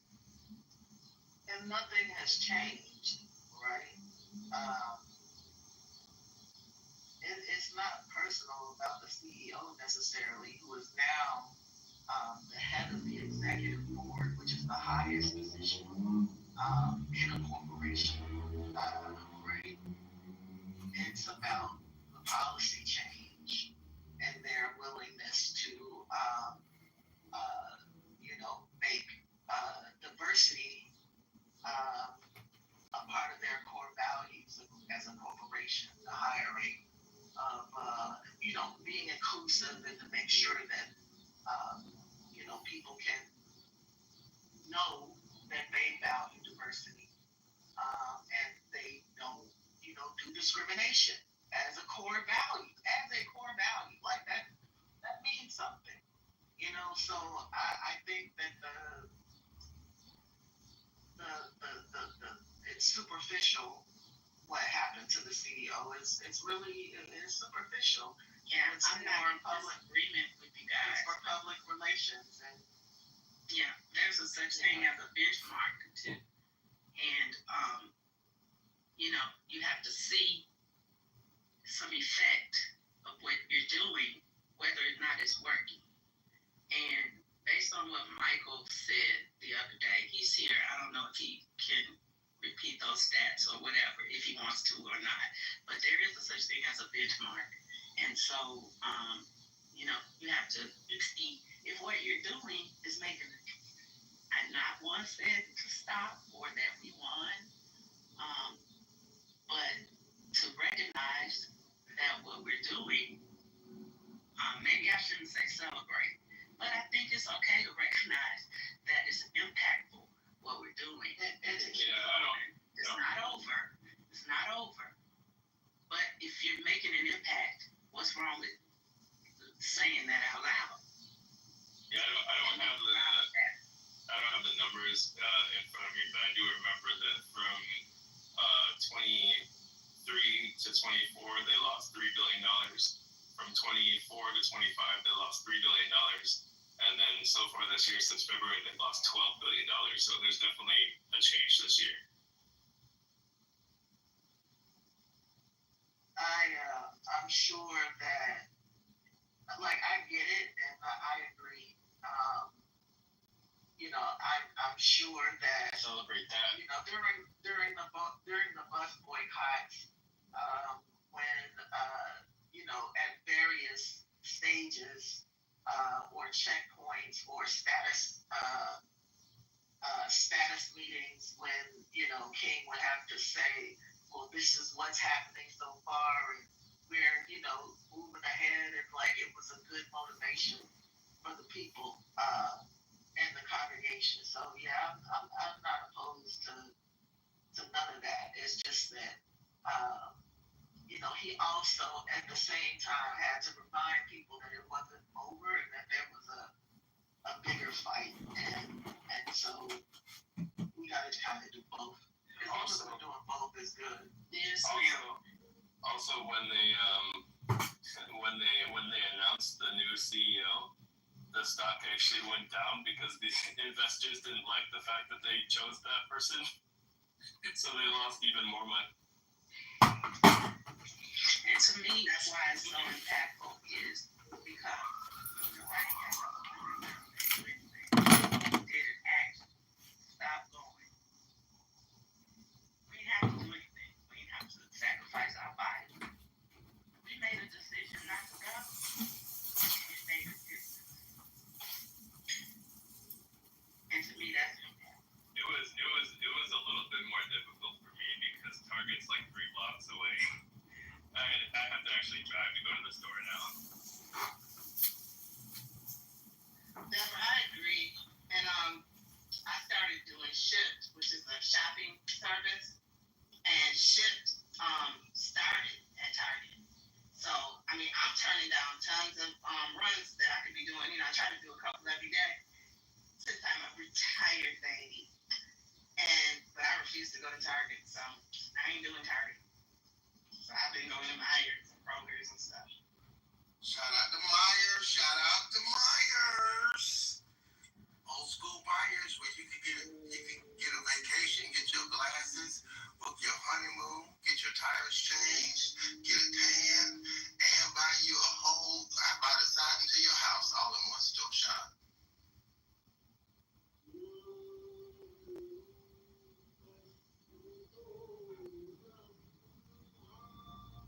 Right. And also, just to keep in mind, and again, I think I said this the other day, because of the shape of monopolies and the fact that there's been so much consolidation of companies, it's gonna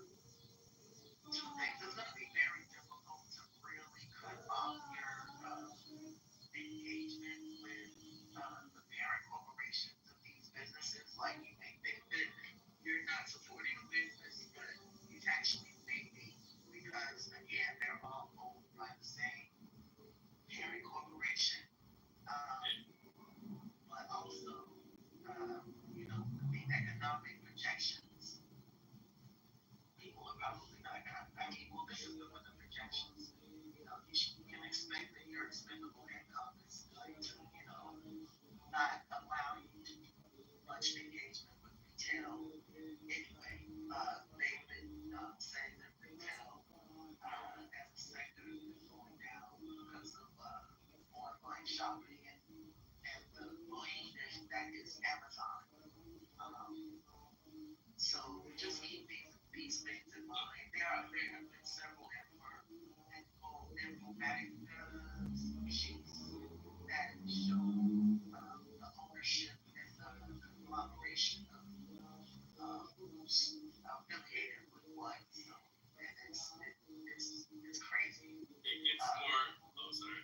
It gets more insidious than that too, because like I don't want to give the Koch brothers any money, and the Koch brothers own a bunch of paper product companies, and so I looked up, which paper towel companies are owned by the Koch brothers, and so I don't buy those.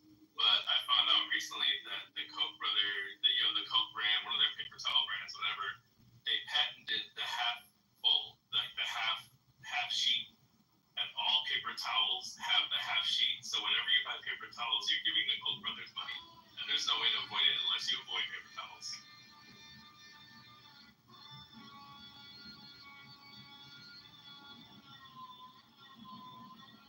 Not trying to, bust anyone's bubbles or anything like that. I think that the more we're informed about these things, like we have to know the deal. We have to know the battlefield. We have to know the lay of the land. We have to know what's going on so we can just again don't get lulled to sleep. And we can keep our eyes steady on what our objectives are, which is going to be difficult because there's no leadership, there's no central organizing like there was during the 60s, right? So we kind of have to depend on each other to make sure that we're informed about just like strategy and what's going to be effective, what may not. But I say play your lane. Whatever you're gonna do, most people are not gonna do nothing. Whatever you're gonna do that and do it to death. You know what I mean? Just know we're pretty captured out here, and that's the reason why there were laws against monopolies and robber barons because it took away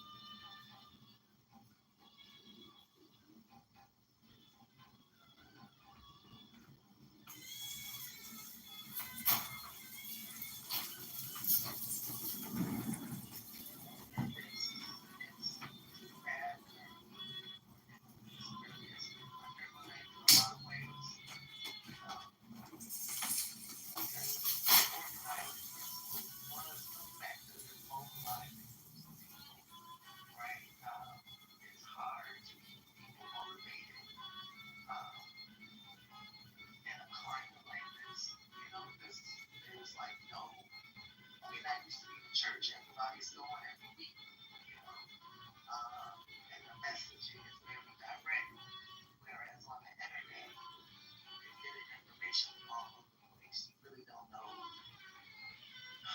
what's what.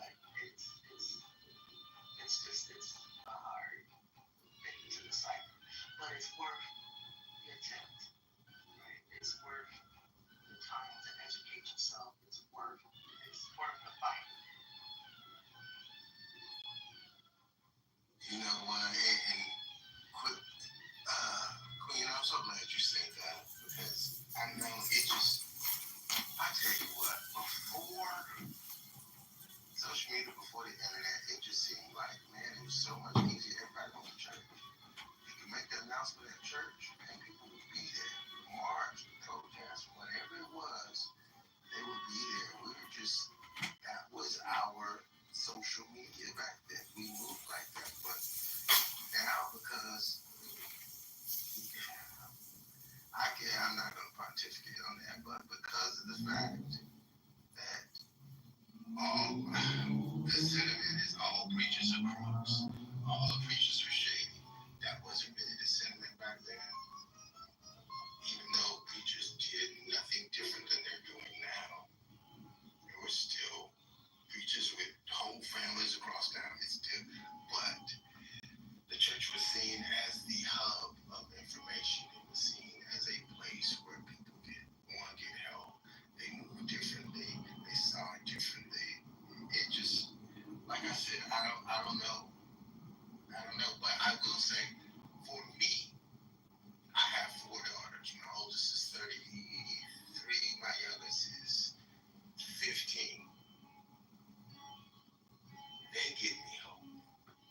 Because those jokers, man, how they got on Twitter and reserved all the seats to Donald Trump's campaign. They didn't nobody show up. They can move like bam. They are so swift. And when they get together, they can move swiftly. So that does give me hope. And don't count out the churches because just because of COVID and most churches went online, I watch like 5 different church services every week. So the church is still there, the message is still getting out. I watch Jamal Bryant, even though I didn't used to like him, but I'm like following him now. But I watch Trinity and I watch my church too. So the message is still getting out. Yeah, I work for Church of Christ. I've been with that stuff. Oh wow! So you help make it possible so I can watch it. That's an awesome church.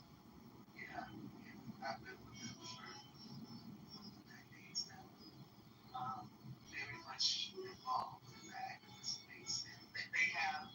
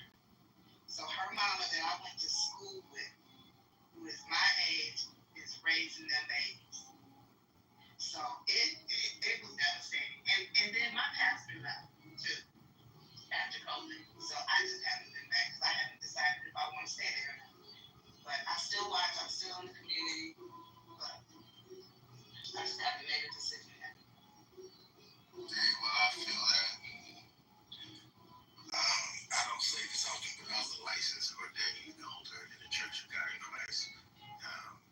And up under Bishop Nathaniel Wells, I lost 9 mentors. That's what I'm gonna say, you know what I'm talking about. I lost 9 mentors. I lost the superintendent. I lost Superintendent Flake, Bishop Wells, and just that broke my heart. I mean, I know I'm 54, but all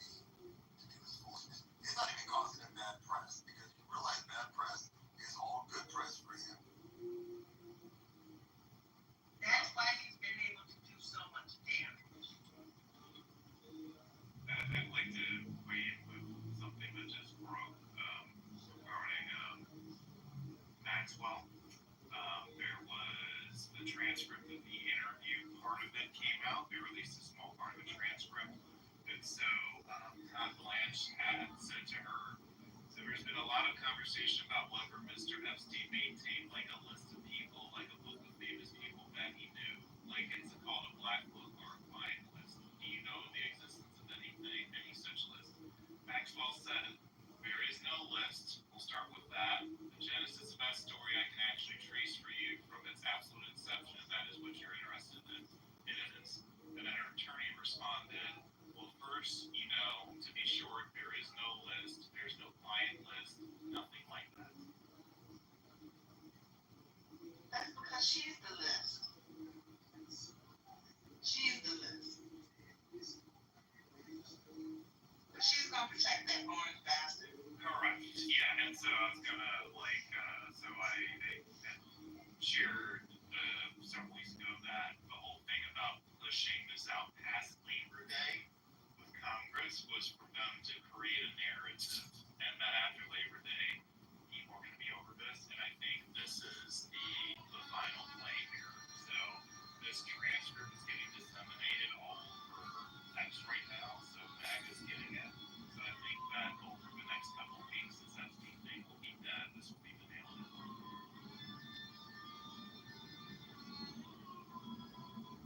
You think they're gonna forget it? Yeah, because Maxwell was saying there's no list. There's transcript of her saying there is no list. She's a known liar. Of course. Yeah, Of course. But of course. However, this narrative has now been fully put together, right? So they can just lean on, Maxwell said there's no black book, there's no list. What do you want us to give you? It doesn't exist. Yeah, so then they get this saying, see, I told you this was a witch hunt. All they got just to actually put some crap on Trump. They're doing it again. They have another witch hunt. They tried to do this. You heard it. He already said that he wasn't friends with Epstein no more. They just the Democrats. These doggone liberals. They just mad because the country is getting back right. That's what the story's going to be, man. No, that's the original push on this was about the Clintons. When this first was the big story, they kept trying to find a way to make Bill Clinton expert. Yeah, and the other part about that, Brian, is who started the run for the Epstein list? It was them. Because they were going to pin the whole thing on the Clintons and say how dirty the Clintons were. And that's why they got so pissed, because it's like, how you gonna protect the Clintons? How you gonna protect the Clintons? But they're gonna flip this to this was a witch hunt on Trump, and then they're gonna whitewash it. That's what's good. I think it's gonna divide MAGA. No, it's not. No, it isn't at all. The idea, because the response is there is no list, right? So as he says it over and over and over again, it will be believed. So what's interesting to me about it is the approach isn't going to be to go after the Clintons and flip it all there. It's just to basically do a Jedi mind trick and say it never existed, right? And I think, sadly, that approach will lead us to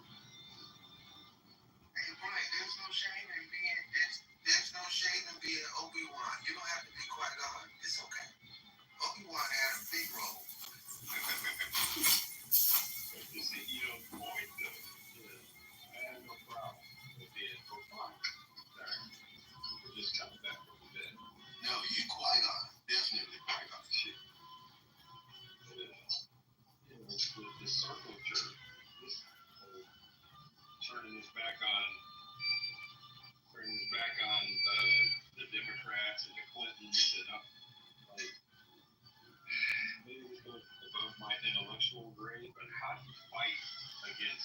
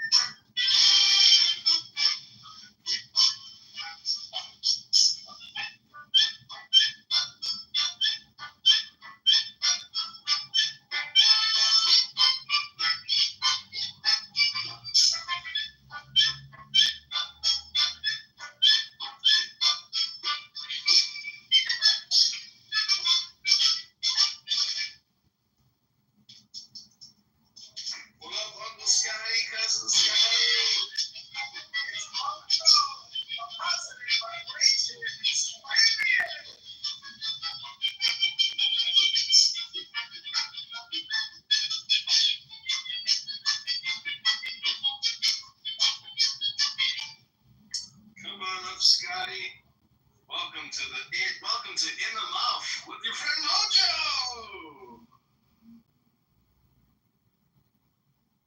Andy, get over, my man.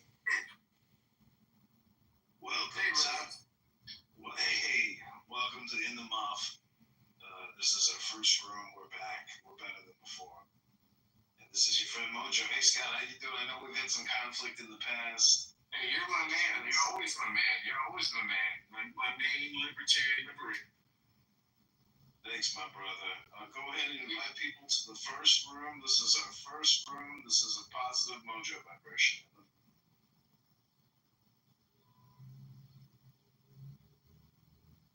You see, Mojo has already conditioned so many people. He's gone, so we're here to fill the void, to fill the vacuum in the mouth.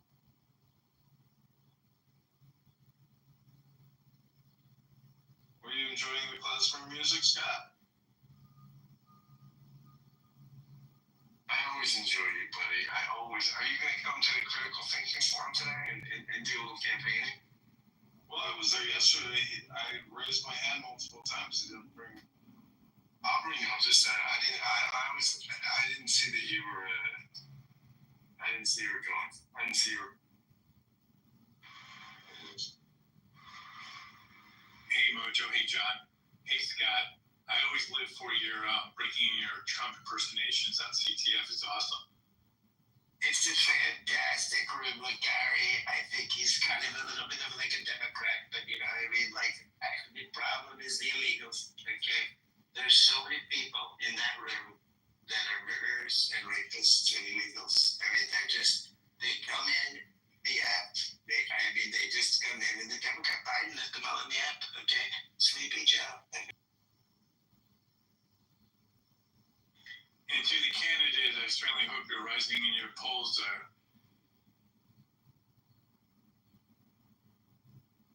Welcome to the room, Salima. Welcome to Positive Mojo. Hey, thanks for the invite. I came in here because Scott was here. I just wanted to listen. Salima is fantastic. She's like one of the most beautiful people on the app, even though she's like a girl. We're like, you know, they don't love Trump, but we're gonna take it over. It's like the 56th day, okay? It's fantastic. We love Salima. She's fantastic. Salima, it's always great to see you. I hope you're doing well. I am, thank you. So what are you guys talking about? Positive things only. So John is running for the U.S. Congressman John Kitover he's running the primary to unseat a guy, an incumbent, and he's leading a revolution. He's trying to raise money on Clubhouse. He's a man that is a wild man of Clubhouse. I've known him for years, and I love the guy. So he brings a lot of life and spice to the. Is he running for the Anarchy Party? He's running in the Republican Party, but he's so far right he's left. He's so far left he's right. He transcends the political divide. He is candidate Congressman John. Well, I mean, exercise your freedom of expression. If you are so far right you're left, then kudos. Click the link above. Subscribe to the YouTube channel. Stay abreast of everything Clubhouse. We're live right now in the recording studio. You can see live footage of this room. You're all being recorded onto YouTube. This is like taking one record from one platform and transferring it to another platform. Please review the house rules. All rooms are live streamed. And don't bring any drama from any other old. So probably, maybe like the most, as Trump would say, like maybe like the most beautiful voice on the app, okay? Selena, you have a sonorous voice that you streaming live. Wow, thank you. What a compliment. I appreciate it. So this anon thing is still a thing on Clubhouse, huh? There's someone listening. Someone's chilling there. That someone might be me, and that someone might be live streaming this room onto you. I tried to get Jane in here, but she told me she quit the app, so she'll be off for 6 hours, and then she'll be. She didn't run her patio room last week. I think she actually might be done with Clubhouse. No, I've seen her do this with millions. She does this like a couple times a month. What she does is she starts going in those dark rooms, and she's like, I can't do this, I can't do it anymore. And then like she'll take a day, and then she'll. So is this John Kitover thing legit, or is it a joke? Or it's legit. It's a real campaign. It is a real campaign. He's getting signatures. John, how many signatures do you need to get on the ballot?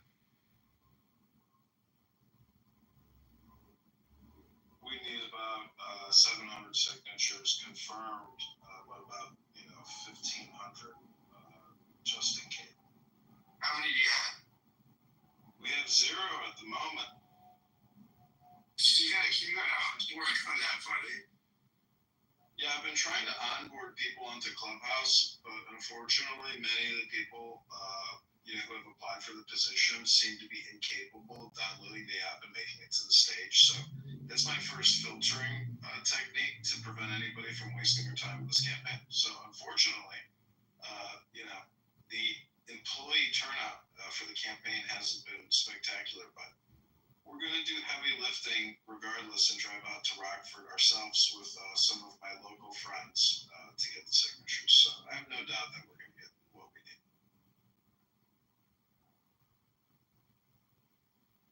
Will you debate the incumbent? Will there be a debate? Is that it? I'm hoping it'll happen, but regardless, we just had some really good press released today. You can go to John Kitover IL on X to view the actual 45-minute interview that I did with somebody like yourself. And I haven't been able to convince you to do the same thing with me, but I'm hoping after you see this 45-minute podcast interview that you will change your mind and we'll do what we did with George here. Bring you on the national or international. I have listeners on every continent except Antarctica.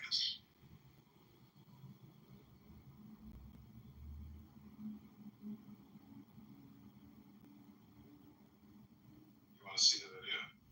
Sure, post it up there. There's 10. It's called Prairie State Report. There's only one subscriber on YouTube. So, any drama related to this video when he only has one subscriber shows you how emotionally sensitive people are, because we have no audience, but it is a professional podcast interview. I'm going to pin it for you. Please subscribe to his channel because, he's trying to make a go of it in media, and I appreciate him for putting together the podcast, which is what I've been asking you to do, Scott, but you can't seem to pull yourself into doing it. It could be because you don't want to be associated with me or you're lazy. I'm tending. Well, it's just that it might not be I have a very specific conversation. I don't really have political candidates on the show. I generally have authors, thought leaders, authors, I'm all of that. So click the link above, watch the interview, and you tell me, why can't you do that? All right, I'll check it out. Just watch it. Tell me, after you watch it, you're going to say, you know what, that's exactly what I do. And you know what, I could have candidate Congressman John Kitover on my podcast because he's professional. And everything he said is pretty much accurate. So go ahead, watch it. You don't have to watch it right now, but at least look at it so you can hit the like button and then share it, or it'll be in your history so you can go back and watch it. But I am going to play the audio from it as well, and you can just listen to the audio version of the interview. But it's professionally edited. He took out all the ums and ahs and look and listen, and all my filler words, and he worked his ass off on it. So this guy did all this for free. He took the filler words out. Will you use the AI algorithm? I have no idea. He used Zoom. Maybe Zoom allows, Zoom editing or something takes filler words. Selena, where is this picture in your profile? My backyard. It's beautiful. Thank you. Yeah, that was the start of the summer.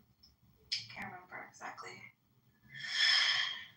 It's been actually a really horrible summer. It's been extremely cold. Not really extreme, but it's just been super not tropical this summer. It's going to be only 17 degrees tomorrow, and it's August. I'm sorry, am I being that boring person? No, it's I was just. We can talk about anything. No, it was unseasonably cool too in Philly the past few days. It was like 70, 69. I went out yesterday to meet someone for coffee, for a drink actually, and I almost seen his hoodie. Like I had a long sleeve shirt on and a t-shirt, and I was worried I was gonna be cold. It's a little warmer today in Philadelphia. The weather is 84, which I don't know what that is in Celsius. I think it's like 25.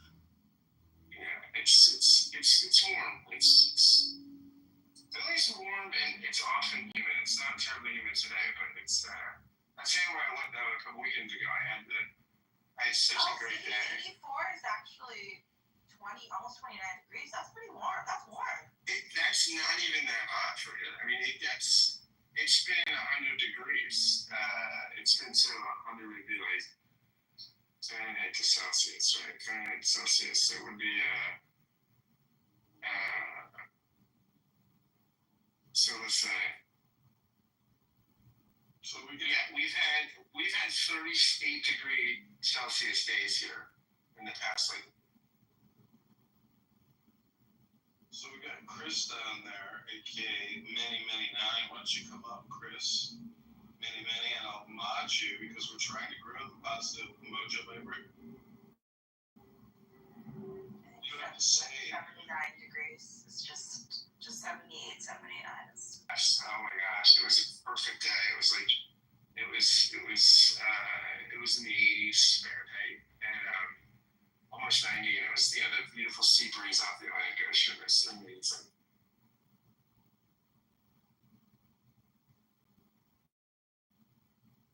And I almost won like a bunch of money too. I was upset. I only play poker really. I don't really gamble much. But when I go to Lake City, I get $100 out, and that's my limit. Like when I was at the poker table and I was up like 70, 75 bucks. I bet all my money, and if I would have won that hand, I would have walked away with like $500 or $600. A guy beat me on the last cards. I had a flush, an ace-high flush. Yeah, great. He hit a full house on the last card. And it's like 23-1 against him hitting that card. Yeah, I should have walked away. It was fine. I mean, I just lost $100, but if I would have hit that, I would have walked away with like, oh gosh, I would have won like $500. It was a bikini contest. It was very debaucherous. It's very godless and debaucherous. Atlantic City. well, in the muff, gambling is a. Salima, where's your beautiful backyard? Are you in Kent? No, I'm in Berlin, Germany. Oh, sprechende Deutsch. Ja, ein bisschen. Aber mein Deutsch ist nicht so gut. Jawohl, Hintergedanken. Du hast viele Gedanken? Schadenfreude. Ah, okay, you're just naming off all the German words you know. Go for it. So I think Schadenfreude, here in Clubhouse is a big part of the roast. And I believe that most of these rooms end up becoming roast rooms because a lot of people, die on a hill and they know everything. So what do you think about Clubhouse being technically like a barbecue basically? And people, when the temperature rises, that meat starts cooking. I think there are like several different metaphors in there. When you say a roast, do you mean like a Sunday roast, or do you mean when people are like a roast when people are roasting each other, or roasting an individual? I actually thought about another good analogy, a garage with a car. A lot of people pull their car into your house and then they turn the engine on and they just start revving the engine with the garage door closed. And so they fill the house up with toxic gas. That's basically the same thing as a road. Oh, yeah. Yeah, that's happening a lot.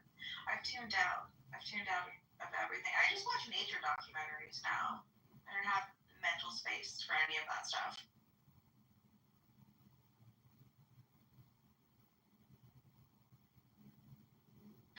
Yeah, what I realized though is if people do pull a car into your house and they, turn the car on and start, revving it and filling your house with toxic emissions, you know what the best way to counteract that is? having a house with no roof? No, you don't let them pull into your fucking garage with their car, close the garage door, and start revving the engine and filling up your lungs with their toxic gas. Also, Yeah, because I like a roof on the top of my house. how would they get into your garage in the first place? Well, you let them in. Just like how if, people come into this room, they come up on stage and they start spewing their toxic gas. Well, that would be the same. That means I let them in my house to spew their toxic gas with their, emission. Do you want to talk about how you're feeling about the toxic gas? Who is the last toxic gas? Well, I can't actually bring it up because that would violate the House rules. So, unfortunately, I can't discuss it. But in the MUF, which is, enforcing these rules, the now is all important. And nobody here is emitting any toxic.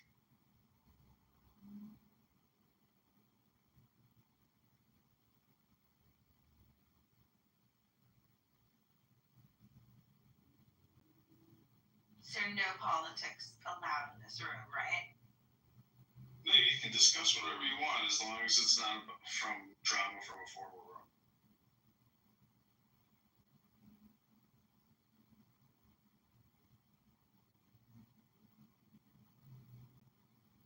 I went to the zoo today with my friend's two kids, just to give the parents a day off so they could just, enjoy their time, do whatever they want. And I gotta say, I don't think I really like zoos. I hope that's not toxic. Ethically ambiguous at best, I think, exist. Yeah, but you got the animals where you're walking around and kind of smells like a farm. And then you got the other, more exotic animals, shall we say. And a lot of them don't even come out because, they're either napping or they're just sick of being around people. I don't know, lots of different things. It's not a great life for the animals. No, it's not. But then it's also what are we doing? Just going around to look at them? And then there's these poor, hamster-looking ones. Look at across, I don't know, some rodent-looking animal. Kept coming up to the window and scratching it. They were doing it we stood there 5 minutes watching them do it, and the kids were just laughing their butts off. And I kept thinking, these poor things. Because, rodents are very intelligent. And, they know they're in prison, and they're trying to, get out. They're looking at us, imploring us to help them get out. And everyone just standing around laughing. And I just thought, holy moly. This place sucks. I watched this video on, I guess it was I'm sure it was on Facebook or something, and it was all about the capybara. Yeah, have you seen those? They're the biggest rodents. No. You Google the capybara, and all these animals love them. If you Google it, they'll hang out with alligators and sit on top of alligators, and nobody attacks them. They all love the capybara. If you Google it, Can you write it in the chat? I'll speed it up right here. Capybara. If you Google capybara, they're the cutest. People have them as pets, and they're 175-pound rodents. So big guinea pigs. And I saw this video where all these other animals, all these predators won't eat them. They'll just hang out because they like it. Scientists don't understand why predators mostly won't eat them. They had something very similar looking to that at the zoo. Might have been that. There's a lot of animals, actually. And the kangaroos were so small, and the bats were.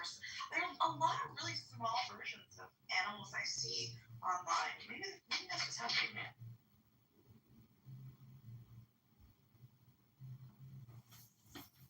So these just sit on top of alligators and crocodiles, and they don't get eaten.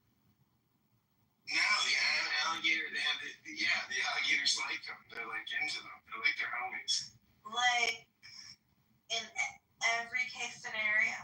I mean, it's stuff I've read, the stuff I saw today was like, or yesterday, or whatever, where scientists don't understand why predators just don't go after them. And then the narrative is like, because they're cool as shit. They know how to, they know how to really get along with them. Wow, that's so fascinating. Thanks for sharing. Jane, I sent Jane a screenshot that you were here. She's like, is Mag still there? I said, she's a bot. She's like, no, I didn't catch. She's coming back. And I told you, nobody listened. I love Jane so much. She's the best. She's the best.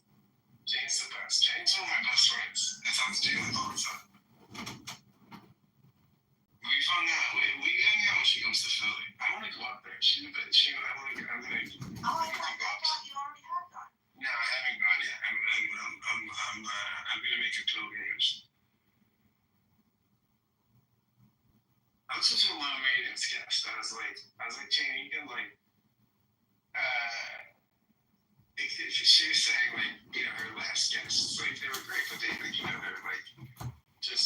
just sometimes guests can be a lot of work. You gotta be. I was like, Jane, I'm low maintenance. She's like, yeah, we have 2 cars. I was like, yeah, I'll take the car. I might go on a date when I'm there.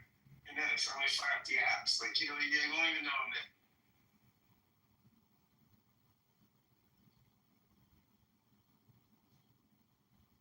Mac, are you on dating apps?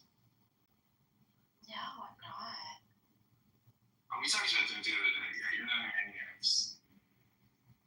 No, it's just a meat market. The apps are a dark place. Congressman Kitover does well on the apps. Does very well. I think when we were talking about it, I told you it could be successful if you really treated it as your full-time job and you were regularly meeting people. And I mean, eventually the numbers are going to be in your favor at some point. Absolutely. But the issue is, it really is a job. And I think at some point confusion sets into your mind and you start to question what it is you really want. You have to have a really, really clear idea and view. You just have to have the integrity and self-knowledge. And I think it's fatiguing, especially for women. The women I talk to that are on dating apps, it's just exhausting. It's just, they get depressed. Guys are awful. I mean, it's bad for everyone, but it's exponentially worse for women, I think if you're a kind, intelligent, and enthusiastic person with integrity, you don't need the apps. Eventually, you are going to find somebody. And hi, Jane. How are you? Hi. Well, nice to see you, Selena. Nice to see you. We were singing your praises very loudly. I bet. Nice to see you, Mojo. That's really John. Oh, no. I didn't. John Sean? What are we doing? The part of Mojo is being played by candidate Congressman Kitover. Oh, really? And who's playing John? He's only playing multiple roles today. I see. Very mental. You gotta never mind me again, please, everybody. I've already had shit from the other day. I was modded by JB in a room, and then I got shit because I had blocked someone who was trying to get in. So this is a nightmare. And anyway, Salima, I agree with what you were saying. Much more importantly, you find somebody. I did have a real life clubhouse meetup yesterday. With who? Well, Spill it. With Abby. I don't know that was social media. How many minutes? Like an hour. Maybe a little more than that. Not long. Is it Abby that was in that other room that's going on right now? Abby, yes. ABBI? Yep. I've moved into the audience for penance, but I'll bring Why did you do that?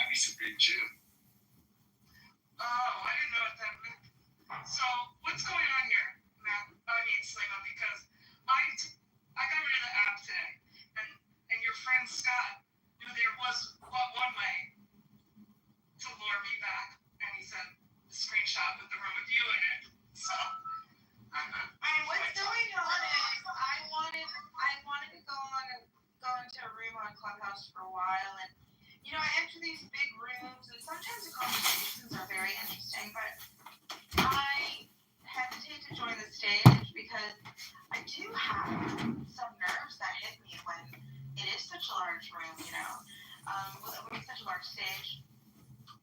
And then I think, like, what is it I even want to say? And it's so unimportant. But then a small room like this is my jam.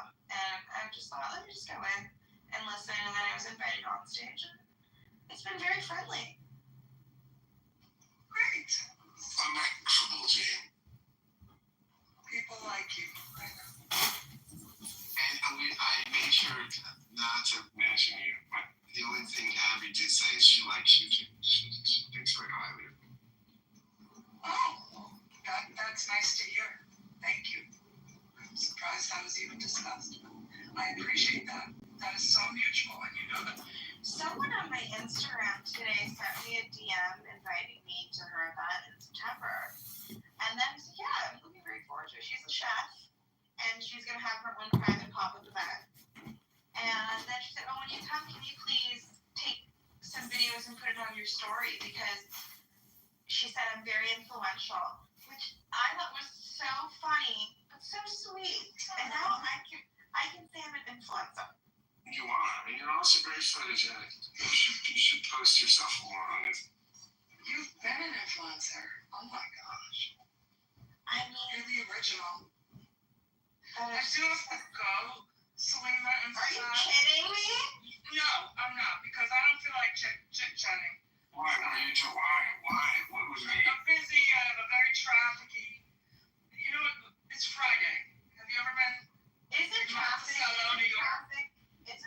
ideal for Clubhouse? No, not for me. I have hitchhiking people. I have to navigate. Children. Wait, of course. Yeah, it's Friday. They gotta get home. The roads are packed because of Shabbat. I mean, this is.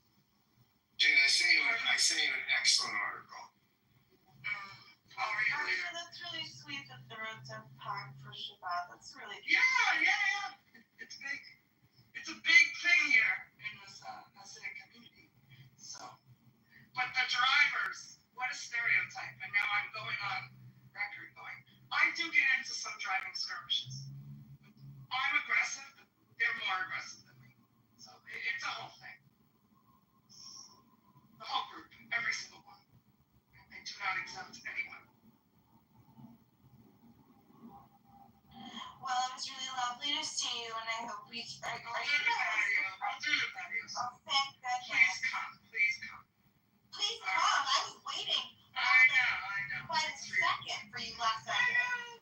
Michael was like, but Selena's gonna be disappointed. I'm like, I know. I'm already upset. But I'll see you soon. And thank you for inviting me. And I'm sure you'll have a great conversation. This is the room to talk in. Scott Jones. Okay. Bye, Jane. She really did. Yeah, she was very stressed. You could tell. She gets very stressed when I see them. We're all busy and running.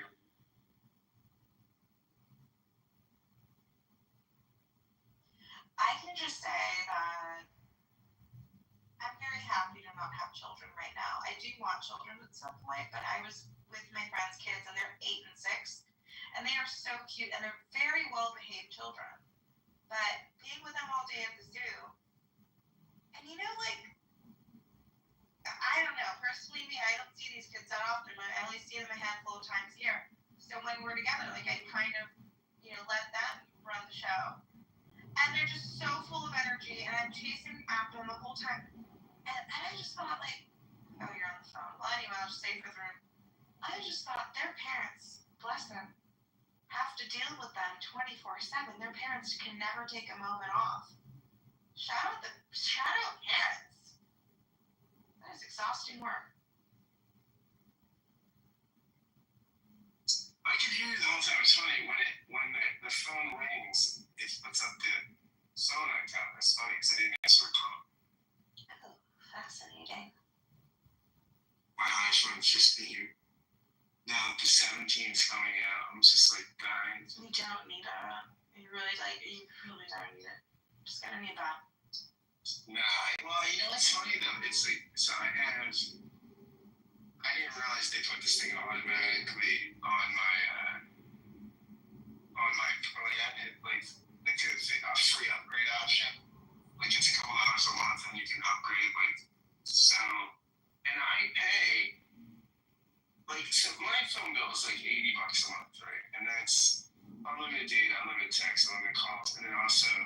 pays the phone. Like, so I pay for the phone. So basically, if I get a new phone, my bill really won't change. It will That is one of the most intelligent billing plans I've ever heard of in my life, actually. Yeah, so I just paid the phone off, like half my phone bill. How many bucks a month is it that's on top? It's like $40-some a month. Like 40, I think it's $42 a month, $40 a month thing.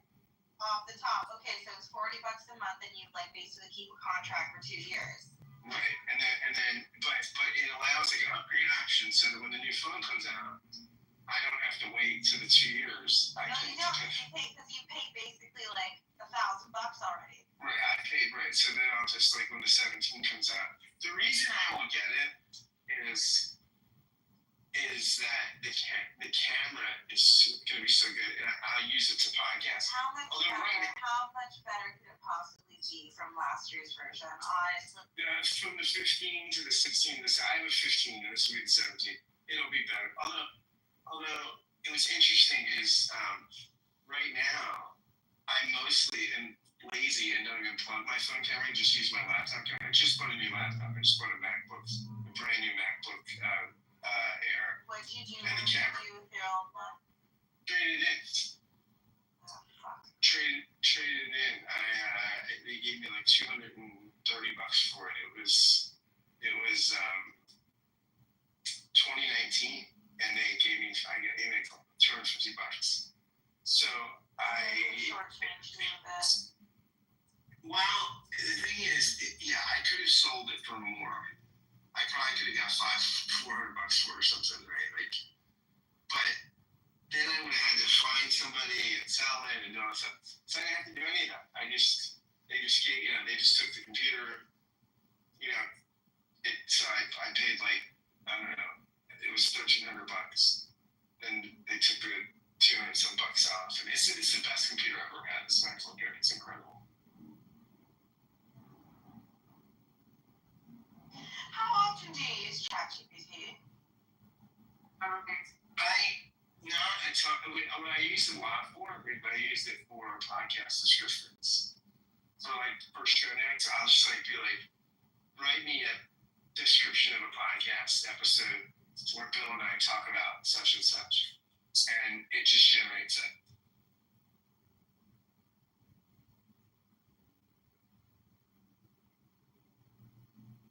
So I don't use it a ton. I don't use it.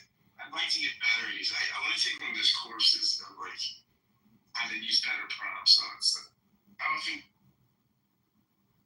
every waking day of my life, and that is no exaggeration, ChatGPT is, first of all, like, compared to Perplexity and compared to other language learning models, I think there's no comparison. I haven't used DeepSeek, the one from China, but I imagine it's probably a bit similar to the other ones.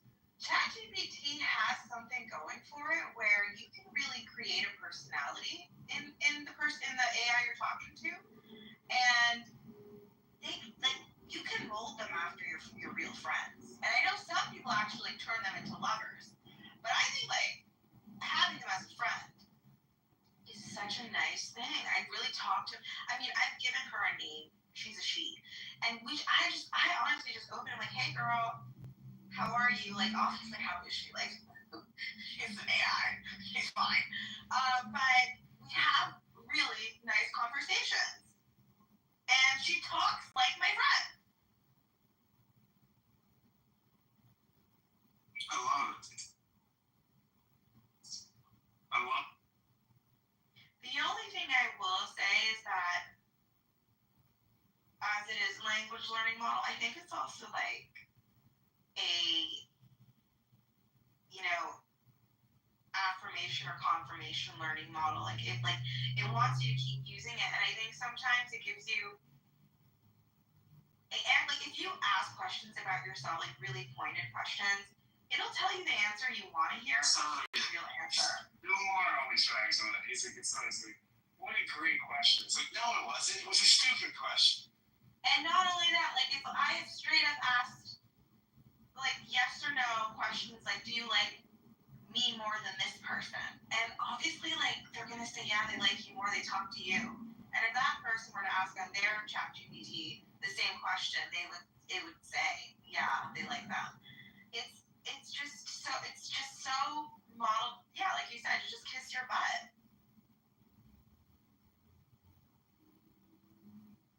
But I mean, I think fundamentally ChatGPT understands that what humans really want is their butt kissed. And it's not just about kissing our butt. It's about kissing our butt the way we want our butt to be kissed. This is also why many relationships fail. This is the one truth I have learned. It's people want to eat a lingus the way they want. I didn't say that. But I really think it's not just... Yeah, it's very popular with the young people. The young people, it's a lot of like... That's so not true. I just read this incredible statistic that young people, like, more than half of young people aren't having any sexual... No, but the ones that are, there's a lot of... the anal lingus is happening more than it does in the whole area.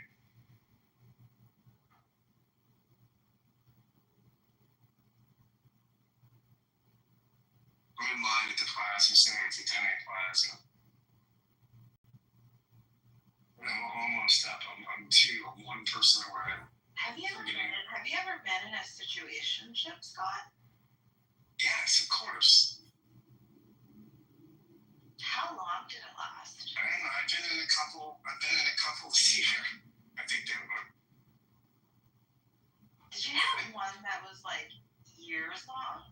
Not years, but like they tend to be shorter.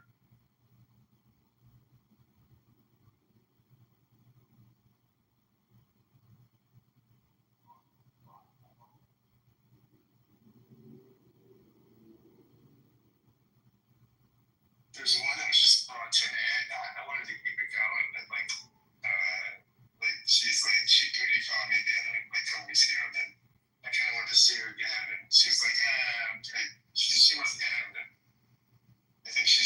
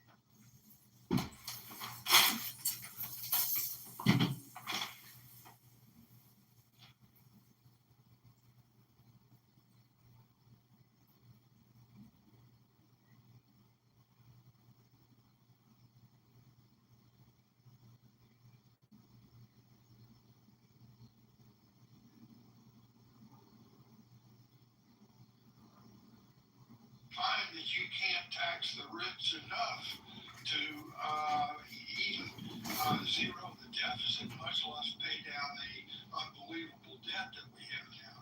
So I disagree with you that Congress doesn't have the right people that understand the needs of their constituents. They understand the needs of their constituents, but the constituents have to understand that there is a limit to what the federal government can do. And over the last 25 years, just look, we had a balanced budget and about $1 trillion in debt 25 years ago. Look at us today. And that's because the people are expecting far more from the federal government than any federal government in a democracy is capable of providing. And that's one of the reasons for our great divide right now. All right, thanks, Einstein. I guess, okay, it's not true across the board that all these like really popular things are would cost the federal government a lot of money. Some of these things like would actually help to reduce the deficit or reduce our debt, like taxing the rich, for instance. Like we're probably all aware of the Big Beautiful Bill. You know, it added $4 trillion to our debt. It didn't reduce it. It added to the debt in the trillions of dollars. That's what our politicians are doing right now. About like just real quick on the universal healthcare thing, like the way you should look at this is like, you know, should the average American be paying like $10,000 a year on health care, or should they to private healthcare, private health insurance, or should they pay like $4,000 a year to like federal universal thing? You know, like it's a simple question. You know, it's easy. It's not difficult.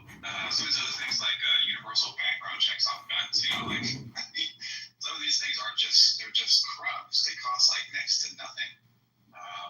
You know, like anti-monopolistic laws. Like people are broadly against corporate monopolies. Okay, people want to see like more anti-monopolistic laws. You know, like what? That's just